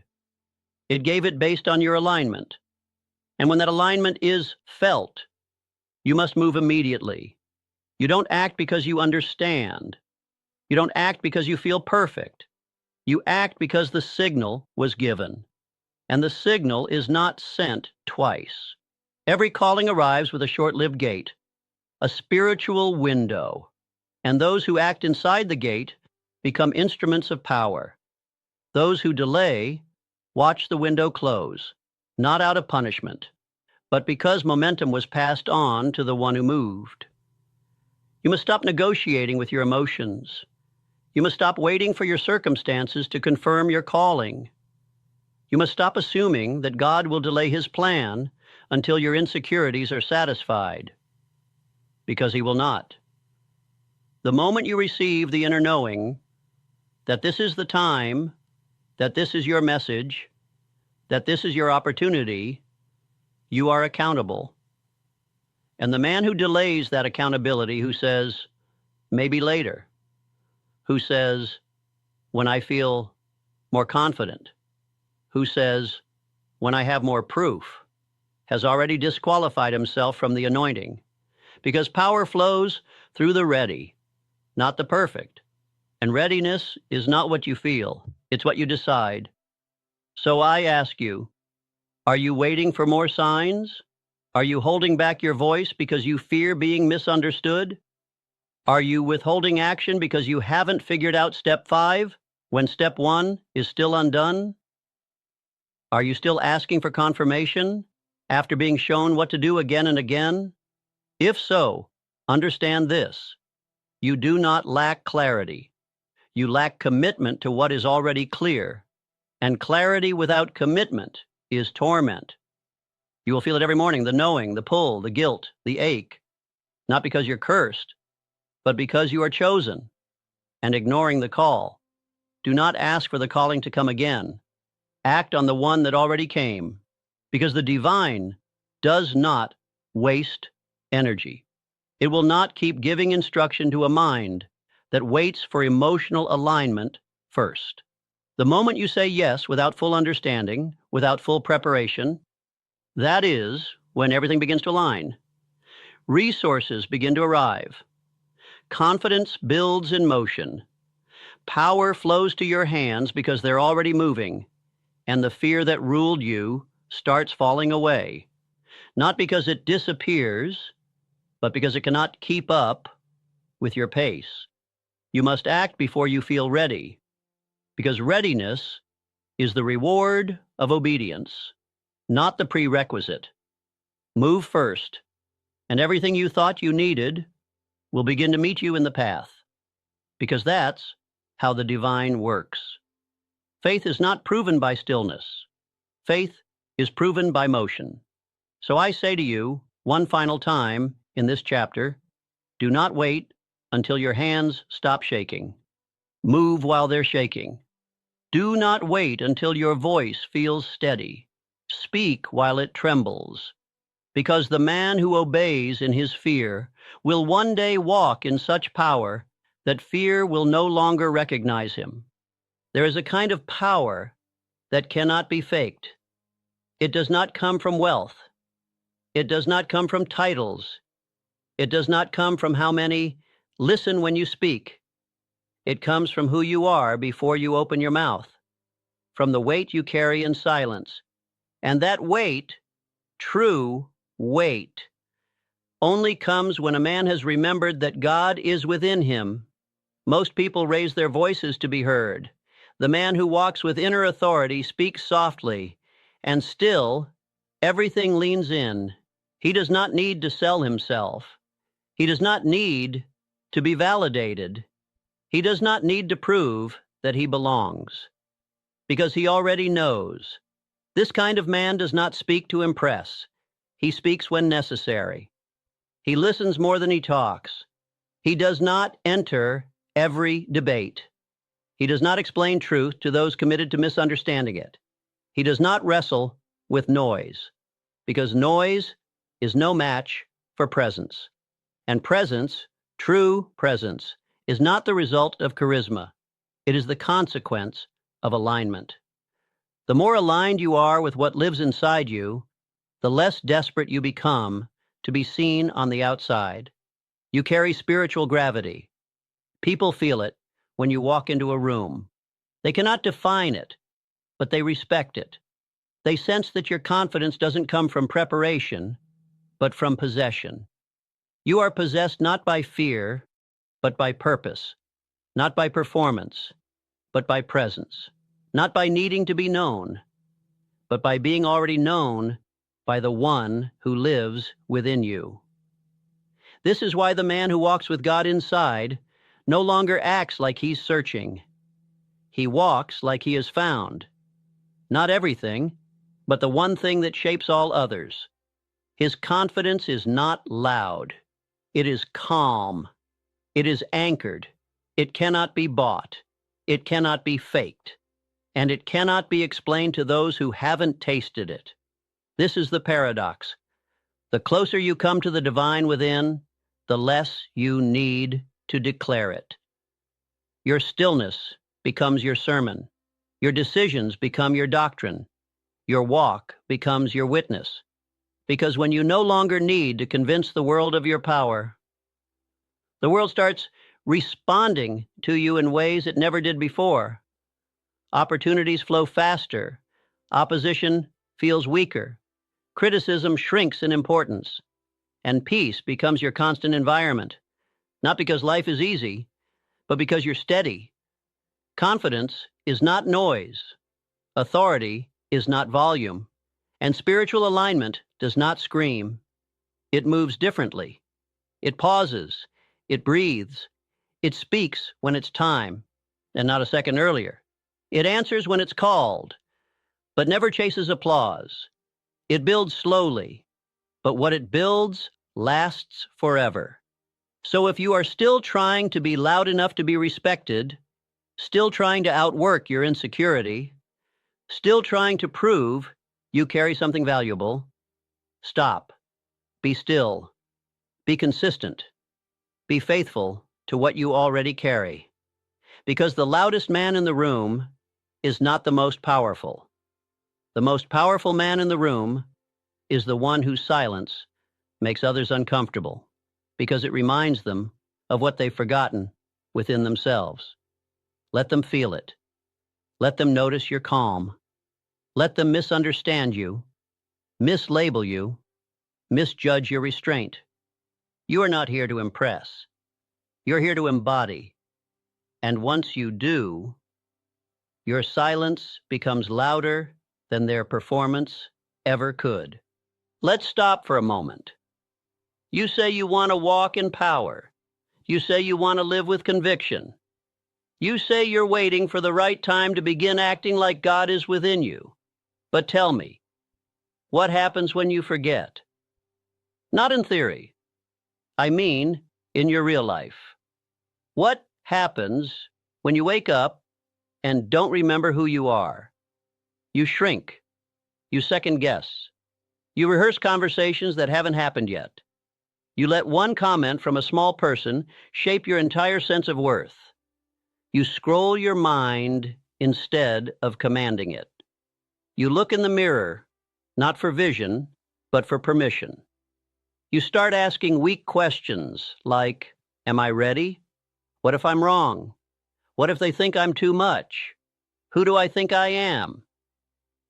And that's the moment you've already lost. Not because the world is against you, but because you've stepped out of alignment with what lives inside you. The shrinking happens fast.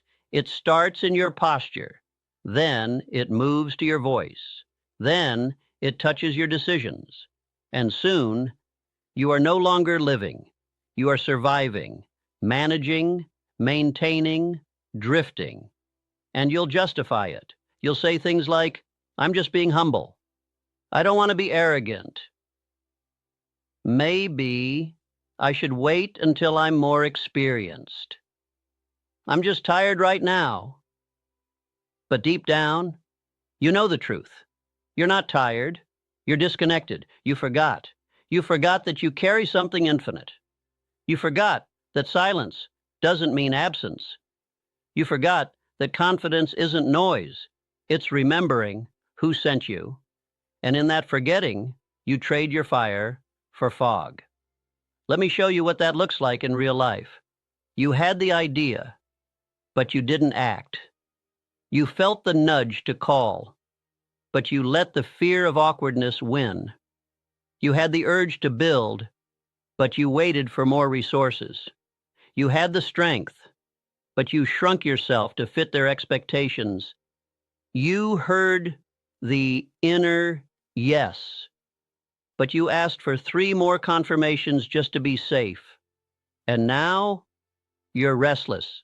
You're replaying everything. You're exhausted, not from action, but from delaying action, because nothing drains a soul faster than knowing what to do and doing nothing. This is what forgetting looks like. It's not dramatic. It's quiet, subtle, daily, deadly. And that's what the enemy of your life wants. Not to destroy you with one blow, but to erode you slowly by making you forget what's already inside you. So how do you stop shrinking? You remember. You remember by how you sit, by how you speak to yourself when no one's listening, by how you respond when fear shows up knocking at your door, by how quickly you act when that divine urge stirs something in your chest. You remember in your behavior, because belief is nothing without embodiment. You cannot claim to walk with God and still crawl through life like you are powerless. So if you've been shrinking, if you've been hiding, hesitating, apologizing for your own fire, this is your wake-up call. Stand up. Speak slower. Breathe deeper. Start the project. Say no with your chest. And walk into the next room like you're not the only one walking in, because you're not. And the moment you remember who lives within you, the shrinking stops. And the world has to make room for a version of you it hasn't seen in a very long time. There is a way a man walks when he is empty, and there is a way he walks when he knows he's not alone. When a man walks with nothing inside him, he flinches, he hesitates, he over-explains. He watches others before deciding what to be. He responds to pressure instead of applying it. And worst of all, he follows a path made for someone else. But the man who walks as if God is within him, he doesn't just walk differently. He moves the air around him. He doesn't ask for permission to take up space. He doesn't announce his presence. He is his presence. When he enters a room, people notice, not because he's loud, but because he's undeniable. He doesn't wear power like a costume. He wears it like skin, natural, necessary, effortless. You see, the man who walks as if he is not alone doesn't move with arrogance. He moves with authority. And there's a difference. Arrogance says, look at me. Authority says, I see clearly. I move accordingly. Arrogance inflates itself.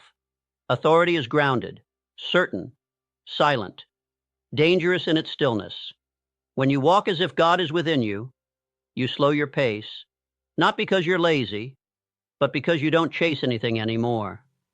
You stop running from silence. You crave it. Because silence is no longer empty. It's where the next instruction lives. You speak with intention, fewer words, more weight, no fluff, no insecurity hiding behind the tone. You look people in the eye, not to challenge, but to reveal. I'm not here alone. You stop apologizing for your presence. You stop shrinking to be accepted. You stop asking, is this okay? You start living like you've already been sent. This is what happens when the God within becomes not just an idea, but an atmosphere. You create inner gravity. You attract what is aligned. You repel what isn't. You carry peace that no storm can touch. Because you don't draw from the outside world anymore. You walk as if the voice that made galaxies also walks with you. And once that becomes real, you don't look for signs. You become the sign. So the next time you walk into a meeting, into a decision, into a conversation that used to shake you, remember who's with you and walk like it. No more looking around to see what others are doing. No more searching for the right vibe to match. No more giving your power away to the loudest voice in the room. You walk with the quiet power of a man who knows, I am not alone. I never have been. And everything I need to say, build, become, is already in motion within me. Walk like your footsteps carry weight. Walk like your silence is deliberate. Walk like you're not moving through life, hoping things will work out. Walk like you are walking with the one who wrote the outcome. Because you are, and the sooner your body reflects what your spirit already knows, the more unstoppable you become. Now, when you say God is within you, when you believe in divine power, when you want to walk in alignment with infinite intelligence, you must make room for him. Have you cleared the space? Have you silenced the noise? Have you removed the distractions that block the signal? Because if your mind is full of fear, if your calendar is full of things that drain you, if your environment is full of voices that mock your calling, don't tell me you're aligned. Don't tell me God is within you. If he is, then where is the space for him to speak? You cannot host the divine in a crowded house. You cannot carry infinite intelligence in a schedule ruled by distraction. You cannot hear what's sacred if all you listen to is noise. This is why most people never feel the power they claim to believe in, because their lives are too full of everything except what matters. They say they want clarity, but they never sit in silence. They say they want answers, but they never stop consuming input long enough to receive one. They say they want to hear God, but they've handed their attention to the world. Let me be clear. Your life is too loud for a whisper to survive. And God doesn't yell. He waits. He waits for the space to be cleared. He waits for your nervous mind to quiet. He waits for the chaos you've normalized to be released. He waits for your real yes, not spoken, but demonstrated. So what does that look like? It looks like waking up and listening instead of reacting, taking 10 minutes, not for more motivation, but for sacred stillness, saying no to conversations that pollute your peace, cutting ties with environments that cheapen your energy, fasting, not just from food, but from everything that clouds your vision, guarding your ears like gates, watching what you consume, not because you're fragile, but because you're carrying something holy. You don't need to add more to your life. You need to subtract what's blocking your power, because the God within you doesn't shout over your distractions. He waits for room. And when you clear it, he fills it. And suddenly, you think more clearly. You know what to say without rehearsing it. You feel strength without forcing it. You speak with weight, even in soft words. You move with peace, even when there's pressure, but only when space has been made. And that space isn't just physical. It's emotional, spiritual, energetic. Ask yourself, What am I holding on to that crowds my spirit? What relationships have expired, but I still carry? What guilt, shame, regret, and past versions of myself am I dragging like dead weight? What patterns am I stuck in, not because they serve me, but because I'm afraid of the stillness that will follow if I let them go? That's the hard truth. Some of you keep your lives loud because silence would force you to hear what you've been avoiding. But in that silence is where God lives. In that stillness is where alignment begins. In that open space is where your next instruction is waiting. So if you truly believe He is within you, start proving it with what you remove. Because the clearer the room, the louder the whisper. And the louder the whisper, the more unshakable your steps become. Make room. He's already there. Now let Him move. There comes a moment in every life when the questions must stop. The begging, the wishing, the searching, the restless prayer that sounds like, when will someone help me? When will the way become clear? When will I be given the power? And the answer, though few are willing to hear it, is this: you were not meant to keep asking. You were meant to become the answer. You were not created to chase certainty. You were designed to embody it. You were not placed on this earth to wonder who will rise. You were placed here to rise yourself, so others remember they can too. But here is the tragedy. Most will never rise, not because they lacked opportunity, but because they never believed they were chosen to become the solution they waited for.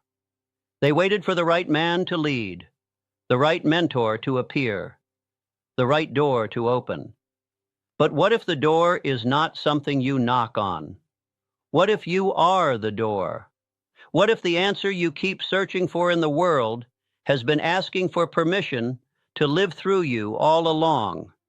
You don't need more time. You don't need another sign. You don't need to be discovered. You need to decide. Decide to walk into the unknown with the confidence of one who knows he is not empty. Decide to stand where others tremble. Decide to speak when the moment calls, even if your voice has never been used that way before. Decide to carry your assignment, even when your hands still shake. Because the shaking does not disqualify you. The fear does not mean you're on the wrong path. The doubt does not cancel your destiny. The only thing that separates the man who becomes the answer from the man who dies still waiting is decision. Decision to act when it's unclear. Decision to trust what was given to him in silence. Decision to carry the divine not just privately, but publicly. So ask yourself, are you waiting for someone else to carry what was assigned to you? Are you hoping another man will step forward so you don't have to feel the pressure? Are you waiting to be told what you already know? You say you believe God is within you. Then why are you still living as if He is silent? The truth is, He has spoken, and now He waits, not to lead you, but to lead through you. There are people watching you right now, not for entertainment, but because your next move gives them permission to remember their own calling. There are situations waiting not for the right idea, but for your alignment to unlock the timing. There are generations that will either rise or remain buried, depending on whether you act now or pass the weight to someone else. And so I tell you, you've prayed enough, you've studied enough, you've begged enough. Now, you become the answer to the question that once kept you up at night. Become the voice that breaks confusion. Become the calm that steadies the storm. Become the movement that triggers alignment in everyone watching. And once you do, you'll stop wondering when God will show up, because you'll realize He already did. He showed up when you did. You've heard enough. You've waited long enough. You've hesitated long enough. And now you must walk. Not because you have all the answers, not because you feel strong, not because the path is smooth, but because you've been chosen to carry something greater than certainty. Conviction. And conviction is not a feeling. It's a posture, a decision, a spiritual contract. You walk not to find clarity. You walk until clarity finds you. You walk until your habits match your identity. You walk until your fears learn your name and stop bothering you. You walk until your silence speaks louder than their noise. You walk until your face looks like someone who has seen God and remembers. Because that's what this journey is. It is not a sprint. It is not a sermon. It is not a moment of inspiration. It is a way of life. And every step you take from this day forward will either confirm that God lives within you or betray it. So how do you walk? You walk like the man who no longer apologizes for his pace. You walk like the woman who no longer explains her yes or her no. You walk like someone who has burned the need for validation and now moves by alignment alone. You walk when it's hard. You walk when it's quiet. You walk when it feels like no one sees it, because you know the one who sent you still watches. You walk with eyes that no longer scan for comparison. You walk with a voice that no longer shakes when it speaks the truth. You walk with hands that are steady, not because they've never failed, but because they now move with purpose. And here's what will happen. People will ask, what changed? And you won't explain. Because it wasn't a moment. It wasn't a conversation. It wasn't a technique. It was a return. A return to who you were before the fear, before the forgetting, before the smallness, before the delay. A return to the one truth they could never take from you, that God lives in you, and that changes everything. So walk until the questions stop, until the room shifts, until the doors open, until your life becomes the loudest proof that something divine is moving through you. Walk until you no longer have to convince anyone, because when a man carries the presence of God within him, he becomes unmistakable. When God builds a man, he doesn't do it in a moment. He doesn't give answers right away. He teaches patience. And when he builds a man, he is not just interested in what the man can do, but in who the man becomes. That kind of man doesn't crumble when life gets hard. He stands. He does it in seasons, through struggle, through stillness, through fire and silence. He doesn't just hand over strength. He forges it. God builds a man in the dark when no one is watching. In the quiet places where pride is stripped away and character is formed, he allows disappointment to shape humility. He uses delay to grow faith. He stretches a man until what's weak breaks and what's strong stays. God isn't building convenience. He's building conviction. The world celebrates what's seen. God focuses on the unseen. A man built by God may be hidden for a time, misunderstood, even overlooked. But God is not rushed. He is crafting someone who can carry purpose with purity, someone who can lead without losing themselves, someone who doesn't just survive storms, but stands through them. When God builds a man, he builds him to last. He's not made of ego or applause, but of integrity, endurance, and quiet trust. He's not driven by the approval of people, but anchored in the calling of God, because God built him that way. So if you're in a season where it feels like nothing's moving, where the weight is heavy and the way is unclear, take heart. Maybe God isn't punishing you. Maybe he's building you. And when God builds a man, he finishes what he starts. When God builds a man, he never rushes the process. It is never instant or hurried. True growth and transformation take time, often much longer than we expect or desire.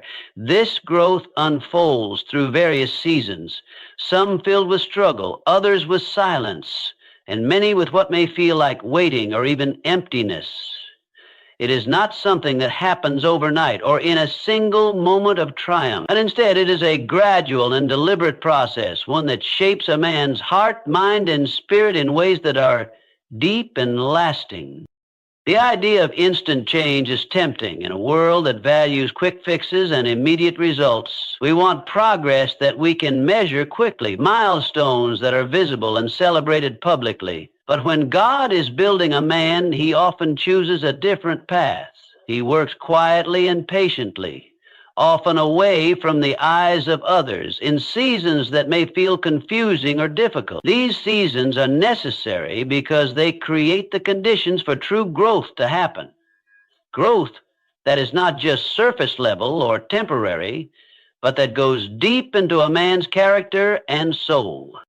Struggle is a key part of this process. God allows struggles because they test and stretch a man's faith, resilience, and patience. Struggle teaches lessons that comfort never could. It shows a man his weaknesses, forcing him to rely on something greater than himself. In the midst of hardship, a man learns to persevere, to find strength even when he feels weak, and to trust in God's timing and purpose. These moments of struggle are not punishments. They are opportunities to grow stronger, wiser, and more grounded. Silence also plays a crucial role. There are times when God seems quiet, when answers don't come quickly, and when the path forward is unclear.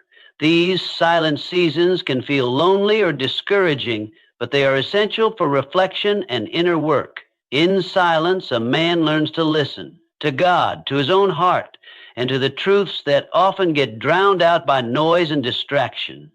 It is in these quiet moments that the foundation of faith and character is built. Silence teaches patience and humility, reminding a man that he is not in control and that some things must unfold in their own time. The process is not always easy to understand or accept. It can feel like waiting without progress or working hard without reward, but this is part of the refinement that God is doing. Like a skilled craftsman shaping wood or metal, God patiently works on a man, removing what is unnecessary and strengthening what is good. This refining process takes time because it is thorough. Every part of a man's life, every thought, decision, and habit is subject to God's careful shaping. Patience that creates the lives of others at age. For the things that God does for us, our promise and expectancy offer growth through time, also means that a man is prepared for the challenges and responsibilities ahead. If growth were instant, it would often be shallow and incomplete. But when God builds a man over time, he ensures that the man is ready not just for success, but for endurance. He builds strength that can withstand pressure and integrity that can hold steady in difficult circumstances. This long process equips a man to lead, to love, and to live with purpose and faithfulness. It's important to recognize that the seasons of growth are often invisible to others. The world may only see the finished product, but the true work happens behind the scenes. During these times, a man might feel overlooked or unappreciated. He might question why progress seems slow or why God's hand feels hidden. Yet these are the moments when God is most actively at work. The slow, steady building is essential for the man to become someone who can stand firm no matter what life throws at him. Understanding that God builds a man over time also helps to foster patience and trust. It encourages a man to embrace the process instead of fighting it. Instead of rushing ahead or trying to skip steps, he learns to be present in each season. Learning, growing, and trusting that God's timing is perfect. This trust does not come easily, especially when the waiting feels long or when struggles are intense, but it is a vital part of being built by God. In the end, when God builds a man over time, the result is something beautiful and lasting. The man that emerges is not defined by quick success or temporary achievements, but by a strength that comes from deep roots of faith, character, and endurance. He is prepared for the future no matter how uncertain or challenging it may be, because he has been shaped carefully and intentionally through every season. So, if you find yourself in a place where growth feels slow or invisible, remember that this is part of the way God builds a man. It is a process that requires patience, faith, and a willingness to trust even when you don't see the whole picture. Every struggle, every silent moment, and every season of waiting is a step in the journey of becoming the man God intends you to be. And that kind of growth, built over time, is the kind that lasts forever. Character is formed in hidden places, often far from the eyes of others, in moments that seem ordinary or even unnoticed. When God shapes a man, he does so not in the grand public events or the applause of the crowd, but in the quiet, private moments where true integrity is tested. These hidden places are where the deepest work takes place, the places where no one is watching and the only audience is God himself. It is here that a man's character is refined, strengthened, and revealed. Many people believe that character is built in moments of fame or success, when a man stands before others and makes bold decisions or grand gestures. But the truth is that these moments only reveal what has already been formed in the private, unseen seasons of life. The challenges and choices made when no one else is around are what truly define a man. It is easy to act with honor when the world is watching, but it is far more difficult to do what is right when there is no recognition or reward. God is most interested in the latter, because that is where genuine character lives. The hidden places are often filled with temptation and struggle. These are the times when a man's true nature is put to the test. Will he remain honest when no one else will know if he lies? Will he choose patience when frustration simmers beneath the surface? Will he keep his promises even when it costs him something? These moments require courage and self-control, and they shape the foundation of integrity that a man will carry throughout his life. It is in these small, private battles that a man learns what it means to be trustworthy, dependable, and honorable. God uses these quiet moments to teach a man about humility. When a man is away from the spotlight, he cannot rely on praise or recognition to define his worth. Instead, he must learn to find value in who he is, not in what others think of him. This builds a humility that is essential for true leadership and lasting character. Humility allows a man to acknowledge his weaknesses and mistakes, to ask for help, and to grow without arrogance. It is often in the hidden places where a man confronts his flaws and learns to become better, stronger, and more compassionate. In these unseen seasons, a man also learns patience. When there is no immediate reward or recognition, it can be tempting to give up or become discouraged. But God's shaping process often involves waiting and enduring. This waiting is not wasted time. It is a vital part of building character. Patience teaches a man to trust the process, to believe that God is at work even when progress seems slow or invisible. It builds perseverance and faith, qualities that will sustain a man through the toughest challenges. The hidden places also allow for the development of resilience. Life is full of setbacks, failures, and disappointments, many of which happen away from public view. A man built by God learns to rise again after falling, to keep moving forward when circumstances are difficult. Resilience is born in these private moments of struggle and reflection, where a man confronts pain and chooses to keep going anyway. This resilience is what allows a man to stand firm in the face of adversity, to hold on to hope and purpose even when things seem bleak. God's shaping in hidden places is intentional and purposeful. It is not random or without meaning. Every quiet moment, every challenge faced alone, every temptation resisted is a brick in the foundation of a man's character. God is like a master sculptor, patiently chiseling away at what is unnecessary and revealing the beauty beneath. This process may be slow and difficult, but it is thorough and transformative. One of the greatest tests of character in hidden places is faithfulness. Faithfulness means being loyal and committed even when it is hard or when no one else notices. It means showing up consistently, doing what is right, and honoring promises without seeking recognition. A man's faithfulness in the small things reflects his ability to be faithful in the greater things. This faithfulness builds trustworthiness and dependability, qualities that others will come to rely on when it matters most. It is important to recognize that the hidden places are not just physical locations, but also states of the heart and mind. A man may be surrounded by people, but still be in a hidden place if his true character is being tested internally. These moments of internal struggle, facing doubt, temptation, or fear, are just as significant as any external challenge.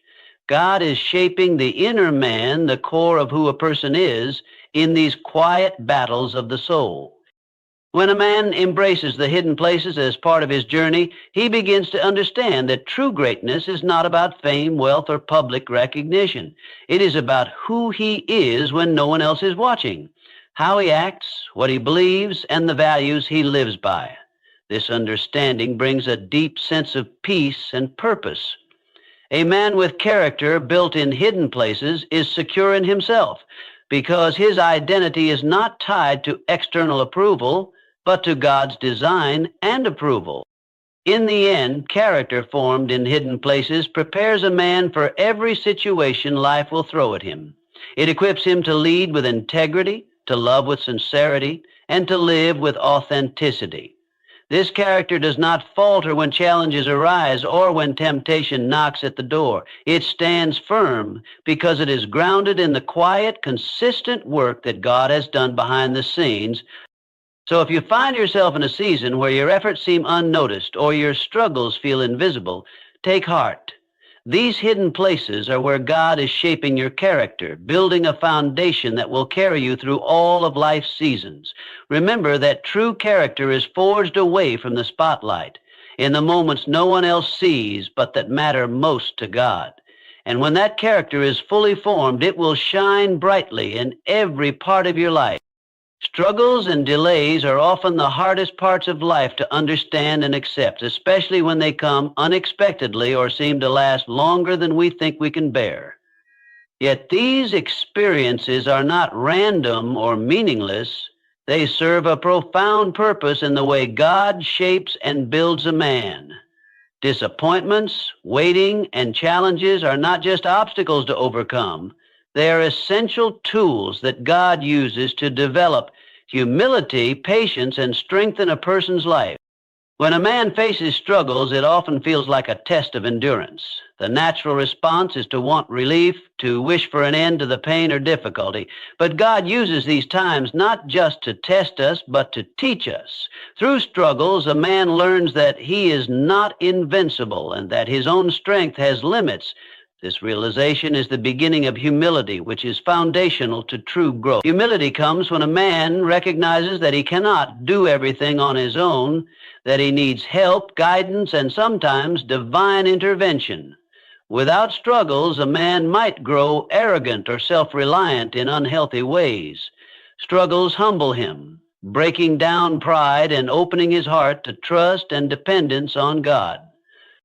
Delays, too, can be frustrating and confusing. When a man has a goal or a vision, waiting can feel like wasted time. It is easy to become impatient, to question whether the goal is even worth pursuing, or to doubt that God is at work at all. But these delays serve to develop patience, which is a virtue that cannot be rushed. Patience is more than just waiting quietly. It is a deep, active trust that God's timing is perfect, even when it doesn't match our own expectations. In the waiting, a man learns to hold on to hope and to keep faith alive, even when there are no immediate signs of progress. This patience shapes a man's character, teaching him to endure without giving up, to remain steadfast and focused despite uncertainty.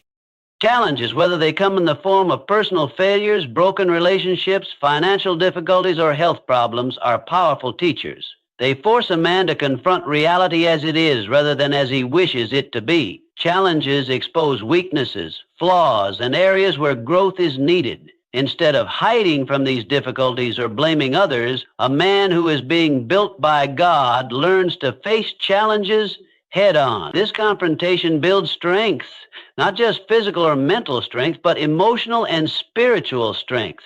It cultivates resilience, the ability to recover and keep moving forward no matter how hard life gets. Disappointments in particular are deeply painful because they involve hopes and dreams that don't come true, plans that fail, or people who let us down. Yet disappointment is also a tool for refining a man's heart. It teaches him to manage expectations, to let go of what he cannot control, and to find peace even when things do not go as planned. Disappointments develop wisdom and perspective, helping a man to see that life is not always about immediate gratification or success. Instead, they point him toward deeper values, faith, character, and long-term purpose. All of these experiences, struggles, delays, challenges, and disappointments work together to build a kind of strength that is rare and enduring. This strength is not about avoiding pain or hardship, but about learning how to thrive despite them. It is the strength that allows a man to stand firm in his beliefs, to act with integrity, and to lead with compassion. This kind of strength is born out of difficulty and is tested through ongoing trials. It is a strength that comes from God's grace, refined by experience. One of the most important lessons learned through struggles and delays is trust. When a man cannot control the outcome of his circumstances, he is forced to trust in something greater than himself. This trust is the foundation of faith. It shifts a man's focus from what he wants or expects to what God is doing behind the scenes. Trust does not mean passive resignation, but active reliance on God's goodness and sovereignty. Through trust, a man finds peace in the midst of uncertainty and hope when all seems lost. Moreover, struggles and delays cultivate empathy and compassion. A man who has faced hardship is more likely to understand and care for others who are struggling. This empathy softens the heart, preventing a man from becoming hardened or bitter. It prepares him to be a better friend, leader, and father, someone who can offer support and encouragement because he has walked a similar path. In this way, the difficulties a man endures not only shape his character, but also expand his capacity to love and serve others. It is also important to realize that struggles and delays are often times of preparation. God uses these seasons to equip a man for future challenges and responsibilities. Just as an athlete trains through tough workouts to perform well in competition, a man is prepared through the difficulties he faces.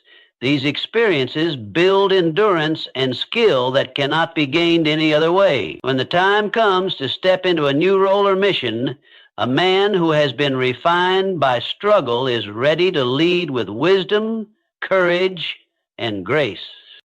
Finally, struggles and delays remind a man of the value of perseverance. In a world that often values instant results, perseverance is a countercultural virtue. It means continuing to move forward even when progress is slow, when results are unseen, and when hope feels faint. Perseverance is the fruit of faith in action. It is the daily choice to keep believing and working, trusting that God is faithful and that every season has its purpose. In summary, struggles and delays are far from meaningless setbacks. They are powerful tools in God's hands, designed to develop humility, patience, and strength in a man's life. They teach lessons that comfort and ease never could. They refine character, build faith, and prepare a man for a future filled with purpose. While these seasons may be painful and difficult, they are essential in the journey of becoming the man God intends. Through every struggle and delay, a man is being shaped into someone who can stand strong, lead well, and live fully, no matter what life brings. God values who you are more than what you do. This truth runs counter to much of what the world tells us today. In a society obsessed with achievements, titles, and outward success, it's easy to believe that what we do defines our worth. But God looks deeper than accomplishments, awards, or recognition.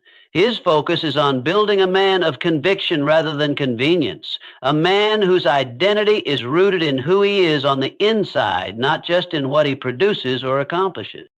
The world often measures a person's value by their productivity, their status, or the impact they make. While these things can be significant, they are not the ultimate measure of a person's worth in God's eyes. God cares about the heart, the intentions, the integrity, and the character behind the actions. A man who is built by God is not defined by his resume or the applause he receives, but by the convictions that guide his life and the consistency with which he lives those convictions. Conviction is a powerful foundation. It means having firmly held beliefs and values that do not waver because of circumstances or popular opinion. A man of conviction stands for what is right, even when it is difficult or inconvenient. This kind of man doesn't bend his principles to fit the crowd or to gain approval. He understands that true strength comes from being faithful to who God created him to be, regardless of external pressures or expectations. Convenience, on the other hand, is about taking the easier path, choosing what feels good or what is most beneficial in the short term. A man built by convenience changes his values to suit the moment or to avoid discomfort. His actions may look good on the surface, but they lack the depth and consistency that come from conviction. Convenience leads to compromise, while conviction leads to integrity and authenticity. God's priority is to build men of conviction because these are the men who can lead, inspire, and endure. Conviction grounds a man's identity in something unshakable. When a man knows who he is and what he stands for, he can face challenges and opposition without losing his way. This strength of character is more valuable than any achievement because it lasts through the ups and downs of life. Building a man of conviction requires a focus on the heart rather than just the actions. It means cultivating qualities like honesty, courage, humility, and faithfulness. These qualities cannot be faked or manufactured quickly. They develop over time through choices and experiences. God is more interested in shaping these inner qualities than in counting accomplishments because they form the true measure of a man's character. It is easy to fall into the trap of seeking approval based on what you do rather than who you are. Many men feel pressure to prove themselves by their work, their success, or their influence. While doing good work is important, it should never replace the foundation of identity that comes from being a man of God's making. When a man bases his worth on his achievements, he becomes vulnerable to insecurity and pride. His value fluctuates with his successes and failures rather than remaining steady in God's love and purpose. God reminds us that our identity is rooted in Him first and foremost. Before any accomplishment or recognition, a man is valuable simply because he is created in God's image. This intrinsic worth is unchanging and not dependent on performance. When a man embraces this truth, he can live with freedom and confidence, knowing that his value is secure regardless of external circumstances. Living as a man of conviction also means being willing to stand alone if necessary.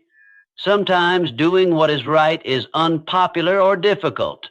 A man built by conviction chooses integrity over popularity, faithfulness over convenience. He is not swayed by peer pressure or the desire to fit in. Instead, he listens to God's voice and follows His leading, even if the path is hard or lonely. Conviction also affects relationships. A man who values who he is will treat others with respect and love, not because it benefits him or improves his reputation, but because it is the right thing to do. His actions come from a genuine place, not from calculation or convenience. This authenticity builds trust and deepens connections with others. Moreover, God values the process of becoming a man of conviction more than the end results. It's not just about what a man achieves, but about how he becomes that man through choices, trials, and perseverance. The journey of growing in conviction is often marked by challenges that test and refine faith. God uses these moments to strengthen character and root identity in Him. A man of conviction also understands the importance of humility. Conviction is not about being stubborn or rigid. It is about being anchored in truth while remaining open to growth and correction. Humility allows a man to acknowledge his limitations, to seek wisdom, and to serve others selflessly. It is this balance of conviction and humility that God desires to see in a man.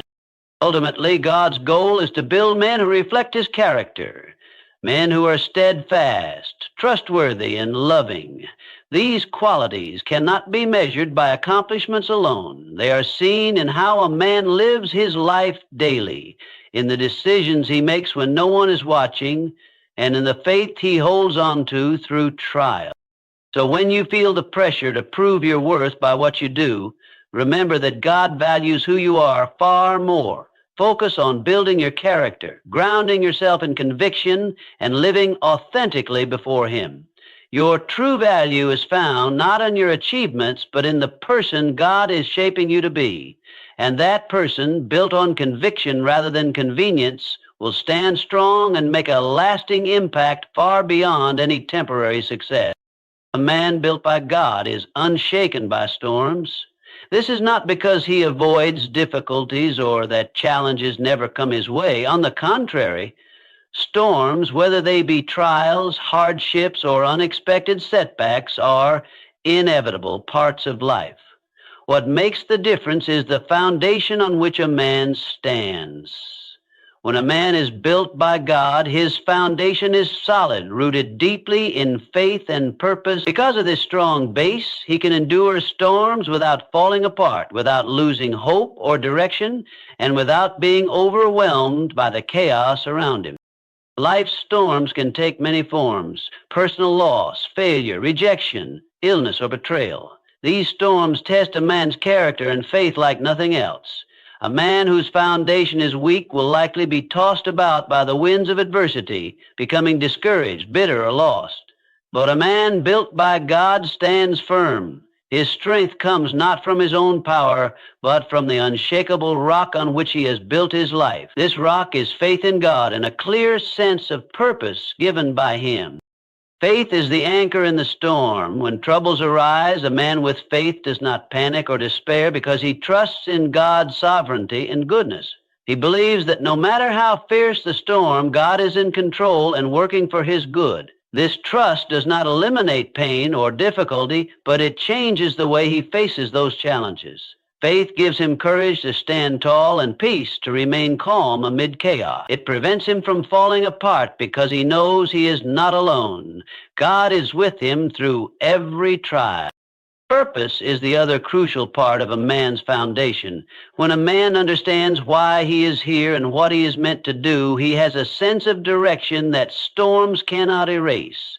Purpose provides meaning to suffering, transforming trials from random hardships into opportunities for growth and fulfillment. A man built by God sees storms as part of a larger story, a story where he is called to persevere, learn, and become more like the man God created him to be. This perspective fuels resilience and determination. Because his foundation is solid, a man built by God can absorb the impact of storms without breaking. He does not crumble under pressure or lose his sense of identity when circumstances are difficult. Instead, he adapts and grows stronger. The storms shape him rather than shatter him. Like a tree with deep roots that bends in the wind but does not fall, a man with a firm foundation endures and emerges from trials with greater strength and wisdom. This unshakable nature is not something a man develops overnight. It is the result of years of growth, learning, and refinement. Each challenge faced and overcome builds more resilience. Every time a man leans on his faith and stays true to his purpose through hardship, his foundation becomes more secure. God uses storms as tools to build strength and maturity, preparing the man for even greater challenges ahead. Moreover, being unshaken by storms does not mean a man is emotionless or unaffected by pain. A man built by God feels deeply and may experience sorrow, frustration, or fear, but his foundation prevents those emotions from controlling him or causing him to lose hope. He processes his feelings honestly, but chooses to hold onto faith and purpose above all else. This emotional maturity is a hallmark of a man who is truly grounded. The strength of this foundation also impacts how a man relates to others during storms. Instead of withdrawing or becoming bitter, he can offer support, encouragement, and stability to those around him. His unshaken presence becomes a source of hope for family, friends, and community. Because he stands firm, he can help others stand as well, showing them by example what it means to trust God and remain steadfast through hardship. A man built by God also understands the importance of humility in the face of storms. He acknowledges that his strength does not come from himself alone, but from God's grace and power. This humility keeps him connected to God, preventing pride or self-reliance from undermining his foundation. It allows him to seek help when needed, to pray for guidance, and to accept support from others without shame. Humility deepens his faith and strengthens his resilience. Ultimately, being unshaken by storms is about living with a deep inner peace that cannot be disturbed by external circumstances. This peace is a gift from God, cultivated through faith, purpose, and trust. It is a peace that allows a man to face any storm with confidence, knowing that he is held securely no matter what happens. This peace shines through his actions and words, inspiring those around him and testifying to the power of a life built on God's foundation. In a world where uncertainty and hardship are common, being unshaken is a rare and valuable quality. It is the mark of a man who has been thoroughly shaped and equipped by God. His foundation is not built on shifting sands of fortune or fleeting success, but on the eternal truths of faith and purpose. Because of this, no storm can sweep him away. So when storms come, and they will, remember that a man built by God has what it takes to endure. His strength is not in avoiding storms, but in standing firm through them. His foundation in faith and purpose keeps him steady, grounded, and hopeful. And through every trial, he grows stronger, becoming more like the man God intended him to be, unshaken, unwavering, and victorious. The process may be painful, but it's intentional. When you find yourself in a difficult season filled with trials, setbacks, or unexpected hardships, it's natural to wonder why you're going through such pain. Many people instinctively think that suffering is a form of punishment, or that it means they have done something wrong.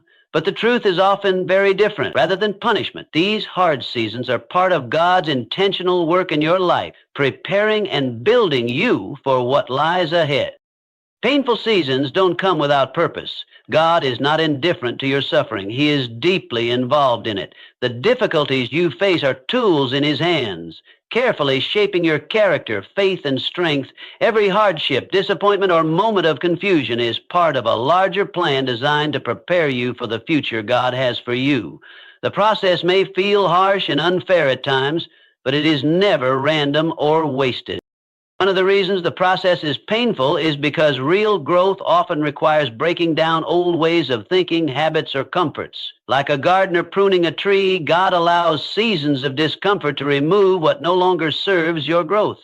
This pruning might be painful because it involves loss, letting go, or facing uncomfortable truths about yourself or your circumstances. But without this intentional pruning, you cannot bear the fruit God intends for you. Painful seasons prepare you by clearing the way for new growth and greater strength. This process also builds endurance. Life is not always easy or smooth, and the reality is that challenges will continue to come. God's purpose in allowing painful seasons is to develop perseverance within you. Perseverance is a skill, a habit of continuing forward even when you want to quit, even when the way is unclear or discouraging. It is developed in the furnace of adversity. When you push through pain and keep trusting God, you grow a resilience that will carry you through future storms. The process is intentional because it prepares you to handle whatever comes next.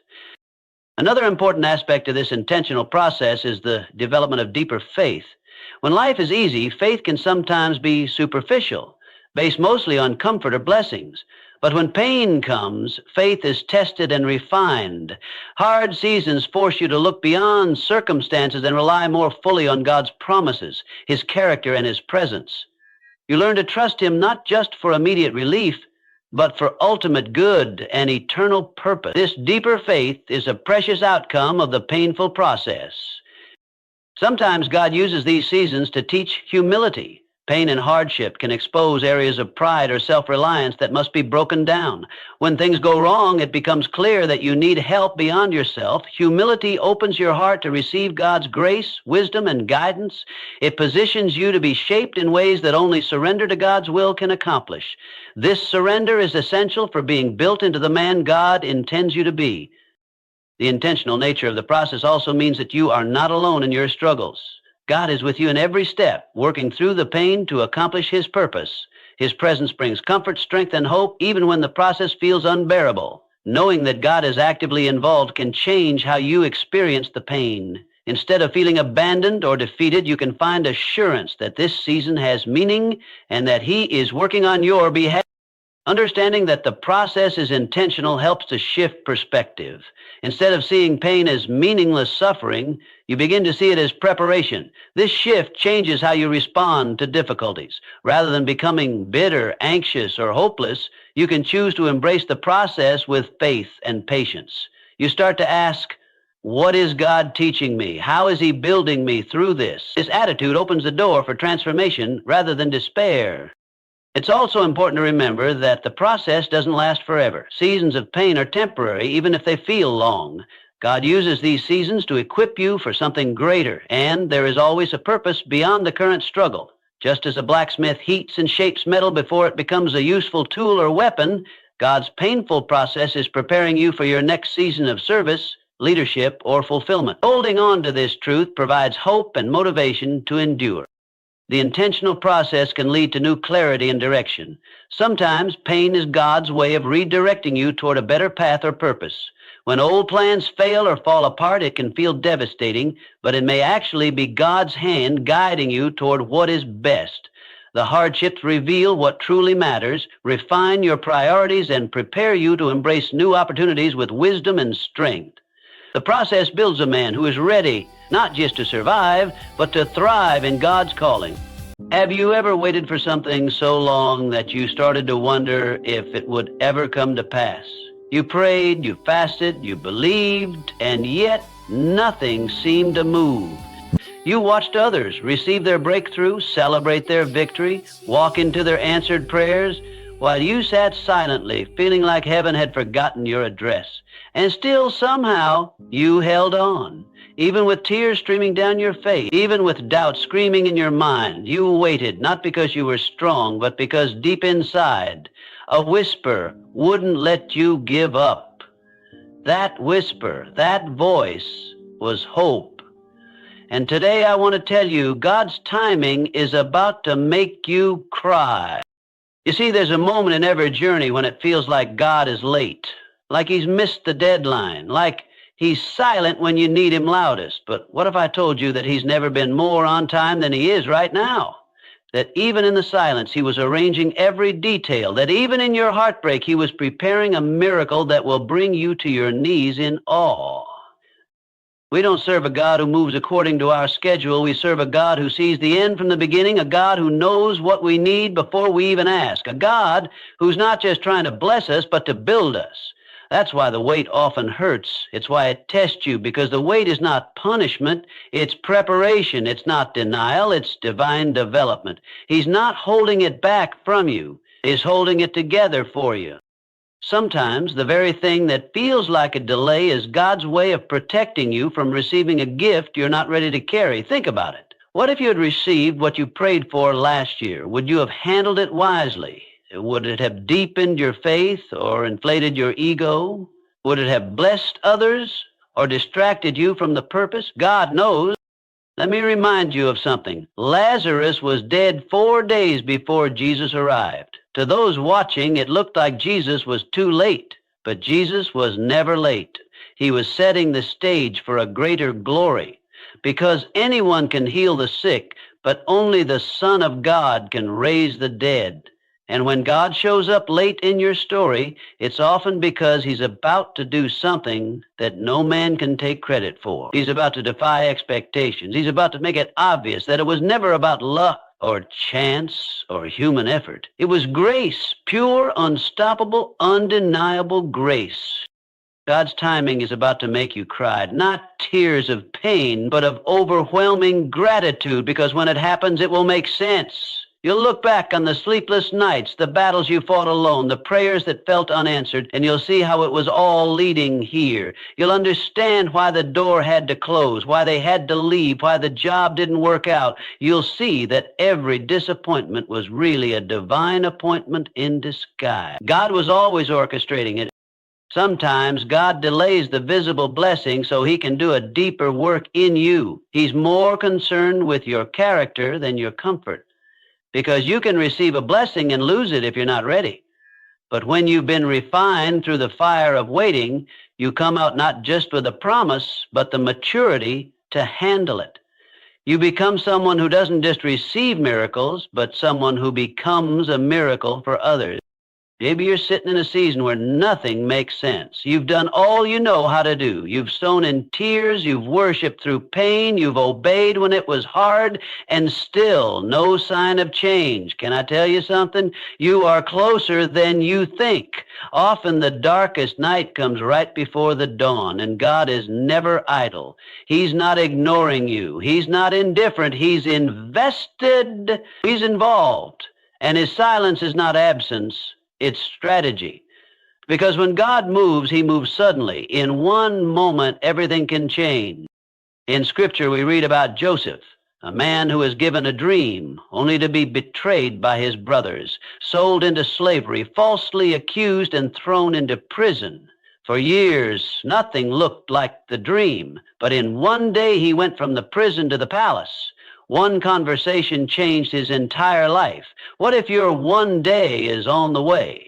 What if your name is already being mentioned in rooms you haven't walked into yet? What if the people who need to find you are already on their way to you? What if everything you've been waiting for is being packaged perfectly behind the scenes? God's timing is about to make you cry. You're not going to cry because of pain anymore. You're going to cry because of joy, because of the faithfulness of God, because you'll finally see that he never forgot you, that every seed you planted, every sacrifice you made, every moment you chose to believe when there was no evidence to believe, that none of it was wasted. God saw it all, and he is a rewarder of those who diligently seek him. The world tells us to hustle, to grind, to make it happen ourselves, but God calls us to rest in him, to trust that his timing is better than our deadline, that his ways are higher, that he knows what we need even when we don't. And I get it, trusting is hard, especially when you're surrounded by reminders of what hasn't happened yet. But faith is not about what you see, it's about who you believe. I came to remind someone today that the story isn't over. Don't you dare give up now.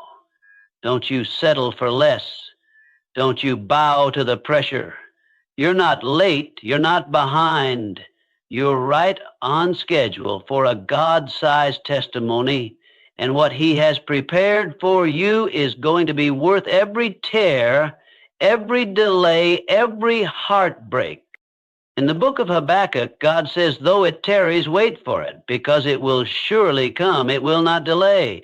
That means if God spoke it, it will happen. Not maybe, not possibly, surely. And that's a promise you can anchor your soul in, even when nothing makes sense, even when time is passing, even when your faith is running low. You don't have to chase what God has already assigned to you. You don't have to manipulate doors open. You don't have to beg people to believe in you. When it's your time, everything will align. People will favor you without knowing why. Resources will appear. Opportunities will find you, because what God has ordained, no man can stop. So take heart, lift your head, dry your eyes. Your prayers have been heard. Your faith has been noticed. Your obedience has been recorded. Heaven is responding. And when it happens, you won't just celebrate. You'll be overwhelmed. You'll cry because of how perfect it all fits together. You'll cry because of how he protected you from what you thought you wanted. You'll cry because the wait was hard, but the blessing is holy. It's tailor-made. It's better than what you asked for. And the best part, you won't just receive it, you'll reflect him through it. Your testimony will be the light that helps someone else keep going. Your breakthrough will be someone else's blueprint. Your tears will water someone else's faith. And that's the beauty of God's timing. It's never just about you. It's about every life your story will touch. So let me say it one more time. With every ounce of faith in my spirit, God's timing is about to make you cry. And not because he made you wait, but because he made it beautiful. Because he exceeded your expectations. Because he never gave up on you. Because he wrote a story that you couldn't have written for yourself. And when it unfolds, all you'll be able to say is only God could have done this. Keep waiting. Keep believing, keep preparing, because the suddenly is on the way. And when it happens, it will all make sense. You'll cry, but this time with joy. God's delay is not his denial, though it may feel like heaven is silent or like the promises spoken over your life have stalled. You must understand that God's silence is not the same as his absence. When things don't happen in our preferred timeline, we often misinterpret it as a sign that God has changed his mind about us or that maybe we misunderstood his will, but nothing could be further from the truth. The delay isn't a punishment or a rejection. It's a necessary pause that serves a higher purpose, one we may not understand in the moment, but will later come to deeply appreciate. Think about it. We live in a world that celebrates instant results, fast answers, fast success, quick resolutions. But God operates on a different level.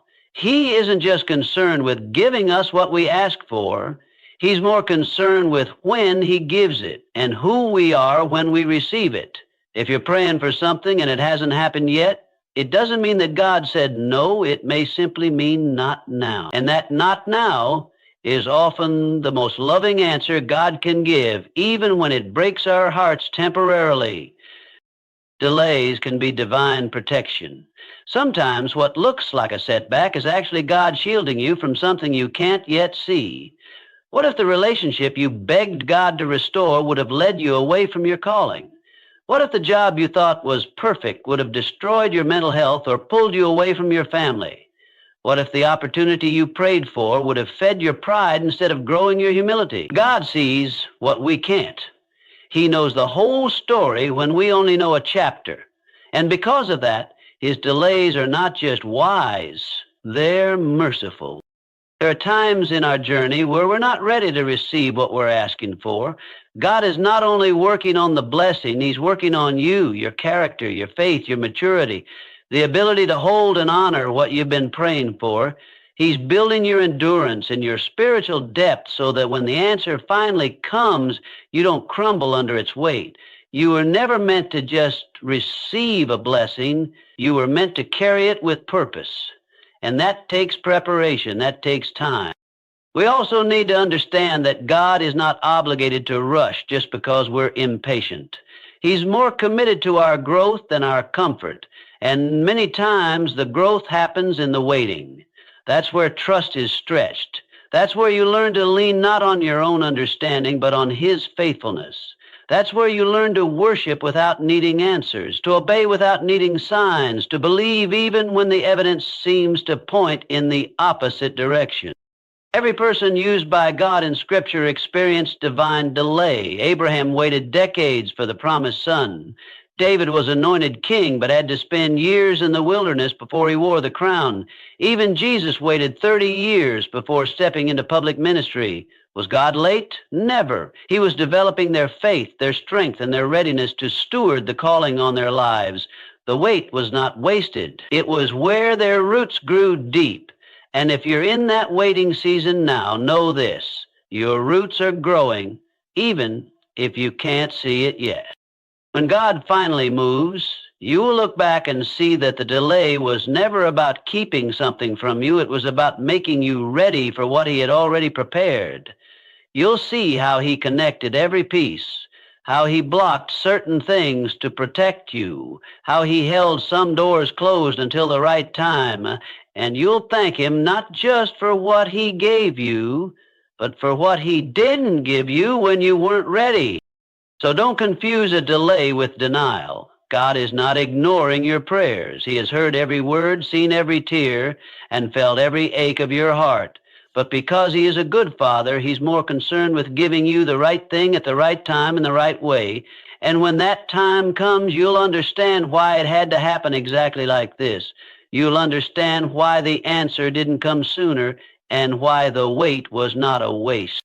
Your delay is a divine appointment in disguise. It's not the end of the story. It's just the quiet part before the breakthrough.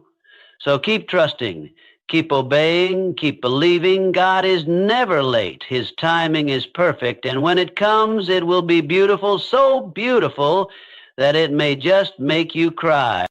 The wait is preparing you for the wait. It might sound simple, but it holds a truth that runs deep into the heart of what it means to walk with God. Many people want the promise, the blessing, the platform, the miracle, but few want the process. Few want the long, silent nights.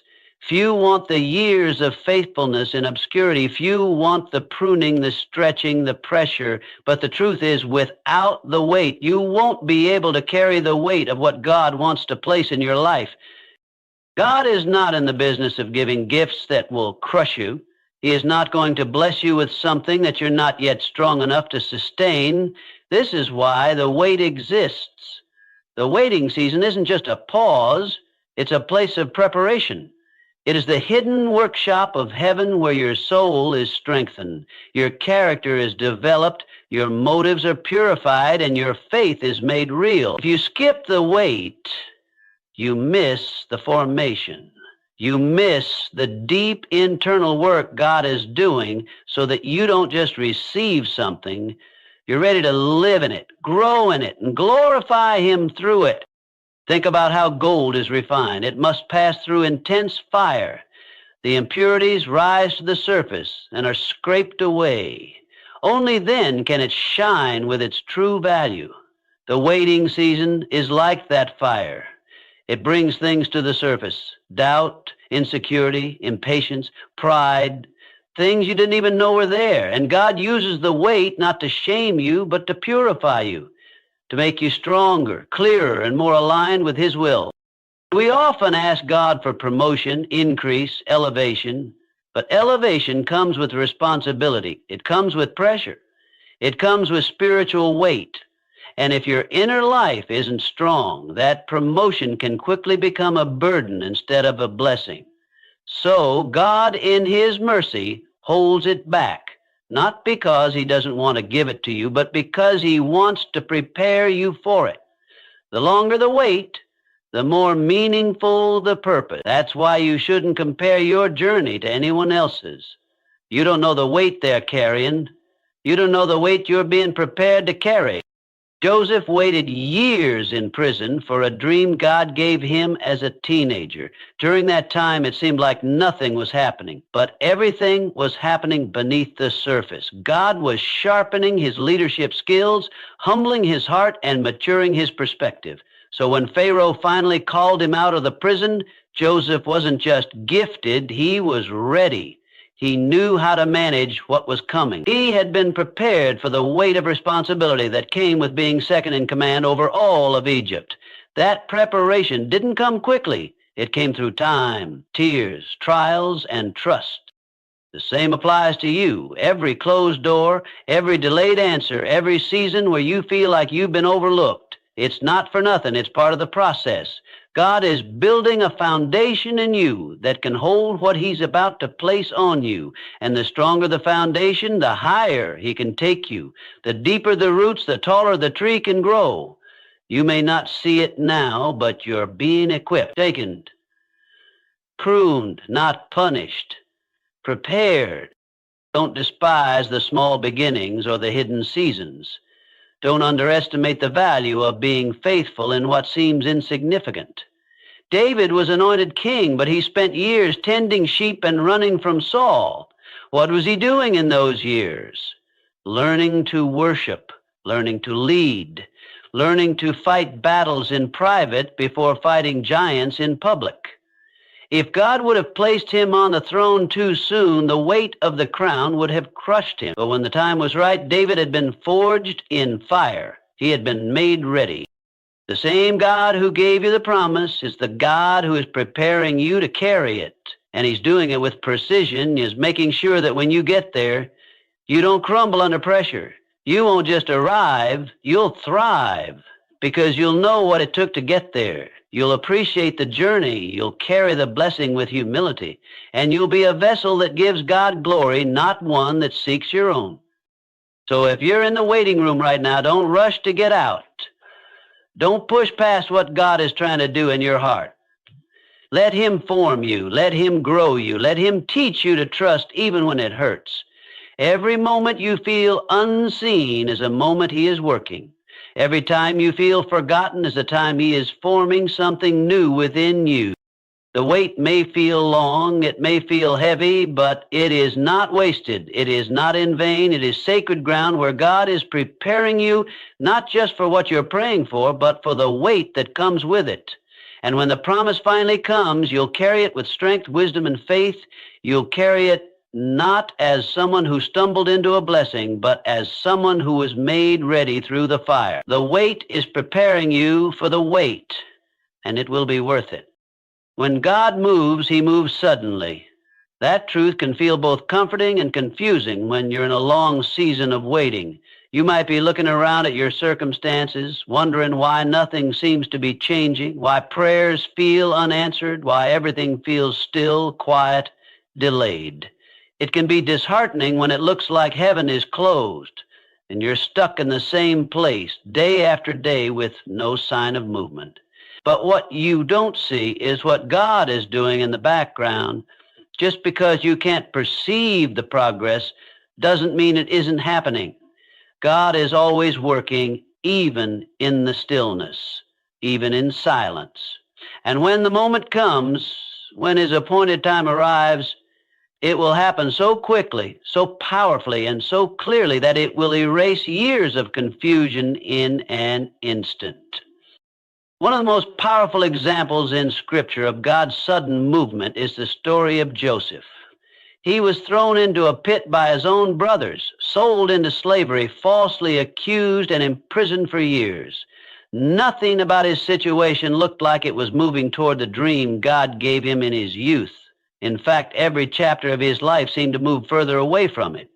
He had every reason to believe the dream was dead. But then, in one single day, everything changed. He woke up in prison and went to bed in the palace. God had been orchestrating everything in the background. Pharaoh's dreams, the famine, the need for a leader with wisdom, and when the timing was right, Joseph was called out.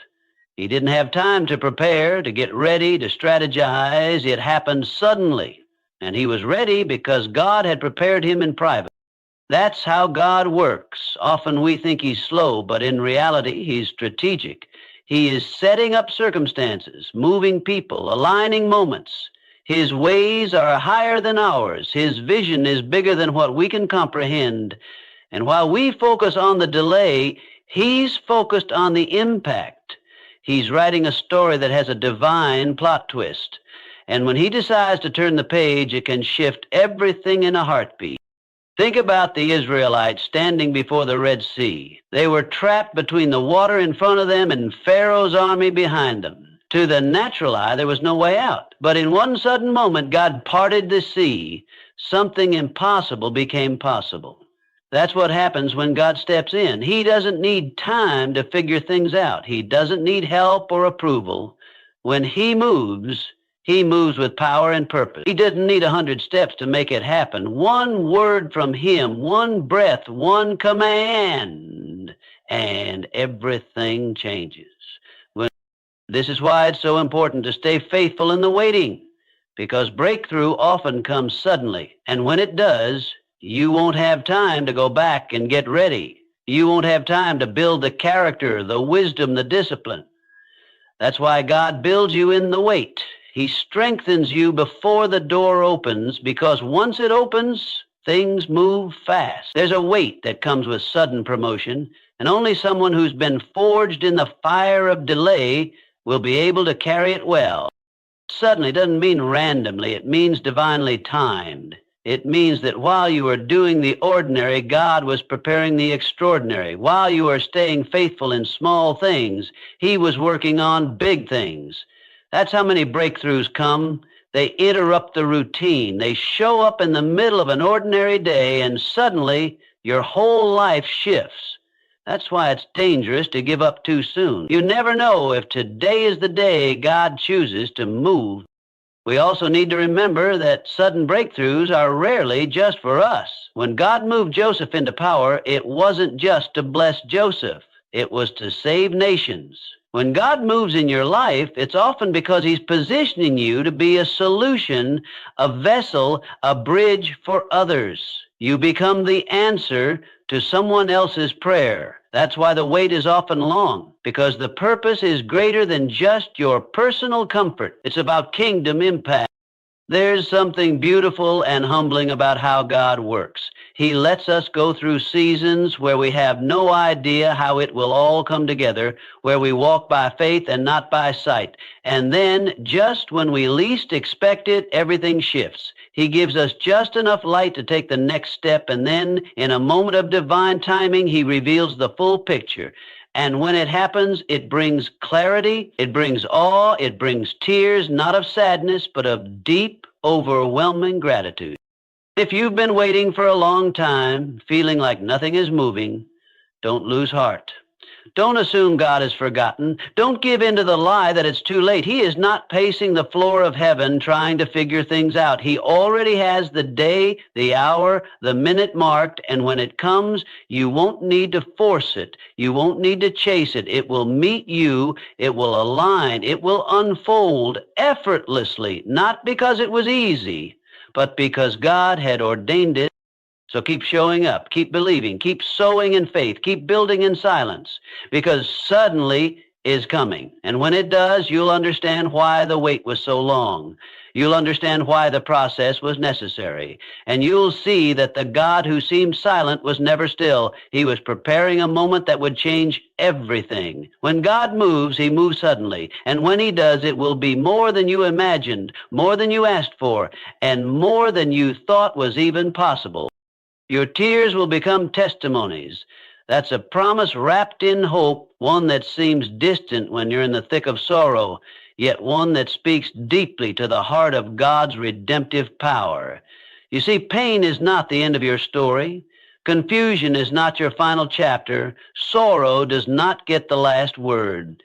Everything you've endured, every sleepless night, every silent prayer, every whispered why has been seen by God, and none of it has been wasted. Though it may have broken you for a season, though it may have brought you to your knees, it will not be in vain.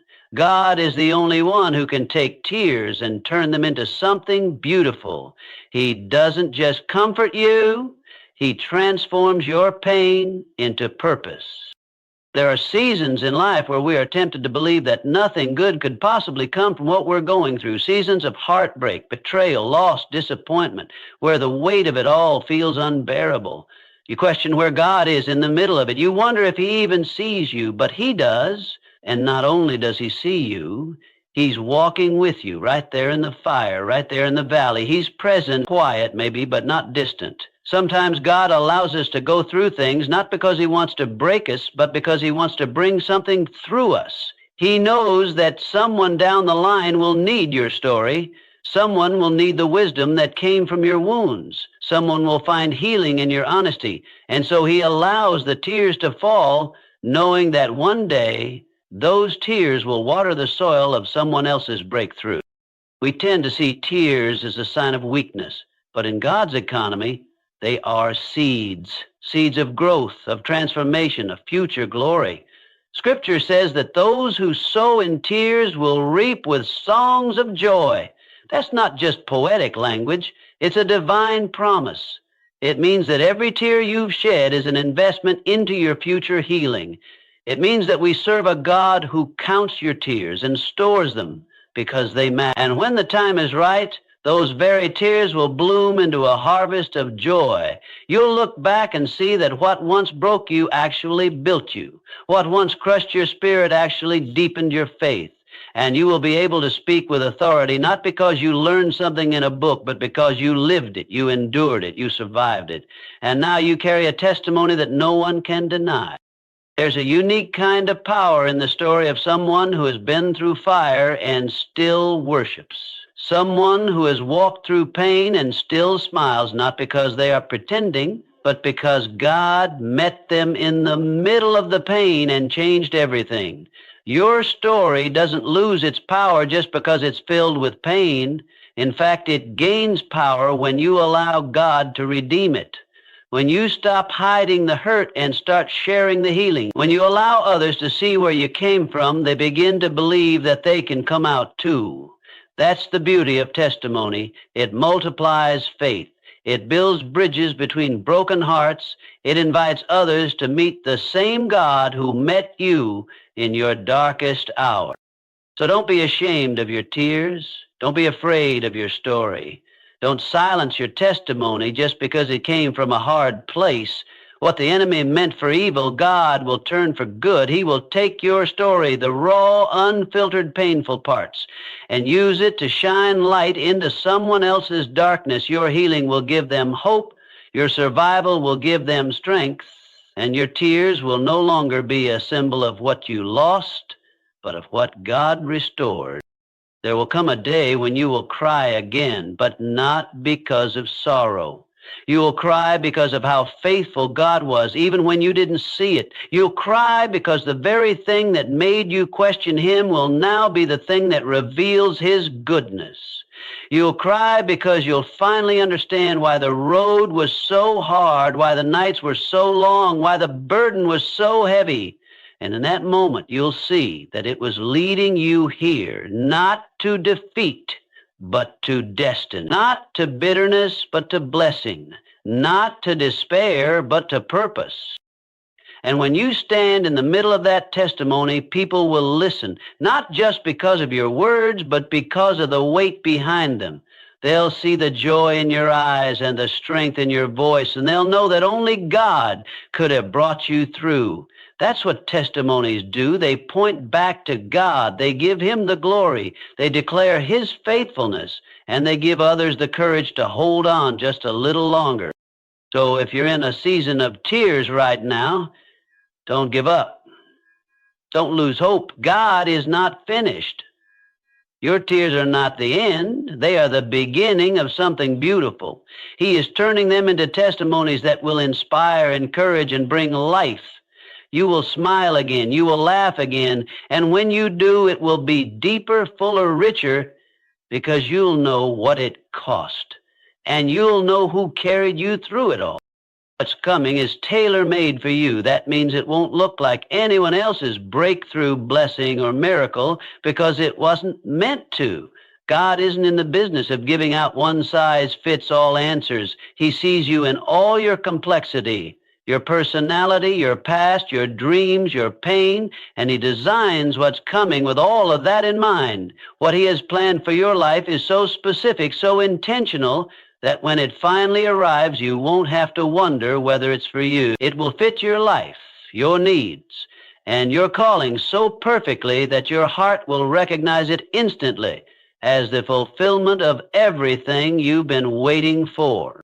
That's the beauty of how God works. He's not just preparing a blessing, he's preparing you for that blessing.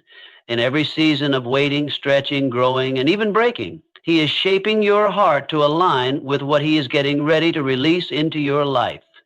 He's doing this because when it comes, he doesn't want it to overwhelm you. He doesn't want it to confuse you. He wants it to settle into your life with peace, clarity, and a deep sense of, this is what I was made for. Sometimes the reason it takes so long is because what you're waiting on has layers of purpose that are not yet visible. If you were to receive it too early, you might misunderstand it or mishandle it. But when it arrives at the appointed time, you'll realize it didn't just meet your needs. It answered your prayers in ways you didn't even have words for. Because God is not just responding to your requests, he's responding to the cries of your heart, the dreams you tucked away, the parts of you that only he knows intimately.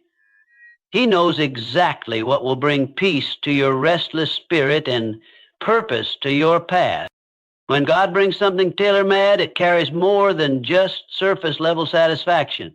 It brings lasting joy, a deep sense of belonging, and an unmistakable awareness that God has been listening the whole time. The doors he opens will not require you to shrink, compromise, or pretend to be someone else. You won't have to force it to work. You won't have to beg for it to stay. What's for you will recognize you, and you'll recognize it. Think about a piece of clothing that's been custom fitted. It doesn't just kind of fit. It feels like it was made for your body alone.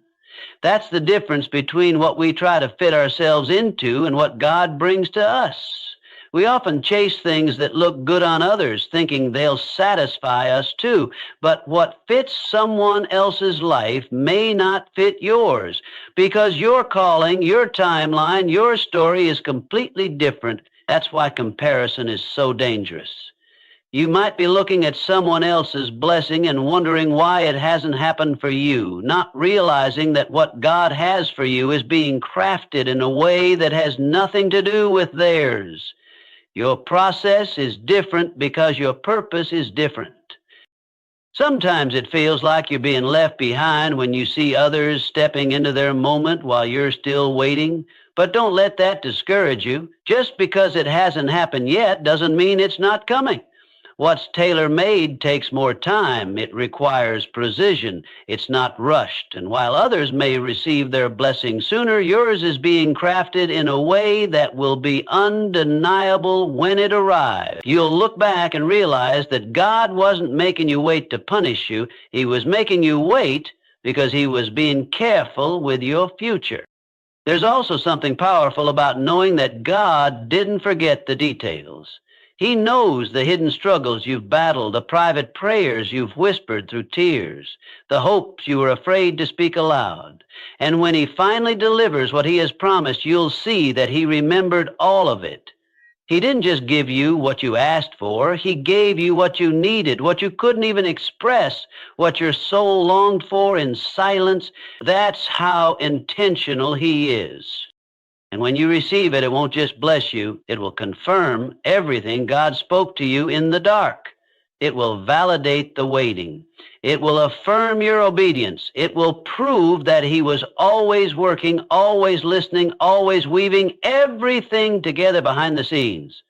You'll be able to stand in awe, not just of what you've received, but of the God who knew you so intimately that he tailored something just for you. There will be no need to compete, compare, or question. You'll walk into rooms and opportunities and relationships and know deep in your spirit that you were made for this, and this was made for you. And that kind of peace doesn't come from chasing blessings. It comes from trusting the one who writes your story. So if you're still waiting, don't grow weary. What God is preparing is not being delayed. It's being detailed. It's being crafted with the care of a loving Father who knows you better than you know yourself. It's not going to look like what anyone else has. And when it comes, it won't just change your life. It will complete the part of you that's been quietly waiting to feel seen, known, and fulfilled. What's coming is tailor-made. And when it arrives, you'll know. You'll recognize God's fingerprints all over it. And your only response will be gratitude, because it will be more than good. It will be perfect. God's timing will reveal his glory. It's not always easy to hold on to that truth when the days are long and the answers are slow to come. In seasons of waiting, it can feel like God is distant, like maybe he forgot about you or changed his mind. But the truth is, God is never late. He is never early. He is always on time. And when the right time comes, his answer won't just meet your needs. It will reflect his majesty, his goodness, and his power in such a way that no one else can take the credit. Not you, not your connections, not your effort, not your timing, only him. That's the thing about divine timing. It removes all doubt about where the blessing came from. It humbles you and lifts him high. It makes sure that when the breakthrough happens, your heart won't be puffed up with pride. Instead, it will bow down in worship, overcome with the realization that God alone did it. That's why the wait is so important. It strips you of self-dependence. It empties you of your own ability so that when God shows up, there's no confusion. You know it was Him, you feel it was Him, and the only proper response is awe and surrender. God isn't just working for your benefit, He's working for His glory. Every delay, every not yet, every closed door is ultimately part of a greater picture where His name is exalted and His love is displayed through your life. When He moves, it will not only bless you, but also become a testimony to others of who He is. That's why some doors stay closed longer than you expect. That's why some prayers seem to hang in silence, because God is waiting until the moment when the impact will be greatest, when your heart is most aligned, and when the result will point unmistakably back to Him. When the Israelites stood in front of the Red Sea with Pharaoh's army behind them, it looked like the worst kind of delay, trapped, stuck, and out of options. But God had orchestrated that exact moment. Why? Because when He parted the sea and they walked across on dry ground, everyone from the Israelites to the Egyptians knew that it was a move only God could make. It wasn't strategy. It wasn't luck. It was divine intervention. His timing revealed His glory. In your life, there are situations that seem stagnant right now, doors that won't open, prayers that haven't been answered, desires that seem to be sitting on hold. You may be tempted to wonder if you missed your moment or if God has forgotten about you. But what if the timing is not a punishment but a setup? What if God is setting the stage for a display of His power that will silence every doubt, calm every fear, and remind every watching eye that He is still in control? His glory is not just revealed in the outcome, it's revealed in the way He brings it about, how He turns your pain into peace, how He makes provision in the most unlikely places, how He restores what you thought was beyond repair. When the promise comes to pass, it will be clear that this wasn't your doing. You didn't network your way into it. You didn't push or force it. You trusted, you waited, and God moved. And when He does, it will move you to tears. Not tears of desperation like before, but tears of reverence, tears of worship, tears that come from seeing the fingerprints of a faithful God all over your story. You remember the nights you almost gave up, the moments you questioned everything, the prayers you thought were lost in heaven's silence. And then you'll see how God was weaving everything together, how He was never absent, how His love was working even in the waiting. That's the kind of moment that changes you forever. It's not just about receiving the blessing, it's about encountering the one who gives it.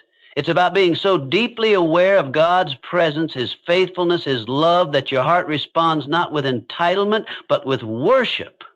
You'll know that you didn't earn it. You didn't deserve it, but God in His mercy gave it anyway, and that will bring you to your knees, not out of sorrow, but out of overwhelming gratitude.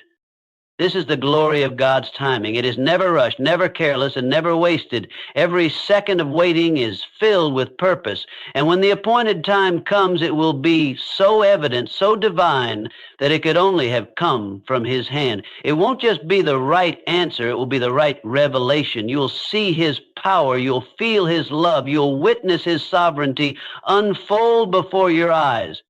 So if you're in a season of waiting, take heart. The silence is not the end. The delay is not the denial. It's preparation. It's alignment. It's God waiting for the perfect moment to reveal His glory through your life. And when it comes, you won't have to strive, chase, or question. You'll simply lift your hands in worship with tears streaming down your face and say, "Only God could have done this." That's the moment you were made for. And it's coming. We often place immense pressure on ourselves to make every decision perfectly, to never fail, to always be in control. Mistakes, detours, and uncertainties are not the end of the road. Relax. God is already 10 steps ahead of you. Take a moment to breathe that in. In the rush of life, when everything feels overwhelming, when the weight of uncertainty presses hard on your shoulders, it's easy to forget this simple truth, but it is a truth that holds power beyond measure, a balm for the restless soul, a light in the darkest tunnels. God, the divine presence, is already ahead, watching over your path, guiding your steps, and orchestrating every detail of your life even before you take the first step. When you feel lost or unsure, remember, you are not walking alone. The journey may seem chaotic, unpredictable, full of twists and turns, yet there is a divine choreography playing out just for you. The Creator is not scrambling to catch up to your worries or anxieties. Instead, God is calmly and patiently 10 steps ahead, with a clear view of the path ahead and the perfect plan for you. This reality invites us to let go of the frantic need to control everything. How often do we exhaust ourselves trying to plan every detail, to prepare for every possibility, to anticipate every challenge? We tire ourselves out in worry and fear, thinking that somehow if we just stay alert enough or work hard enough, we can keep disaster at bay or force our dreams into reality. But what if the truth is, you don't have to carry that burden alone? What if your worries are like the small ripples on the surface of a deep, calm ocean beneath which everything is already in perfect order? The idea that God is 10 steps ahead encourages a different mindset, one of trust that your life is not a random series of events or chaotic mishaps, but a carefully woven story where every piece fits perfectly in the end. This does not mean you won't face hardships or setbacks. Rather, it means that no matter what happens, you are moving forward under divine guidance. Even the challenges you encounter are part of a greater plan designed to shape you, teach you, and ultimately lead you to where you need to be. Consider this. If God is 10 steps ahead, then every moment you experience is already known and accounted for. Nothing takes God by surprise. Your fears, your hopes, your dreams, and even your failures have been met with understanding and grace before they even occurred. This should be an immense comfort. You can relax into life's flow, knowing that your story is being written by a loving hand that sees far beyond your current vision. When anxiety strikes, when doubt creeps in, remind yourself that you do not have to solve everything today. The future is already cared for by a wisdom far greater than yours. This does not absolve you of responsibility or effort, but it changes the way you approach your challenges. Instead of acting out of desperation or panic, you can proceed with calm assurance, knowing the divine is working for your good. This perspective also frees you from the trap of perfectionism. But if God is 10 steps ahead, you can release the impossible burden of having to get it all right. You are free to be human, to stumble, learn, and grow, because your path is not dependent on your perfection, but on divine grace. Let me share a story that beautifully illustrates this idea. There was once a man who was walking through a dense forest, anxious about the unknown road ahead. He worried about the dangers lurking in the shadows, the uncertain terrain, and whether he had the strength to reach the other side. But what he did not know was that his trusted guide was already miles ahead, clearing the path, removing obstacles, and lighting the way with a lantern. The man's only task was to keep moving forward, trusting the guide's presence and work. Although he couldn't see the guide, the man could feel a subtle peace that calmed his fears. In the same way, God is your guide, quietly working out the details you cannot yet see, inviting you to relax and trust. This trust is not passive. It calls for active faith. It means you take steps forward even when the path looks unclear, knowing that the one ahead is securing every step you take. It means embracing uncertainty with courage because your future is held in loving hands. When we anchor ourselves in this faith, we begin to experience a peace that surpasses understanding, a peace that steadies us amid life's storms. Another vital truth embedded in this idea is that God's timing is perfect even when it feels slow or mysterious to us. When you are eager for a breakthrough or desperate for change, it's easy to become impatient. But remember, God is not just ahead. God is also watching the clock with infinite wisdom. What you perceive as delays or setbacks are often divine pauses, moments of preparation, growth, or redirection. Trust that the timing you wish for will come at the right moment because God, 10 steps ahead, knows exactly when and how to reveal what is best for you. Moreover, recognizing that God is 10 steps ahead invites humility. It reminds us that we are not the ultimate planners or controllers of our destiny. We are co-creators in partnership with a power greater than ourselves. This humility does not diminish our worth, but lifts the burden of trying to do everything alone. We can ask for help, seek guidance, and rest in the assurance that the divine is already weaving the tapestry of our lives with masterful hands. This perspective also helps us to release resentment and fear. When things don't go according to plan, when people disappoint us, or when life feels unfair, we can look beyond the immediate pain and trust that there is a purpose greater than what we see. God's vision is panoramic and eternal, far beyond the narrow lens of our current moment. We can choose to believe that even hardships are being used for good, to teach us lessons, build character, and deepen our faith. So what does it look like in daily life to live with this awareness that God is 10 steps ahead? It means waking up with a heart open to possibilities rather than closed by fear. It means choosing peace over panic when faced with challenges. It means making decisions with confidence, knowing you are not alone. It means releasing control while still taking responsibility, knowing that your efforts are supported by divine grace. When doubts arise, remind yourself, relax. God is already 10 steps ahead. When the future feels overwhelming, slow down and breathe. Trust that the path will become clear in time. When you face obstacles, look for the lessons rather than despairing. When you feel weak, remember the strength of the one guiding your steps. To truly internalize this truth, practice gratitude daily.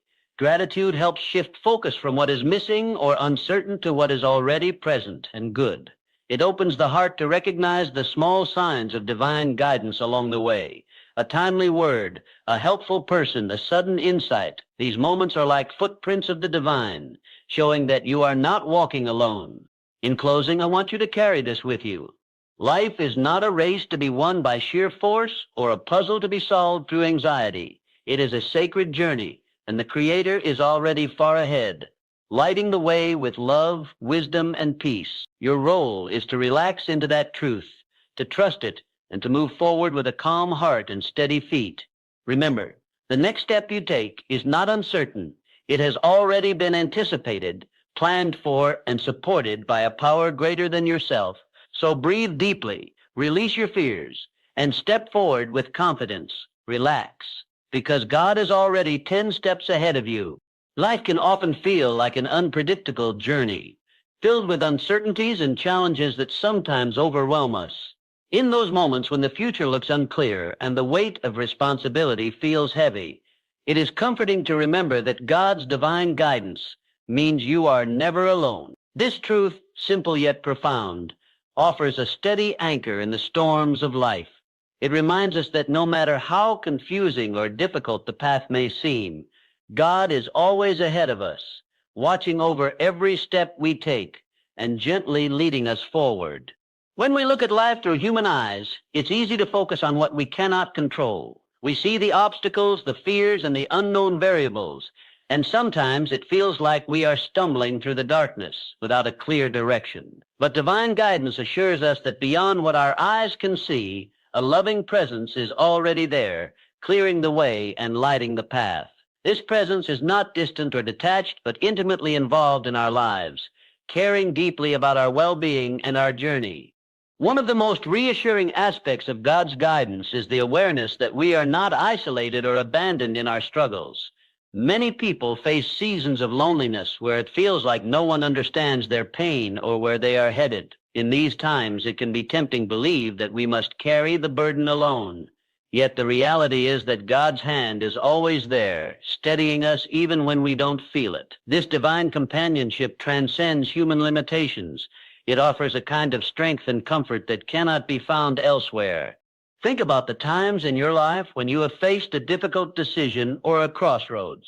Perhaps you felt unsure of what the next step should be, afraid of making a wrong choice, or overwhelmed by the complexity of your situation. Even when you didn't have a clear answer, That invisible guidance was present, nudging you gently, providing inner peace or unexpected opportunities. Sometimes this guidance comes through a quiet voice within, a feeling of calm assurance, or through the kindness and wisdom of others placed in your path. Recognizing this presence allows us to lean on something greater than ourselves and fosters a deep sense of trust. This divine guidance is not about removing all challenges or making life effortless. Rather, it is about walking through life with a constant companion who understands every detail and nuance of your journey. It means that when you encounter obstacles, you are not alone in facing them. There is a source of strength and wisdom available to help you navigate through difficulties. When the path gets steep and the road rough, divine guidance provides hope and clarity, helping you to persevere even when the way forward seems impossible. Many people describe moments of divine guidance as feeling like a light in the darkness, a steady hand, when everything else seems uncertain. This guidance often works quietly and patiently, shaping our journey step by step. It is not always dramatic or sudden. Sometimes it is gentle and persistent, encouraging us to keep moving forward one day at a time. This steady presence invites us to trust that even when we cannot see the whole picture, there is a loving plan unfolding on our behalf. Another important aspect of divine guidance is that it meets us exactly where we are. It does not demand perfection or immediate answers. Instead, it walks with us through every doubt, fear, and mistake. This means you can bring your whole self, with all your worries and flaws, into this relationship of trust. Divine guidance embraces your humanity and offers grace when you stumble. It reminds you that the journey is not about being perfect, but about being faithful, even in small steps. Because God is always ahead, watching over our path, we can find peace in knowing that the future is secure. We don't have to carry the burden of knowing what lies ahead or controlling every outcome. Instead, we can surrender our fears and anxieties to a higher power who understands all things and works for our good. This surrender is not weakness, but a courageous act of faith. It frees us from the exhausting cycle of worry and allows us to focus on the present moment with confidence. When life feels chaotic or overwhelming, take a moment to remember this truth. You are never alone. God's divine guidance is active and real, constantly working behind the scenes to lead you toward your highest good. This presence is steady, reliable, and full of love. No matter how many obstacles arise, you can trust that each step you take is being watched over and directed by a wisdom greater than your own. In practical terms, living with this awareness can transform the way you approach life's challenges. Instead of reacting out of fear or frustration, you can pause, breathe, and seek that inner guidance. You might find comfort in prayer, meditation, or simply quiet reflection, opening your heart to receive reassurance. Over time, this practice strengthens your ability to discern the right path and builds resilience for the difficult times. To truly embrace this truth means to cultivate a daily awareness of divine presence. It means learning to recognize the small ways God guides you through a word, a sign, a feeling of peace, and trusting those moments. It means developing patience and humility, understanding that while you may not see the whole plan, you are walking within it. This journey of trust deepens your relationship with the divine and fills your life with meaning and hope. So whenever life feels overwhelming, remember that God is always ahead, lovingly watching over your path and guiding your steps. You do not walk alone. With this knowledge in your heart, you can relax, breathe easier, and move forward with a calm assurance that every step is being cared for. Divine guidance is your constant companion, inviting you to trust, to hope, and to believe that the best is yet to come. In our fast-paced, demanding world, it's natural to want to control every aspect of our lives. We try to plan every detail meticulously, anticipate every possible problem, and prepare ourselves for all eventualities. This desire for control often comes from a place of fear or uncertainty, a need to feel safe, secure, and in charge of what lies ahead. However, this constant striving to control everything can quickly become exhausting. It drains our energy, clouds our peace, and keeps us trapped in a cycle of worry. Instead of this exhausting burden, we are invited to relax and place our trust in God's plan, a plan that is unfolding perfectly, even beyond what we can see or understand. Worry is a natural human response to the unknown. When faced with challenges, we try to anticipate what might go wrong so we can avoid pain or failure. But the truth is, no amount of worry can change the future or solve problems before they arise. Worry only steals our present joy and peace. It makes our minds restless and our hearts heavy. This cycle of anxiety and control often leaves us feeling more powerless despite all our efforts to hold the reins tightly. Trust is the antidote to worry. It requires a conscious decision to let go of the illusion that we can control every detail and instead surrender to a higher wisdom. Trusting God means believing that there is a loving and all-knowing presence guiding the unfolding of your life, orchestrating events in ways that ultimately serve your highest good. This trust frees you from the endless effort to micromanage life and invites you to embrace peace in the midst of uncertainty. Letting go of control doesn't mean becoming passive or careless. It doesn't mean ignoring responsibilities or abandoning effort. Rather, it means changing your relationship with the unknown. Instead of reacting to uncertainty with panic or frustration, you learn to move forward with confidence, knowing that even if you don't see the whole picture, it is being cared for.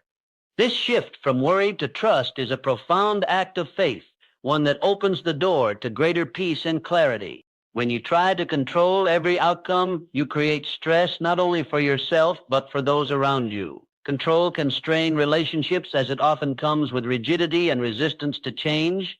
On the other hand, trust fosters patience, flexibility, and compassion. It allows you to respond to life's challenges with grace rather than fear.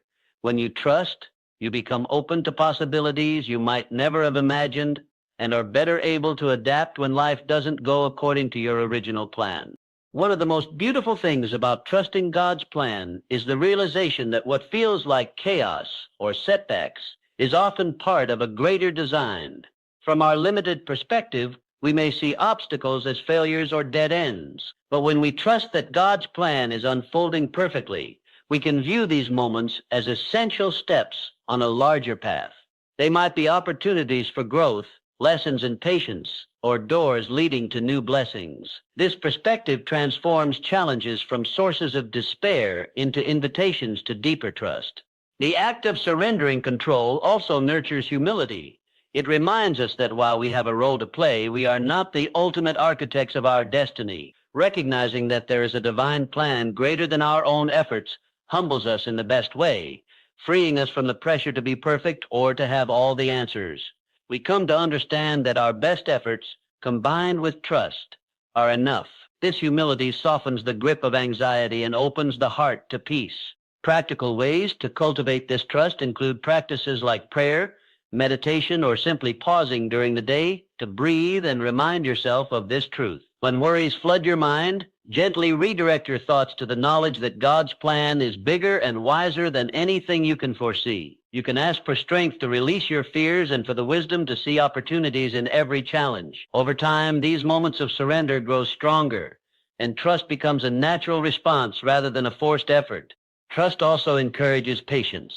We live in a culture of instant results and immediate gratification, but divine timing is often different. Trusting God's plan means understanding that what you desire may not arrive on your timetable, but will come exactly when it's meant to. Patience in this context is not passive waiting, but an active state of calm expectation, rooted in faith. It is peace in the waiting, knowing that what is meant for you is being prepared. Imagine life as a river. When you fight against the current, you tire quickly, frustrated by resistance and obstacles.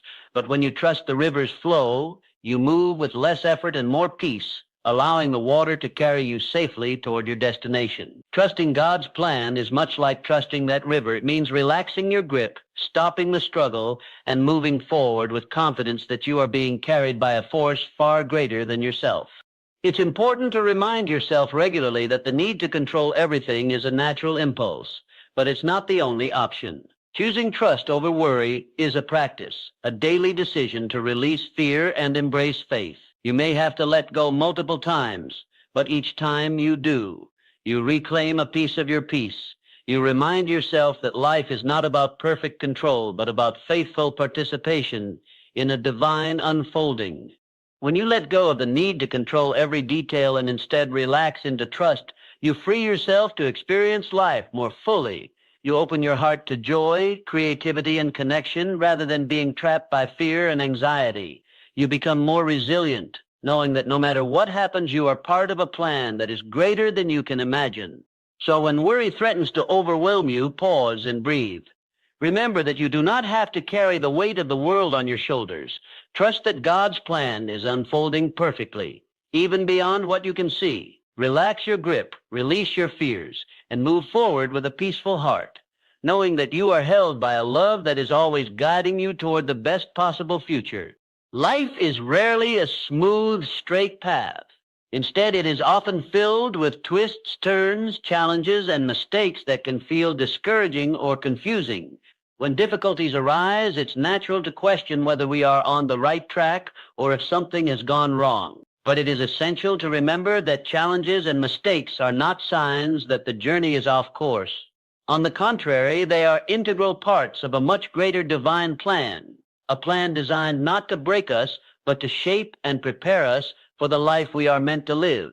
From a human perspective, hardships often seem like obstacles to be avoided or problems to be solved. We tend to think of mistakes as failures, moments to regret or be ashamed of. Yet, when we shift our perspective to a more spiritual or divine understanding, these experiences take on new meaning. They become stepping stones in a larger process of growth, transformation, and preparation. Every struggle, every misstep, every difficult season has already been accounted for by God, who is infinitely wise and loving.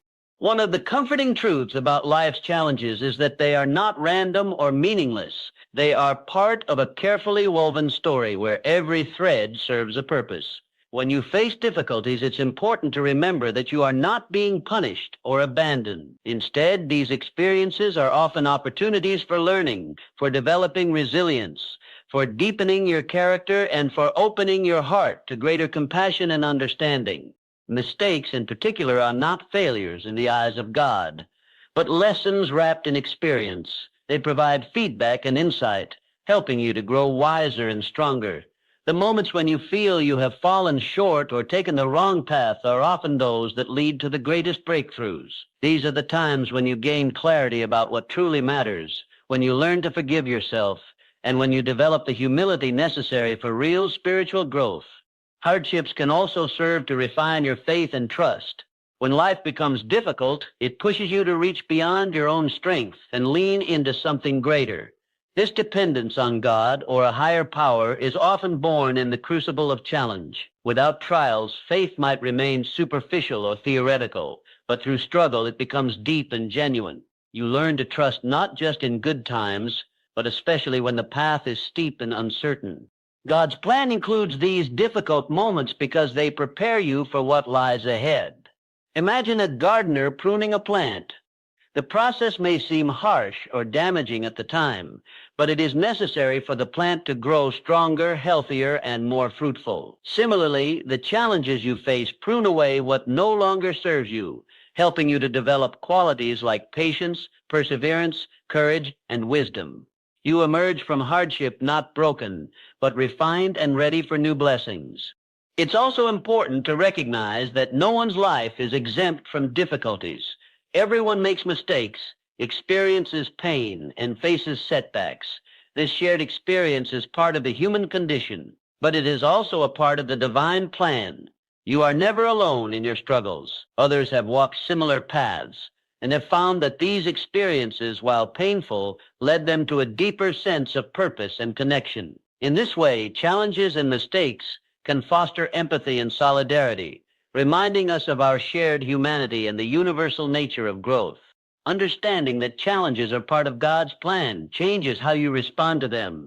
Instead of despairing or feeling defeated, you can face hardships with a sense of hope and courage. You can ask yourself, what is this experience teaching me? How is it shaping me? How might it be preparing me for something greater? This mindset transforms suffering from a meaningless burden into a meaningful journey. Another vital part of this truth is that God's plan is not static, but dynamic. It takes into account every choice, every setback, and every success. Even when mistakes happen, they do not derail the plan, but become woven into the fabric of your story. You can rest assured that God is not caught off guard by your errors. Instead, these are anticipated moments that serve a purpose in your spiritual growth and life's unfolding. It can be challenging to embrace this perspective, especially when you are in the midst of pain or disappointment. The natural tendency is to want immediate relief or clear answers. Yet, the divine plan often works through mystery and timing that is beyond our understanding. Trusting this process requires patience and faith. It means holding on to hope, even when you cannot see how things will work out. It means believing that there is a meaningful purpose behind every struggle and every failure. To live fully with this awareness, it helps to cultivate self-compassion. When you make mistakes or face hardships, treat yourself with the same kindness you would offer a dear friend. Recognize that you are on a journey, that growth often comes through trial, and that you are not defined by your setbacks. This self-compassion opens the door to healing and allows you to move forward without being weighed down by guilt or regret.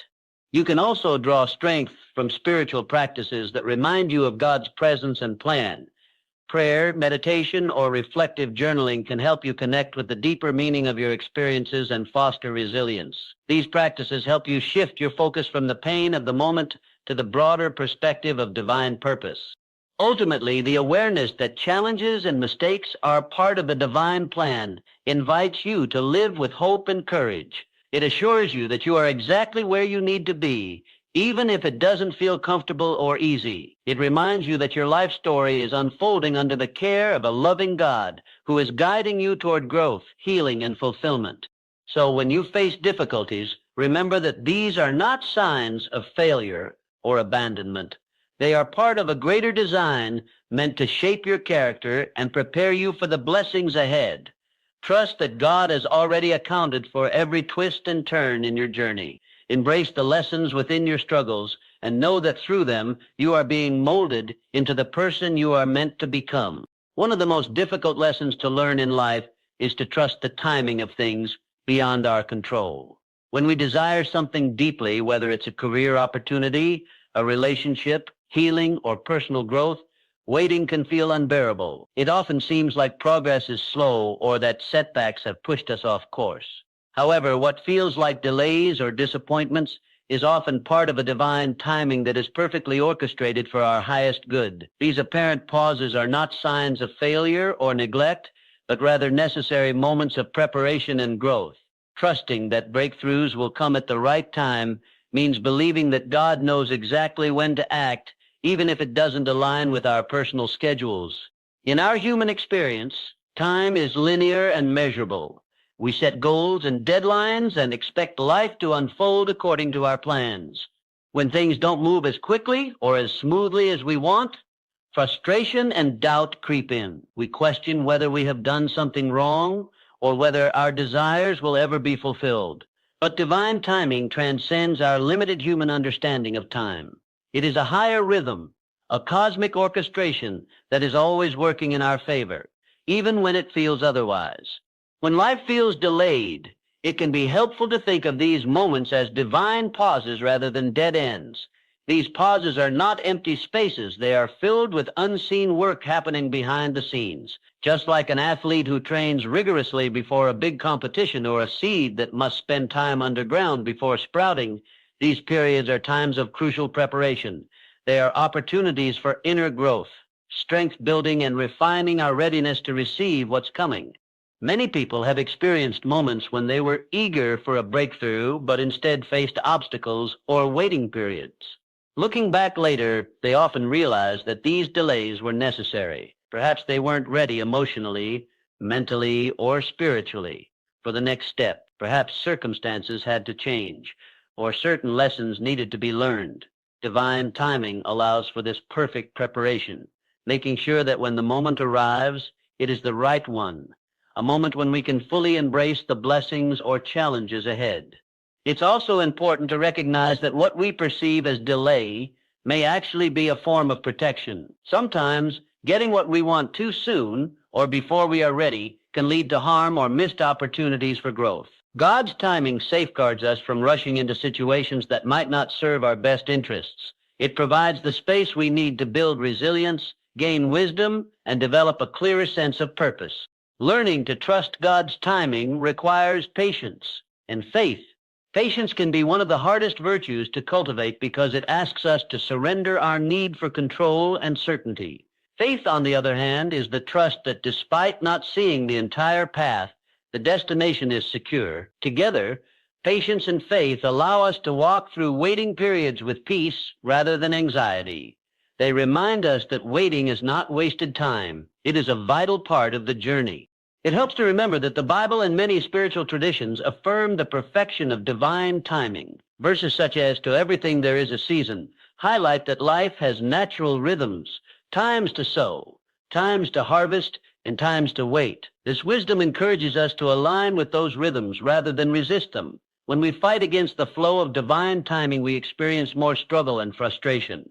When we flow with it, we find peace and even joy in the waiting. The moments of waiting can also be opportunities to deepen our relationship with God. They invite us to seek guidance, reflect, and grow spiritually. Prayer, meditation, and contemplative practices can help us stay connected to a sense of divine presence during these periods. These practices ground us and provide reassurance that even when answers seem delayed, God's love and care remain constant. In trusting divine timing, it is helpful to practice gratitude for the present moment. Focusing on what we have rather than what we lack opens our hearts to the abundance already present in our lives. This shift in perspective can reduce anxiety and create a sense of fulfillment even in the midst of waiting. Gratitude reminds us that life is unfolding exactly as it should, and that every step, even those that feel slow or difficult, is purposeful. Sometimes, breakthroughs come in unexpected ways or at unexpected times. Trusting God's timing means being open to surprises and new possibilities that we might not have planned for. It means releasing rigid expectations and embracing flexibility. Life's greatest blessings often arrive not in the form we imagined, but in ways that are far better and more meaningful. Another important aspect of trusting God's timing is understanding that it applies not only to big events, but to daily moments as well. Sometimes the answers we seek, the healing we need, or the opportunities we desire come gradually, piece by piece. Trusting the process means valuing every small step, every small victory, and every moment of growth. It means recognizing that the journey itself, with all its pauses and turns, is sacred. Ultimately, trusting that God's timing is perfect invites us to live with hope and confidence. It frees us from the anxiety of rushing and the despair of waiting. It calls us to surrender our plans while holding tight to our faith. It assures us that the right moment is coming, that the right door will open, and that the blessings meant for us will not be missed. When it feels like life is delayed or stagnant, remember that these moments are not empty. They are divine pauses filled with purpose. Trust that God's timing is perfect, that every season has its own meaning, and that breakthroughs will come at exactly the right moment. With this trust, you can face waiting periods with peace, knowing that what is meant for you will never be late. Living with faith is not a passive or idle state. It is a dynamic and courageous way of being that calls us to move forward with confidence, even when the future seems unclear or uncertain. To live with faith means to trust deeply in the one who has already secured your path, a divine presence who sees the whole journey and has prepared the way ahead. This faith is not blind optimism, but a calm assurance, grounded in the knowledge that you are not alone and that your steps are guided by a wisdom far greater than your own.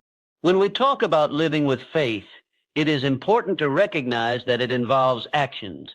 Faith is not simply about believing or hoping. It is about actively stepping forward despite doubts, fears, or questions. It is choosing to take the next step when the path is not fully visible, when the outcome is uncertain, or when challenges seem daunting. This movement forward is an expression of trust, a declaration that you believe in the goodness and faithfulness of God's plan for your life.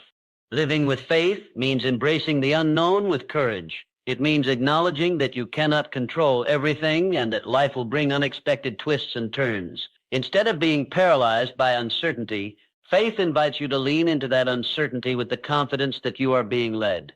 It's a willingness to say, I may not know what's next, but I trust the one who does. This posture of trust transforms fear into hope and hesitation into boldness. One of the remarkable things about living with faith is that it empowers you to move forward with peace in your heart. When you know that God is ahead of you, working on your behalf, you are freed from the burden of carrying the whole weight yourself. This peace is not the absence of challenges, but the presence of confidence that no matter what comes your way, you have a guide and protector. You can face each day's uncertainties with a calm spirit because your foundation is secure. Faith also calls for persistence. Moving forward with confidence does not mean that the journey will be easy or without setbacks. Life often requires us to take many small steps, sometimes stumbling along the way, but faith keeps you moving, reminding you that every step, no matter how small or difficult, is meaningful. It encourages resilience and determination, helping you to rise again when you fall and to keep your eyes on the path, even when it feels rocky. Living with faith means recognizing that your path is not random, but intentional. It means believing that God's plan includes not only the destination, but also the process of getting there, the lessons, the growth, and the experiences along the way. This understanding gives your journey purpose and significance. It shifts your focus from merely reaching goals to appreciating the transformative journey itself. When you live with faith, you begin to see obstacles differently. Challenges no longer feel like barriers to progress, but like invitations to deepen your trust and develop new strength. You learn that faith is a muscle that grows stronger through exercise, through stepping into the unknown again and again, even when it's uncomfortable. Each act of faith builds your confidence and expands your capacity to trust more deeply. Living with faith also means surrounding yourself with support and encouragement. While faith is ultimately personal, it flourishes in community. Sharing your journey with others who believe and support you strengthens your resolve and reminds you that you are not alone. Together, you can encourage one another to keep moving forward, celebrating the victories and comforting each other in struggles. Another important aspect of living with faith is prayer and reflection. These practices nurture your connection to the divine and provide clarity and reassurance. Through prayer, you open your heart to receive guidance and strength. Through reflection, you recognize the ways God has already been faithful in your life. This ongoing dialogue with God builds your confidence and prepares you to take each new step with assurance. Living with faith means trusting not just in what you can see, but in what you cannot see. It means believing in a future that has been secured by a loving and wise God. This kind of trust frees you from anxiety about what lies ahead and invites you to live fully in the present moment, knowing that you are on the right path. It's natural to feel doubt or fear sometimes. Living with faith does not mean the absence of these feelings, but the choice to move forward in spite of them. Faith acts like a compass, guiding you through uncertainty and helping you make decisions aligned with your deepest values and hopes. When you live with faith and move forward with confidence, you become a beacon of hope for others. Your courage inspires those around you to trust and take their own steps forward. Your journey becomes a testimony of the power of faith to transform lives and overcome obstacles. Ultimately, living with faith means stepping into your life fully with a heart open to possibility and a spirit anchored in trust. It is a daily practice of courage, patience, and hope. Even when the future is unclear, you move forward knowing the one ahead has already secured your path and that you are held and guided every step of the way. One of the most profound sources of peace comes from the ability to release control and embrace humility, recognizing that God is ahead, guiding every step of your journey. Many of us carry heavy burdens rooted in the desire to control outcomes, situations, and even the perceptions of others. This need for control often stems from fear of failure, fear of uncertainty, fear of not being enough. It can drive us to perfectionism, to exhausting ourselves trying to manage every detail and outcome. But true peace arises when we surrender that control and embrace the reality that we are not alone and that a power greater than ourselves is at work. Releasing control is not easy. It challenges deeply ingrained habits and beliefs about how life should be and how much responsibility we bear for its direction. We want to be in charge because it feels safer, more secure, and more predictable. Yet the paradox is that trying to control everything often leads to more anxiety, frustration, and exhaustion.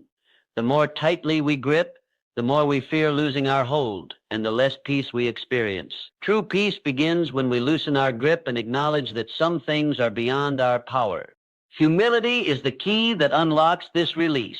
To embrace humility means to recognize our limitations, that we do not have all the answers, cannot control every outcome, and are not the ultimate architects of our destiny. This realization can be humbling, but it is also liberating. Humility frees us from the impossible burden of perfection and the unrealistic expectation that everything must go according to our plans. It entices us instead to partner with a divine presence that has already mapped out the journey. When you recognize that God is ahead of you, you begin to see that your role is not to micromanage every moment, but to trust and cooperate with a greater plan. This partnership requires letting go of the illusion that you must do it all alone and embracing the truth that you are supported.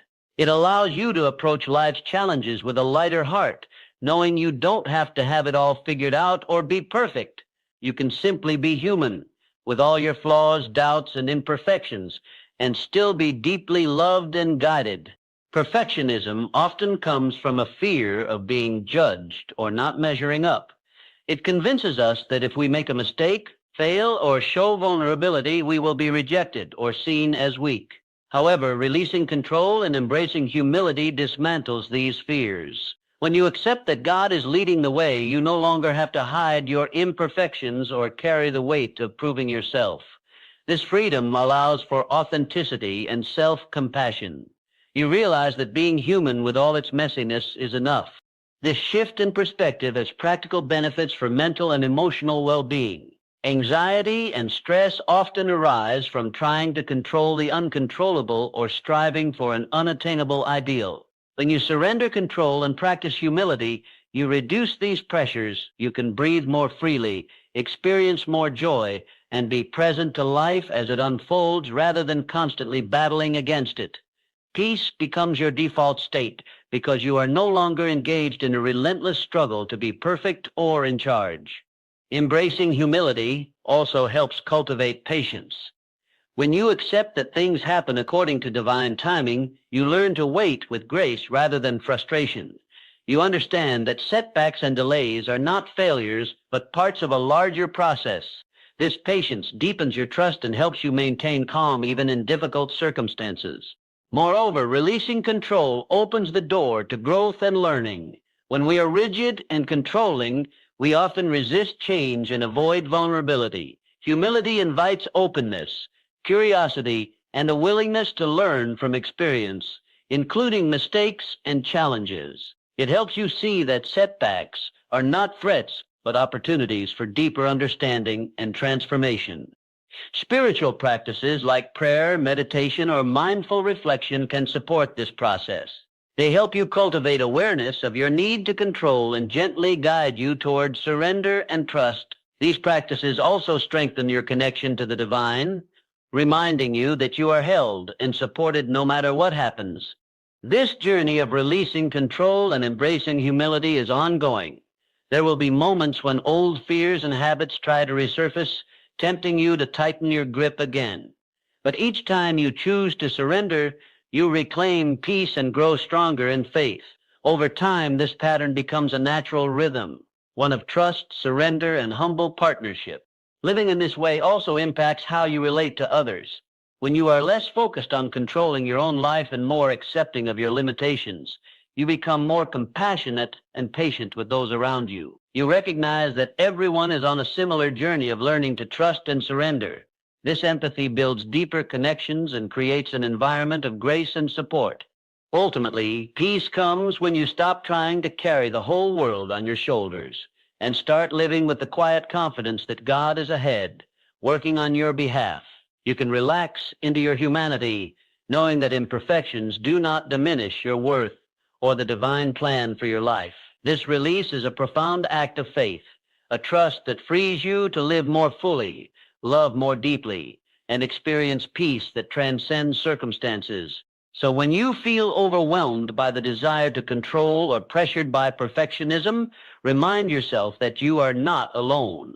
God is already ahead. If you are waiting for permission to prosper, this is it. If you are waiting for a sign to step into your power, this is it. If you are searching for a reason to believe again, this message is it. You were not born to suffer through life. You were not created to scramble for pennies, to beg for attention, to walk the earth in quiet confusion, wondering why abundance always seems to belong to someone else. You were created to prosper. But let me be clear from the beginning. Not all men will, not because God made them less, but because they refuse to obey the law of increase. They reject the very principles that would make them rich, fulfilled, powerful, and useful. I have seen men cry out for miracles while breaking every law that miracles obey. I have seen men curse heaven for their poverty while spending their lives in drift, disobedience, and mental laziness. I have seen men shake their fists at God, asking why life is so unfair, while refusing to take command of the power they were given at birth. Let me ask you, will you be one of them? But I warn you, if you ignore what follows, if you treat this as mere motivation, if you go back to your familiar excuses, fears, and comfort, you will suffer the consequences. Not by my hand, not even by the hand of God, but by the fixed, unchanging law that governs every man's increase or decline. Let me tell you the story of a man I once knew. He was intelligent, talented. Everyone believed he had a future full of greatness. But he waited, always waited, said he was preying on it, said he was waiting for the right season, said he was letting God open the door, and so he sat. 10 years passed. His fire dimmed, his health declined, his family looked elsewhere for leadership. The man who could have built empires became a whisper, not because he lacked favor, but because he lacked decision. On the other hand, I once met a poor boy in Pennsylvania who believed the words of an old book that said, "Whatsoever a man soweth, that shall he also reap." And though he had no education, no inheritance, and no special advantages, he worked with intensity, studied daily, read every success principle he could get his hands on, and applied them without apology. He later became known as Andrew Carnegie. You see the difference? It was not chance. It was not accident. It was not fate. It was obedience. That is what this message is about. Not just prosperity, but divine alignment. Not just riches, but the right to riches, earned by faith, obedience, definite purpose, and useful service. If you listen, truly listen, you will leave this moment with a spiritual blueprint for prosperity that no man, no economy, and no devil can take from you. You will walk forward with command, with purpose, with law in your mind and faith in your blood. But if you ignore this, if you drift, delay, argue, or rationalize, you will fall victim to the silent curse that destroys more men than war. A life half-lived, a potential never realized, a soul that looked like it was waiting on God when God was waiting on you. Say this now: I was created to prosper, and I will obey the law that makes it so. I refuse to live beneath the calling of my own design. I walk in decision, and I expect divine increase. Now sit up straight. Wipe the sleep from your soul. This is not inspiration. This is instruction. These are not ideas. These are laws. They do not care how you feel. They respond only to how you act. You were created to prosper, but the gates will not open themselves. You must now decide. Will you walk the divine path or wander into regret? The next part begins the journey. Walk with me. You were not born to struggle. You were born to prosper. That is the truth the world will never teach you, and yet it is the only truth worth building a life upon. You were created by infinite intelligence, not to beg, not to drift, not to wonder, but to create, to command, and to expand. Every soul is born with a divine imprint of abundance, but not all activate it. Not all obey the laws that unlock it.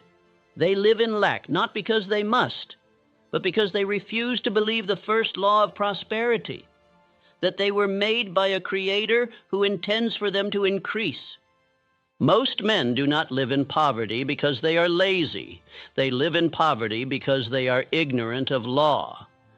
They are blind to the invisible principles that govern increase. They believe in luck, in favoritism, in fate, but not in divine law. And so they drift decade after decade, never claiming what is already theirs. Say this aloud: God created me to prosper in thought, in deed, in riches, and in purpose. Say it with conviction. Say it until your blood believes it, because if you do not say it, the world will tell you otherwise. And if you do not claim it, you will never hold it. Infinite intelligence does not create accidents. There is not one tree, one star, one mountain, or one heartbeat in this universe that exists without intention. So tell me, do you think you were created to be the exception? You were made with precision for a purpose, and that purpose includes prosperity. Andrew Carnegie, one of the wealthiest men in history, did not choose men based on credentials or appearance. He sought those with definiteness of purpose, belief in their own ability, and a willingness to work under divine law. He did not ask if they were lucky. He asked if they were committed. You must now accept that prosperity is not luck, it is law. Just as gravity pulls objects downward, so does obedience to divine principle pull prosperity into your life. And just as you would not jump from a building expecting to float, you must not disobey spiritual law and expect to rise. Prosperity is God's natural order. Everywhere you look, abundance, forests that multiply, oceans that overflow, life that renews itself daily. Why would man be the only creature sentenced to poverty? He is not. He is the only creature capable of choosing it. God's plan is always one of increase, spiritually, mentally, financially, emotionally. Every law points toward expansion, but it is man's belief, or lack of belief, that either opens or closes the flow. No man receives more than he is willing to accept. To deny your calling to prosper is to resist God himself. It is to reject the hand that created you.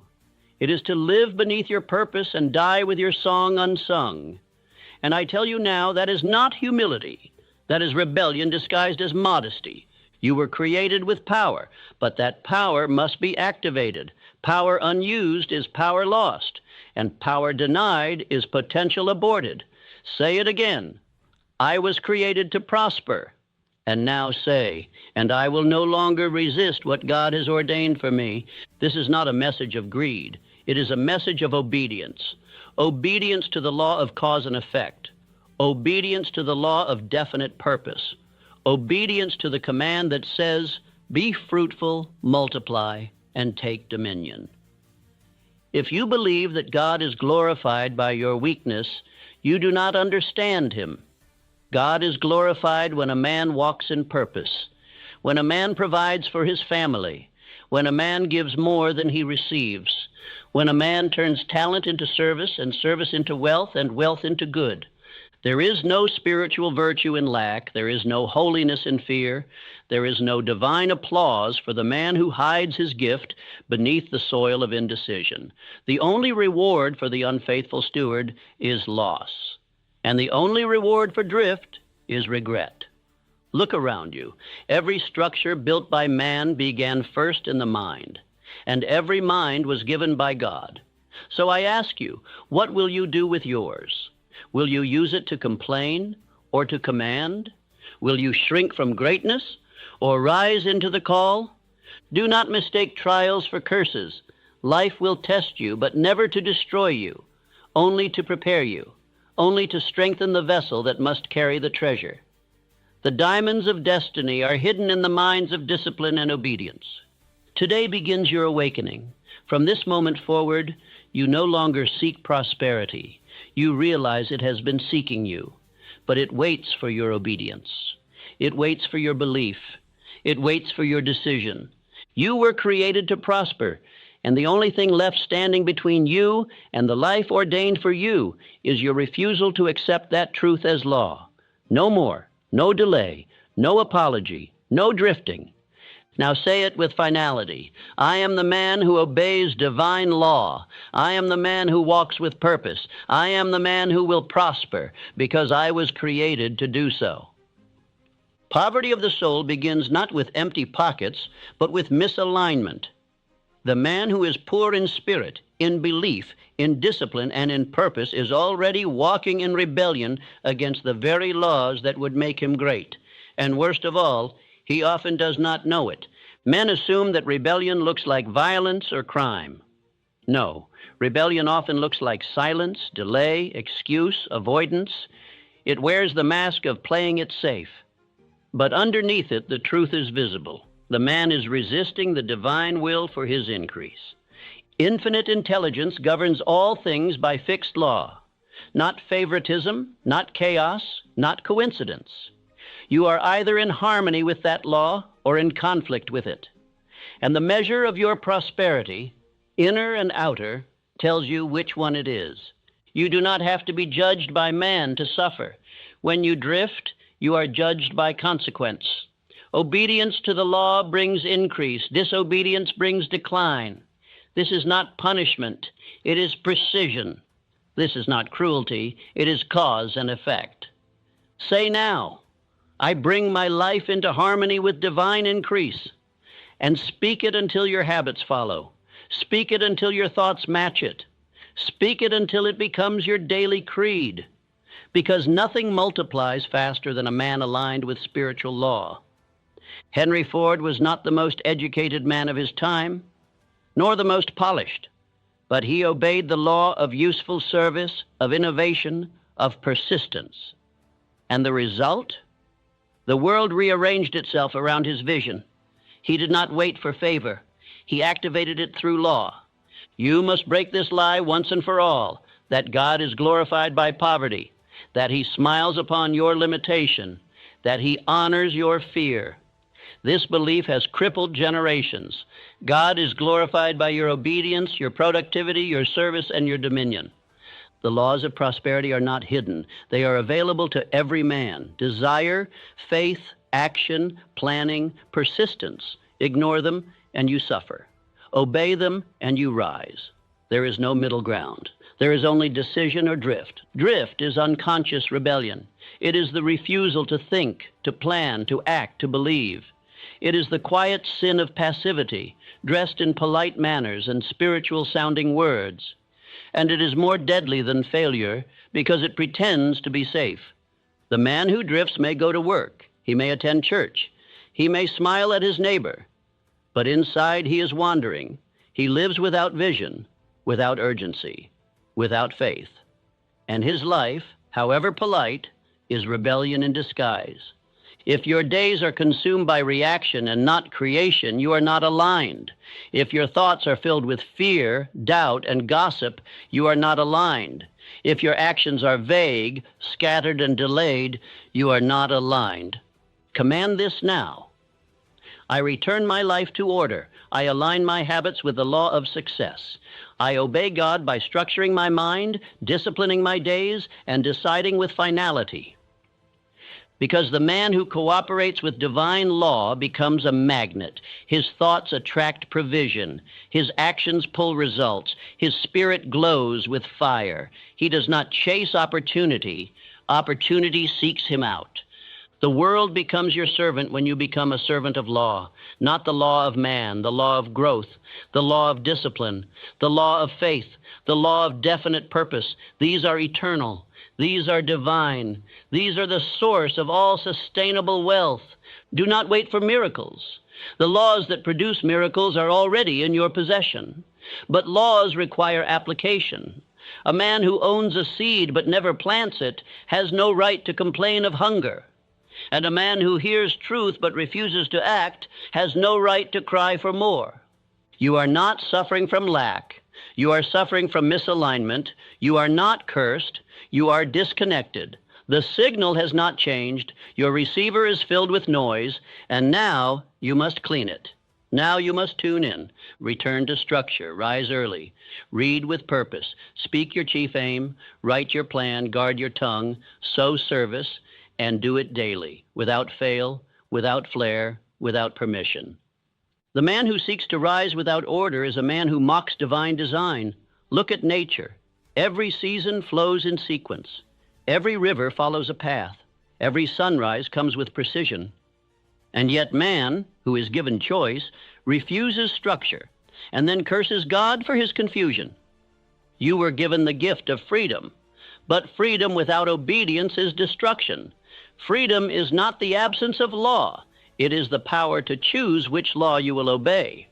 Choose now the law of drift or the law of destiny, the law of fear or the law of faith, the law of confusion or the law of clarity, the law of decline or the law of divine increase. Affirm it with strength. From this moment I obey divine law. I organize my days. I discipline my thoughts. I speak only what builds. I believe only what aligns. I live as one worthy of increase. The rebellious man pretends to be humble, but the obedient man proves himself by fruit, and fruit does not lie. It speaks loudly, publicly, without apology. Either your life produces it or it doesn't. You are not being punished. You are being warned, not by fear, but by truth. There is still time, but not much. You are either building alignment or drifting into regret. This message is not to shame you. It is to awaken you, to show you that prosperity is already within reach, but only if you walk in law, only if you submit your ego, only if you rise in obedience. God will not beg you to obey. The law will not bend to your emotions. The path is marked, the truth is written, and the decision is now yours. Will you walk in harmony or continue in rebellion? Choose now. Choose boldly, and the world will make room for the man who walks with God. No man ever received lasting prosperity by accident, and no man ever attracted sustained wealth while drifting. Prosperity comes to the man who is definite in purpose.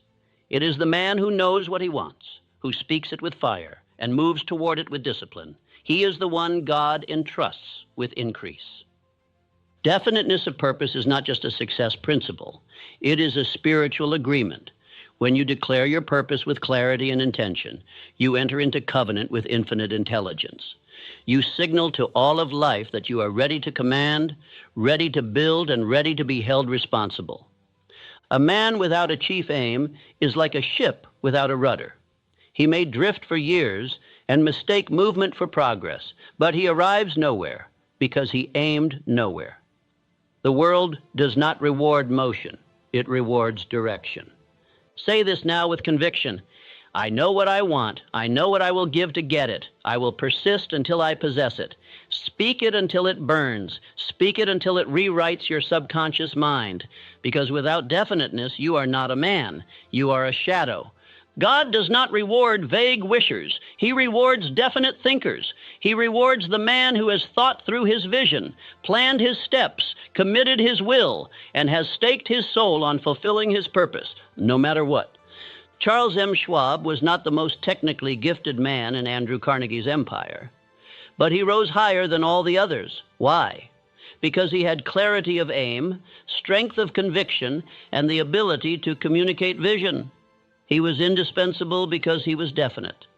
Prosperity begins where your vague hopes end.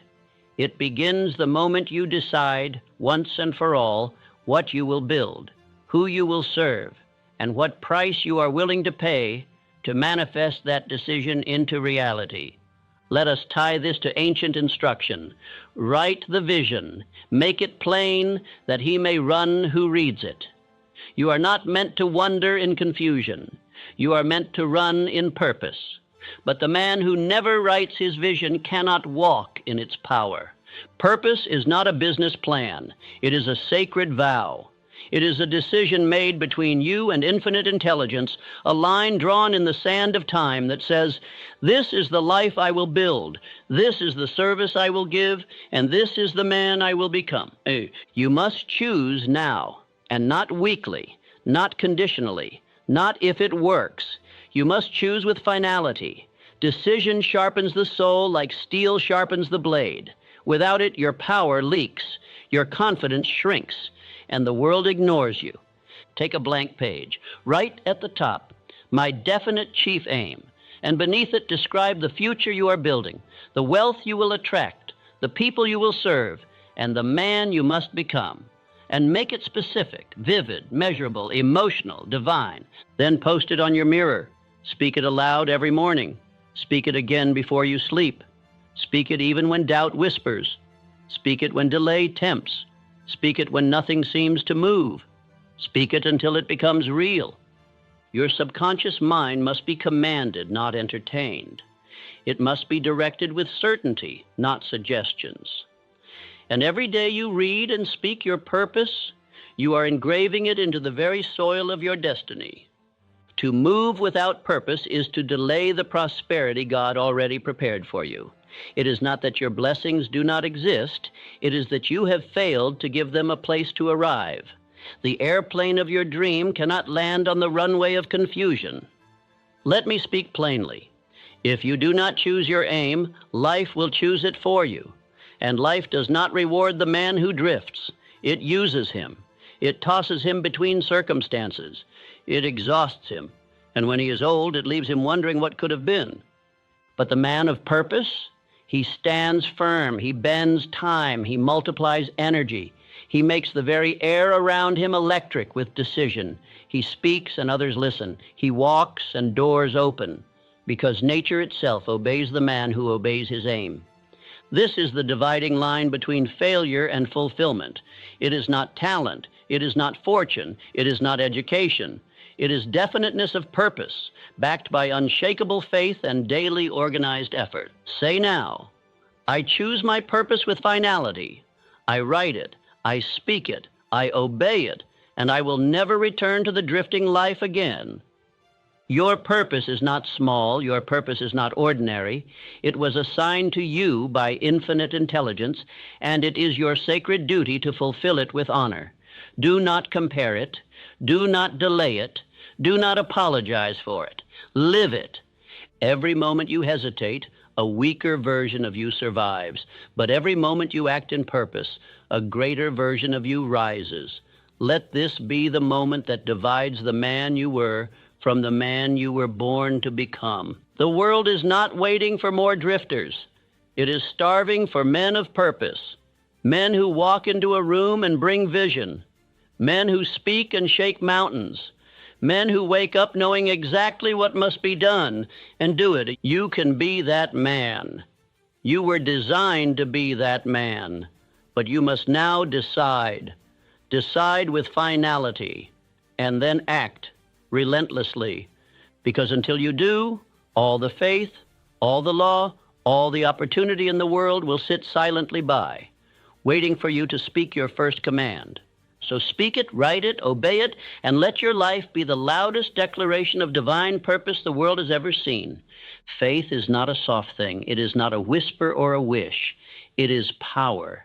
It is fire. It is the currency of creation, and the man who possesses it can walk through storms, tear down delay, and summon invisible forces to his aid. Faith is not a feeling. It is a spiritual command.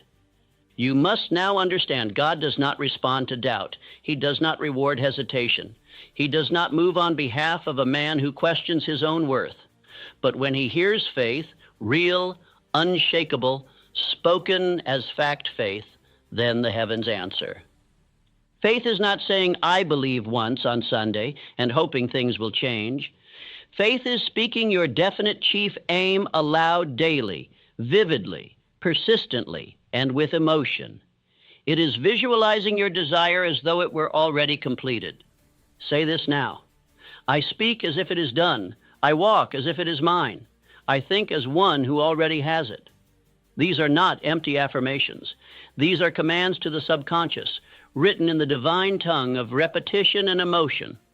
Look to Edison. When the world laughed, when science mocked, when results delayed, he pressed forward. Over 1,000 failures, and still he said, I have not failed. I've just found 10,000 ways that won't work. Why? Because he had faith. He saw the light before the bulb ever burned. He believed the outcome before the evidence appeared. And because of that belief, because of that persistence born from faith, he bent the world to his vision. That is the power of true faith. Let me break the illusion. Wishing is not faith. Hope is not faith. Prayer without belief is not faith. Faith is made of thought, word, decision, and action, bound together by repetition and emotional intensity. Without that, your belief has no root. Every time you speak your chief aim aloud with feeling, you are watering that root. You are planting divine instruction into the soil of your mind. And what grows in the mind will always show in your life. Always. You must now make autosuggestion your servant. Autosuggestion is the act of feeding your subconscious the words and visions of faith until they take root and become law. Repeat it daily. Repeat it emotionally. Repeat it with purpose. Say aloud, I do not beg, I declare. I do not hope, I believe. I do not wait, I prepare. Because the man who prepares before the evidence arrives is the man who knows he will soon possess it. Do you see now? Doubt is not simply human weakness, it is spiritual disobedience. To doubt the promise of your prosperity is to accuse infinite intelligence of failure. It is to say, God, I do not trust the law you built into my soul. And fear? Fear is nothing but faith in evil. It is a decision to believe in decline instead of increase, to believe in failure instead of favor. And the man who fears does not lack information. He lacks obedience to divine truth. You must choose daily. You must say, I will no longer serve fear. I will no longer obey doubt. I will no longer lend my mind to thoughts that betray my future. This is not suggestion. This is command. Faith is built by what you say and what you do. If your words are strong but your actions are weak, your faith will wither. But if your speech matches your walk, if your thoughts match your rituals, then your faith will become a mighty structure. Speak your aim aloud every morning, every night. Write it, picture it, feel it. Let the mind soak in its reality until it begins to attract its own kind, ideas, people, opportunity, favor. And when nothing seems to happen, believe harder. Because delay is not denial. The seed does not sprout because you stare at it. It sprouts because you water it in faith and give it time to rise. Tell yourself, the results are catching up to my belief. Tell yourself, every word I speak is creating a future I will soon walk into. Tell yourself, I do not require proof to believe. I require belief to create proof. When your mind believes, the universe obeys, not because you are magical, but because you are finally aligned with the law that commands results. That law is faith. It is the law that built every fortune, raised every leader, and transformed every life that once looked hopeless. Faith is the gold standard of heaven and earth, and you must earn it, not with coin, but with conviction. So I ask you now, will you repeat your aim today as if it were fact? Will you walk today as if the outcome were guaranteed? Will you speak today not as one asking for permission, but as one sent on assignment? If you will, then I say unto you, your future is already secured. Your path is already cleared, and the provision you seek has already been prepared, because you have chosen to believe. Say it one more time, slowly, with power. I am the man who gets what he believes. I see it, I speak it, I receive it. Faith is my native tongue, and I will not be silent. Then get up and live like it. You will never be blessed with lasting prosperity by the mere wishing for it, nor by the clamor of the crowd demanding it. Prosperity is earned. It is drawn to the man or woman who renders useful service above what is expected, in the spirit of faith and definiteness of purpose. Let me now show you the exact law by which prosperity obeys the hand of service. The richest men in the world were not made rich by accident, nor inheritance alone, but by the organized, persistent rendering of more service than they were paid for. That is the eternal secret. Carnegie, who began with no fortune and no friends, offered more value than he asked for, and the law of increasing returns gave him more in return than he ever expected. There is a divine law that governs compensation. The more you give with definiteness, joy, and excellence, the more will return to you multiplied. But if you wait to be paid first, if you render service with resentment or only the minimum effort, you have already written your failure. There is no escaping the law of seed and harvest. You sow poor seed, you reap a poor harvest. Henry Ford understood this law better than any of his competitors. While they raised their prices and cut wages, he reversed the system. He paid his workers more, offered the public more for less, and built a machine of service so vast it carried him to wealth and honor. Ask yourself, have you ever built your service that way? Let this be a lesson etched into your memory. Prosperity follows the man who initiates useful service, who serves not because he is forced, but because he chooses to offer the best of himself before asking anything in return. It is the attitude of the heart that magnetizes success. I ask you plainly, are you the type who says, "They don't pay me enough to do that"? Then I tell you, you have damned your own progress. You will stay where you are, chained by your own belief. But if you say, "Let me do this with excellence, and I trust that reward will find me," then success has already begun to stir beneath your feet.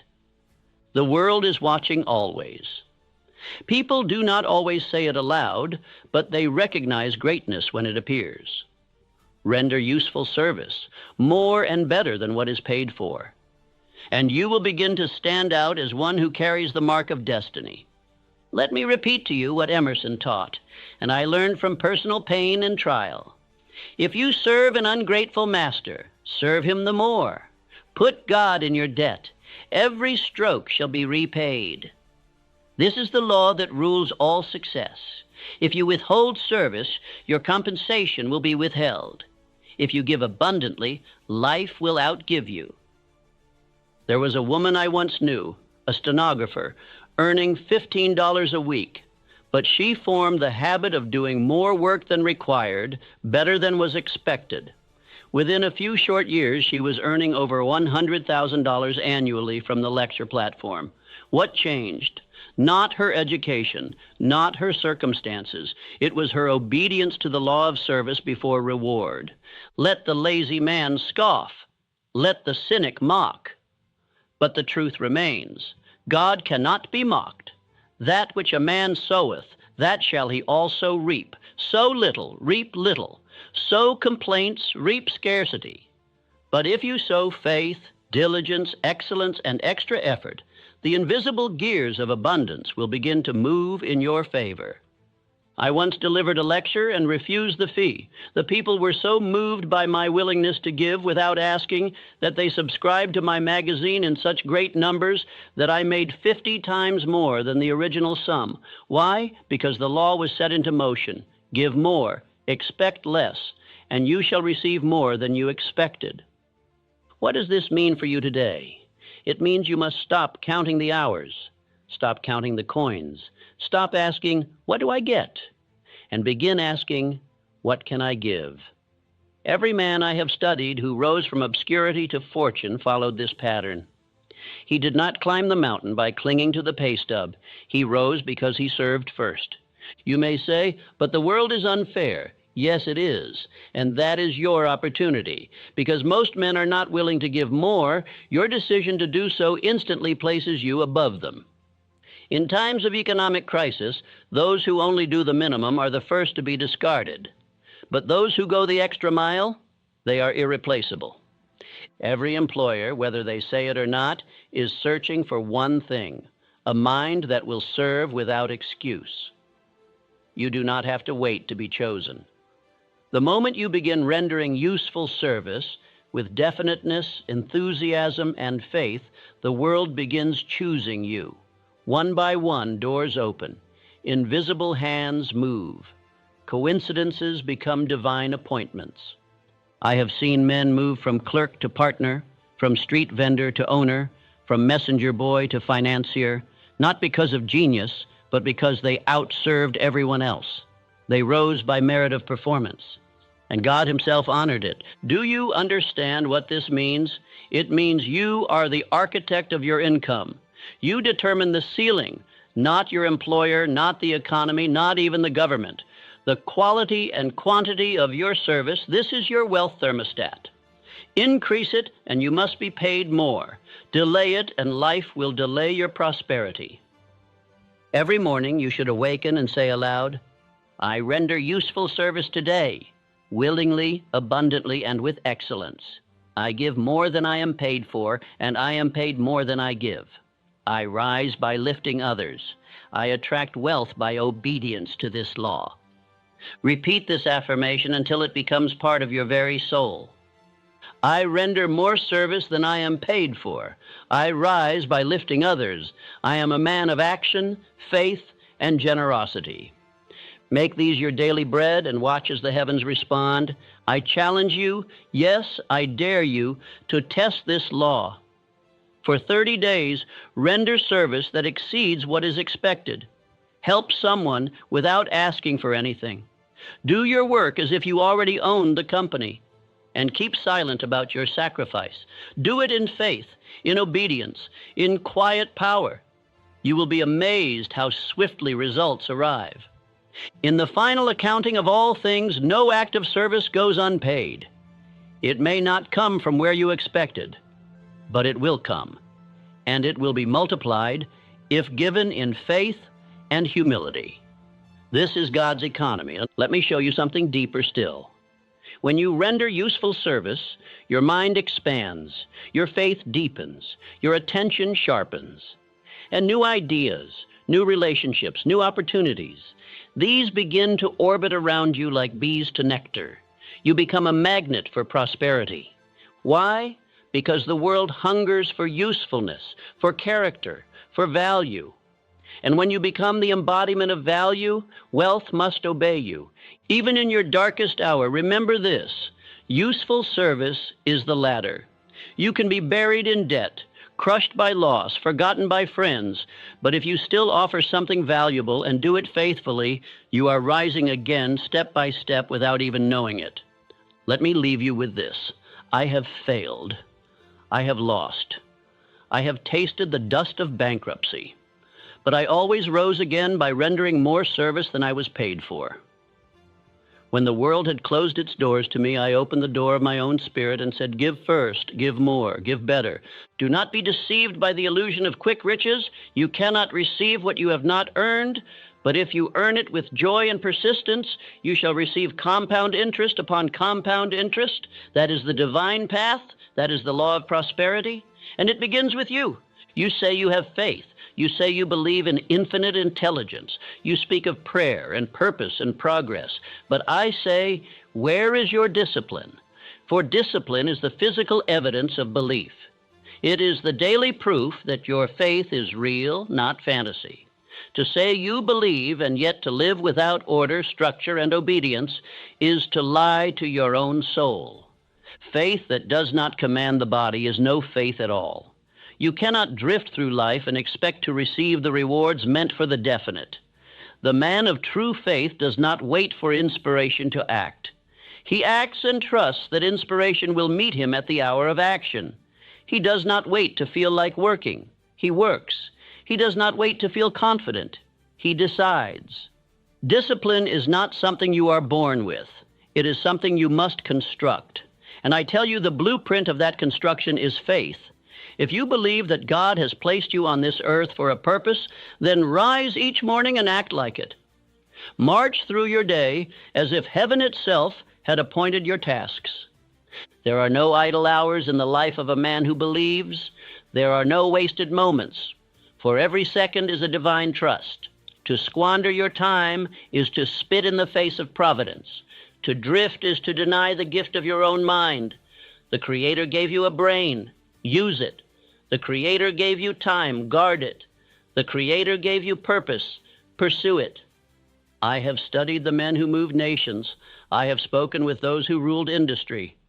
And not one of them achieved greatness without iron discipline. Andrew Carnegie made millions not through cleverness, but through precision. He scheduled his minutes. He trained his mind to obey. He mastered delay and bent procrastination underfoot. Thomas Edison, what of him? Did he build the electric light by hoping? No, he tried and failed over 10,000 times. And each time he tried again, not because he was always motivated, but because he was disciplined. Motivation comes and goes. Discipline is forever. A man cannot serve two masters. You cannot serve faith and laziness. You cannot serve purpose and comfort. You must choose. And I say this to you plainly. If your days are without structure, your belief is without strength, if your will is weak, your faith is imaginary. True faith sharpens a man's will. It makes him rise early, speak clearly, walk purposefully. It makes him willing to suffer hardship. It makes him capable of ignoring distraction. Faith does not beg for ease. It commands the spirit to endure. Now hear me well. Discipline begins where comfort ends. Every excuse you allow is a step away from your destiny. Every compromise with laziness is a denial of your future. The man who disciplines his habits controls his fate. The man who obeys his purpose commands his future. Repeat after me. I am not a slave to comfort. I am the master of my time. I obey the call of purpose. I rise when I do not feel like it. I act when I am afraid. I command my days with faith and discipline. There is no greatness in comfort. There is no transformation in ease. Think of Abraham Lincoln. Did he live a life of luxury? No, he walked through tragedy, failure, ridicule, and loss. But he obeyed the inner voice. He moved with discipline, and that is why history remembers him. Discipline is the price of freedom. Men who lack discipline must beg others to lead them. They are tossed like leaves in the wind, moved by circumstances, not by purpose. But you are not a leaf. You are the seed of God's divine plan. You were created to prosper, but you must obey the law of action. And action is not a one-time event. It is repetition. It is rhythm. It is ritual. When you rise at the same hour, think the same thoughts, speak the same affirmations, execute the same purpose, day after day, you become a force. You become unstoppable. Not because you are strong, but because you are consistent. Let others drift. Let others follow pleasure. Let others live like reeds in the wind. You shall walk like a pillar. You shall stand firm. You shall become a man of steel will and golden purpose. Because you know that faith without discipline is a dream, but faith with discipline is destiny. Let me tell you what will happen if you ignore this truth. You will continue to wake up tired. You will continue to chase whims. You will continue to start and never finish. You will fall for every temptation. You will fail in silence and blame everyone but yourself. Your mind will rot in idleness. Your body will wither in laziness. Your name will be forgotten. And worst of all, you will know deep within your soul that you were meant for more. And that knowledge will torture you. That is the hell reserved for the undisciplined. But if you choose the harder road, if you choose the disciplined life, then I promise you, the gates of prosperity will open. You will see yourself change. You will feel power course through your blood. You will rise before others and build what others only wish for. You will become a magnet for opportunity, for you will finally be worthy of it. And that is the word I give you now, worthiness. Discipline makes you worthy, worthy of wealth, worthy of leadership, worthy of trust, worthy of divine favor. You do not earn heaven's riches with empty prayers. You earn them with action. You earn them with commitment. You earn them by making your life a sermon of discipline, spoken not with your mouth, but with your behavior. So ask yourself now, do you believe? Then show it, prove it, with your morning routine, with your use of time, with your words, with your silence, with your action in the face of fear, with your perseverance in the face of delay. Discipline does not come all at once. It is forged like steel, first with fire, then with strike after strike after strike. You must become a blacksmith of your own mind. Hammer it, shape it, cool it, repeat. Do not trust feelings, trust purpose. Do not chase mood, chase mission. Feelings are like wind. Discipline is the anchor, and the man who anchors himself in daily discipline shall never be lost at sea. Now I give you this charge. Put your schedule on the wall. Declare your standards aloud. Practice your habits with reverence, for they are sacred. Read your chief aim twice daily. Let no day pass without taking action. And if you fail, rise instantly. Never excuse, never retreat. Never betray your belief by laziness again. Say this with me. My belief is made flesh in my behavior. My faith is revealed in my discipline. I was created to prosper, and I obey the laws that lead to prosperity. I do not wait, I act. I do not drift, I decide. I do not wish, I work. God rewards the diligent. Life bows to the determined. Heaven honors the disciplined. And I say again, discipline is the living proof that faith is real. Now move forward. Let your every action proclaim what you believe. Let your schedule be your testimony. Let your obedience be your sermon. Let your order be your worship. Let your discipline be your glory. For in discipline your destiny is fulfilled. You may believe your future lies in your faith, your work, or your ideas, but I tell you plainly, your associations are the gatekeepers of your prosperity. The men you walk with, the voices you hear, the minds you permit to speak into your life. These determine whether your spirit ascends or decays. God has ordained that no man shall rise alone. Even the greatest must lean on other minds. This is not weakness, it is law. The mastermind principle is spiritual. It is the joining of two or more minds in harmony toward a definite purpose. When such unity is formed, a third, more powerful mind is created, greater than the sum of its parts. Edison did not build his inventions alone. He worked in concentrated fellowship with men of similar belief and tireless energy. Henry Ford leaned on spiritual advisors and strategists who reinforced his vision. Carnegie gathered the sharpest thinkers, men of discipline and loyalty, and together they created something no single man could build. This is not social advice, this is spiritual law. The men you associate with form a spiritual agreement. If they drift, you will drift. If they doubt, you will delay. If they mock your vision, you will shrink in silence. This is why so many with potential never rise. They are chained to mediocrity by their company. Say this now. I choose only voices that multiply my vision. I walk with those who are called to rise. I speak my future only to the faithful. This is not arrogance. It is obedience to spiritual truth. If you speak your dream to the blind, they will curse it. If you share your plans with the faithless, they will poison it. God never calls a man to purpose without calling him away from the crowd. Abraham was told to leave his father's house. Jesus separated himself from the multitudes to pray. Every man of destiny must guard his environment with vigilance. And let me be clear, you do not need many. You need the right few. One aligned friend is worth more than 50 spectators. 2 minds in harmony with divine law can do more in 90 days than 1,000 men in confusion can do in a decade. Find one man, just one, who believes in your definite chief aim. Share your vision. Commit to sharpening each other daily. Read together. Speak your aims aloud. Hold each other to account. This is your mastermind, and it is sacred. Let others mock you. Let them call you obsessed, intense, or strange. The world mocks what it does not understand. But those who walk the divine path are not concerned with popularity. They are concerned with fruitfulness. You must now conduct an inventory of association. Who are the 5 minds you spend the most time with? Do they challenge your mediocrity or comfort it? Do they fuel your vision or drain it? Do they walk with purpose or wander in complaint?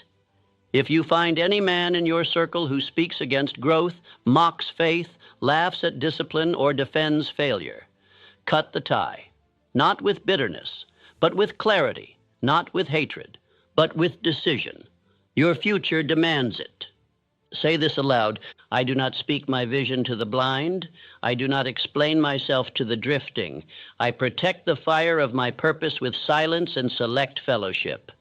This is your sacred responsibility. You are either forming a master mind or you are submitting to the master lie.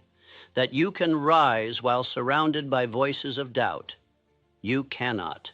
That is rebellion against spiritual order. Remember this story. There was a man, brilliant and capable, but he kept company with weak-willed flatterers.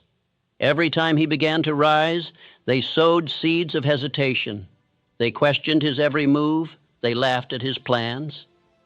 And though he had more skill than them all, he never escaped his circle. He died unknown, not for lack of ability, but for lack of courage to change his environment. Contrast him with another. A poor boy, surrounded by failure, left his village, found men who believed in discipline and vision. He served them, learned from them, and became one of the richest men in America. His name, Andrew Carnegie. What separated them? Not IQ, not inheritance, not luck, association. One refused to break free, the other refused to settle, and one became legend. Hear me now. If you walk with the wise, you shall become wise. But if you walk with fools, your destiny will rot in laughter and idle speech. This is not suggestion, this is law. Choose your circle as if your life depends on it, because it does. Your environment will either make your faith grow or die. Your conversations will either strengthen your belief or drown it. And your mastermind will either birth your future or bury it. Now I give you a challenge. For the next 30 days, speak only to those who are definite in purpose, disciplined in habit, and honorable in spirit. Limit conversations to those who walk with vision.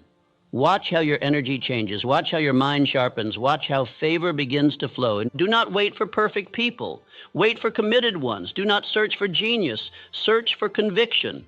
The mastermind is not about brilliance. It is about harmony and purpose and spirit. One mind sharpens another. Say this now. I am joined to minds of power, purpose, and faith. Together we rise. Together we build. Together we obey the law of increase. This affirmation will become your sword and your shield. Use it. You are no longer a casual friend. You are a covenant man. You do not entertain fools. You do not mingle with mockers. You do not laugh at small thinking. You walk with kings, even if they are not yet crowned, because your spirit recognizes purpose when it sees it. God blesses unity. God empowers partnership. God multiplies where there is agreement. But he cannot multiply the scattered, the disjointed, the confused. Find your circle. Build your altar. Speak your aim aloud in the presence of those who believe, and nothing shall be impossible for you. Now move forward. Choose your company as you would choose your name, for both are sacred, and both determine your future. If you would claim the fullness of prosperity, you must understand this one eternal fact. Your outer world is nothing but the mirrored image of your inner obedience. Obedience to what? To divine law, to infinite intelligence, to the spiritual laws that govern all material success, wealth, peace, and permanence. You cannot cheat divine law. You cannot bribe it, debate it, or defy it without cost. And no man ever escapes the law by cleverness or cunning. Every act, every thought, every motive is weighed, and the scale of justice is exact. It gives back what you give it, pressed down, shaken together, and running over. When I say you were created to prosper, I speak not from speculation, but from law. That which is in harmony with God's order must multiply, and that which is out of harmony must decay. Thus, when you think in harmony with truth, act in harmony with purpose, and live in harmony with faith, you attract all things needful for your success. Consider the law of sowing and reaping. It does not waver. It never fails. The farmer who sows wheat shall never reap thorns, and likewise the man who sows faith, decision, integrity, imagination, and perseverance cannot reap failure. The very fabric of nature is arranged to reward him. The man who fails, fails because he violated the law. either by ignorance, laziness, fear, or indifference. He may plead that the world was against him, but no man is defeated from the outside until he is conquered on the inside. He lost his power the moment he lost his alignment with eternal law. You may look upon the lives of men like Henry Ford, who took no pride in how the world doubted him, but took pride in obeying the inner command of definite purpose. His fortune was not luck, it was law. You may say Andrew Carnegie. You may call it coincidence, you may call it consequence, but the truth remains. No man rises to the heights of enduring prosperity who has not first aligned himself with the invisible, immutable laws that govern all abundance. These laws are divine. They are spiritual in origin, yet practical in application. If there is lack in your life, whether it be money, peace, or strength, it is not because God has withheld it from you, but because you have not yet learned to obey his law. You have not yet earned what you demand. For the universe does not operate on begging, but on cause and effect, and obedience is the cause of all effect. Prosperity is the visible fruit of invisible obedience. You do not pray for an oak tree and receive one without planting the seed. Likewise, you cannot receive wealth unless you plant the actions, the faith, and the service which draw it forth from the soil of spiritual law. God's system is not bribery, it is law. You do not plead with the sun to rise. It rises because it obeys law, and so must you. The golden rule, so often recited and so seldom understood, is not merely a suggestion for kindness. It is the law of return. When you do unto others as you would have them do unto you, you set into motion a boomerang of blessings which, by the law, must find their way back to you multiplied. To disobey this is to court spiritual bankruptcy. The man who cheats another has not yet understood that he cheats only himself. For the moment you deal unjustly with any soul, you place your own prosperity under arrest. You forfeit the trust of infinite intelligence, and you cut off your own source. You may gain silver for a season, but you lose gold for a lifetime. You were not created to suffer. That is not God's plan. You were created to multiply, to expand, to grow, to rise, so long as you remain faithful to the laws upon which all good is built. Every act of honesty, every hour of labor given freely, every thought of faith and definiteness is a deposit into your invisible account with infinite intelligence. And that account pays interest that no bank can match. What you give returns. What you withhold is withheld from you. If you speak the language of lack, lack will be fluent in your life. If you think in terms of fear, you will find fear waiting for you at every door. But if you speak with faith, act with purpose, and walk in obedience, life itself will kneel before you. Let me repeat this. Your prosperity is not an accident. It is the exact measurement of your alignment with divine law. You cannot plant weeds and expect wheat. You cannot idle and expect increase. You cannot deceive and expect deliverance. The world may praise cleverness, but heaven rewards obedience. There is no such thing as luck in the kingdom of success. There is only law. And once you learn that law, once you submit to its discipline, you can predict your prosperity as surely as you can predict the coming of daylight. Obedience to divine law is the highway, and the toll you pay is faith, decision, labor, and love. Consider the life of Andrew Carnegie. Was it chance that took a poor immigrant boy and made him the richest man in the world? Or was it obedience to a code of thought, a discipline of purpose, and a determination to serve others on a massive scale? He rendered service, he created value, and he acted in harmony with law. John D. Rockefeller tithed 10% of his income, long before he had an income worth $10. Why? Because he understood that giving is not a loss, but a lever. He obeyed the principle before he saw the result. That is faith. That is alignment. And that is why his cup overflowed. You must decide today to stop resisting the divine laws that are trying to prosper you. Stop resisting service. Stop resisting discipline. Stop resisting the still voice within that tells you to rise early, to go the extra mile, to clean your thoughts, to correct your speech, to write your chief aim, and to keep your promises. This is not religion. This is not philosophy. This is success science, divinely structured and spiritually sound. When you obey the law begins to obey you. It moves people, places, and opportunities in your favor. It opens doors that no man can shut. It multiplies effort into outcome.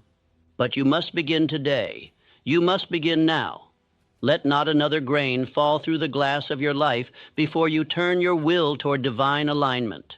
Say this aloud, and say it with conviction. I was created to prosper.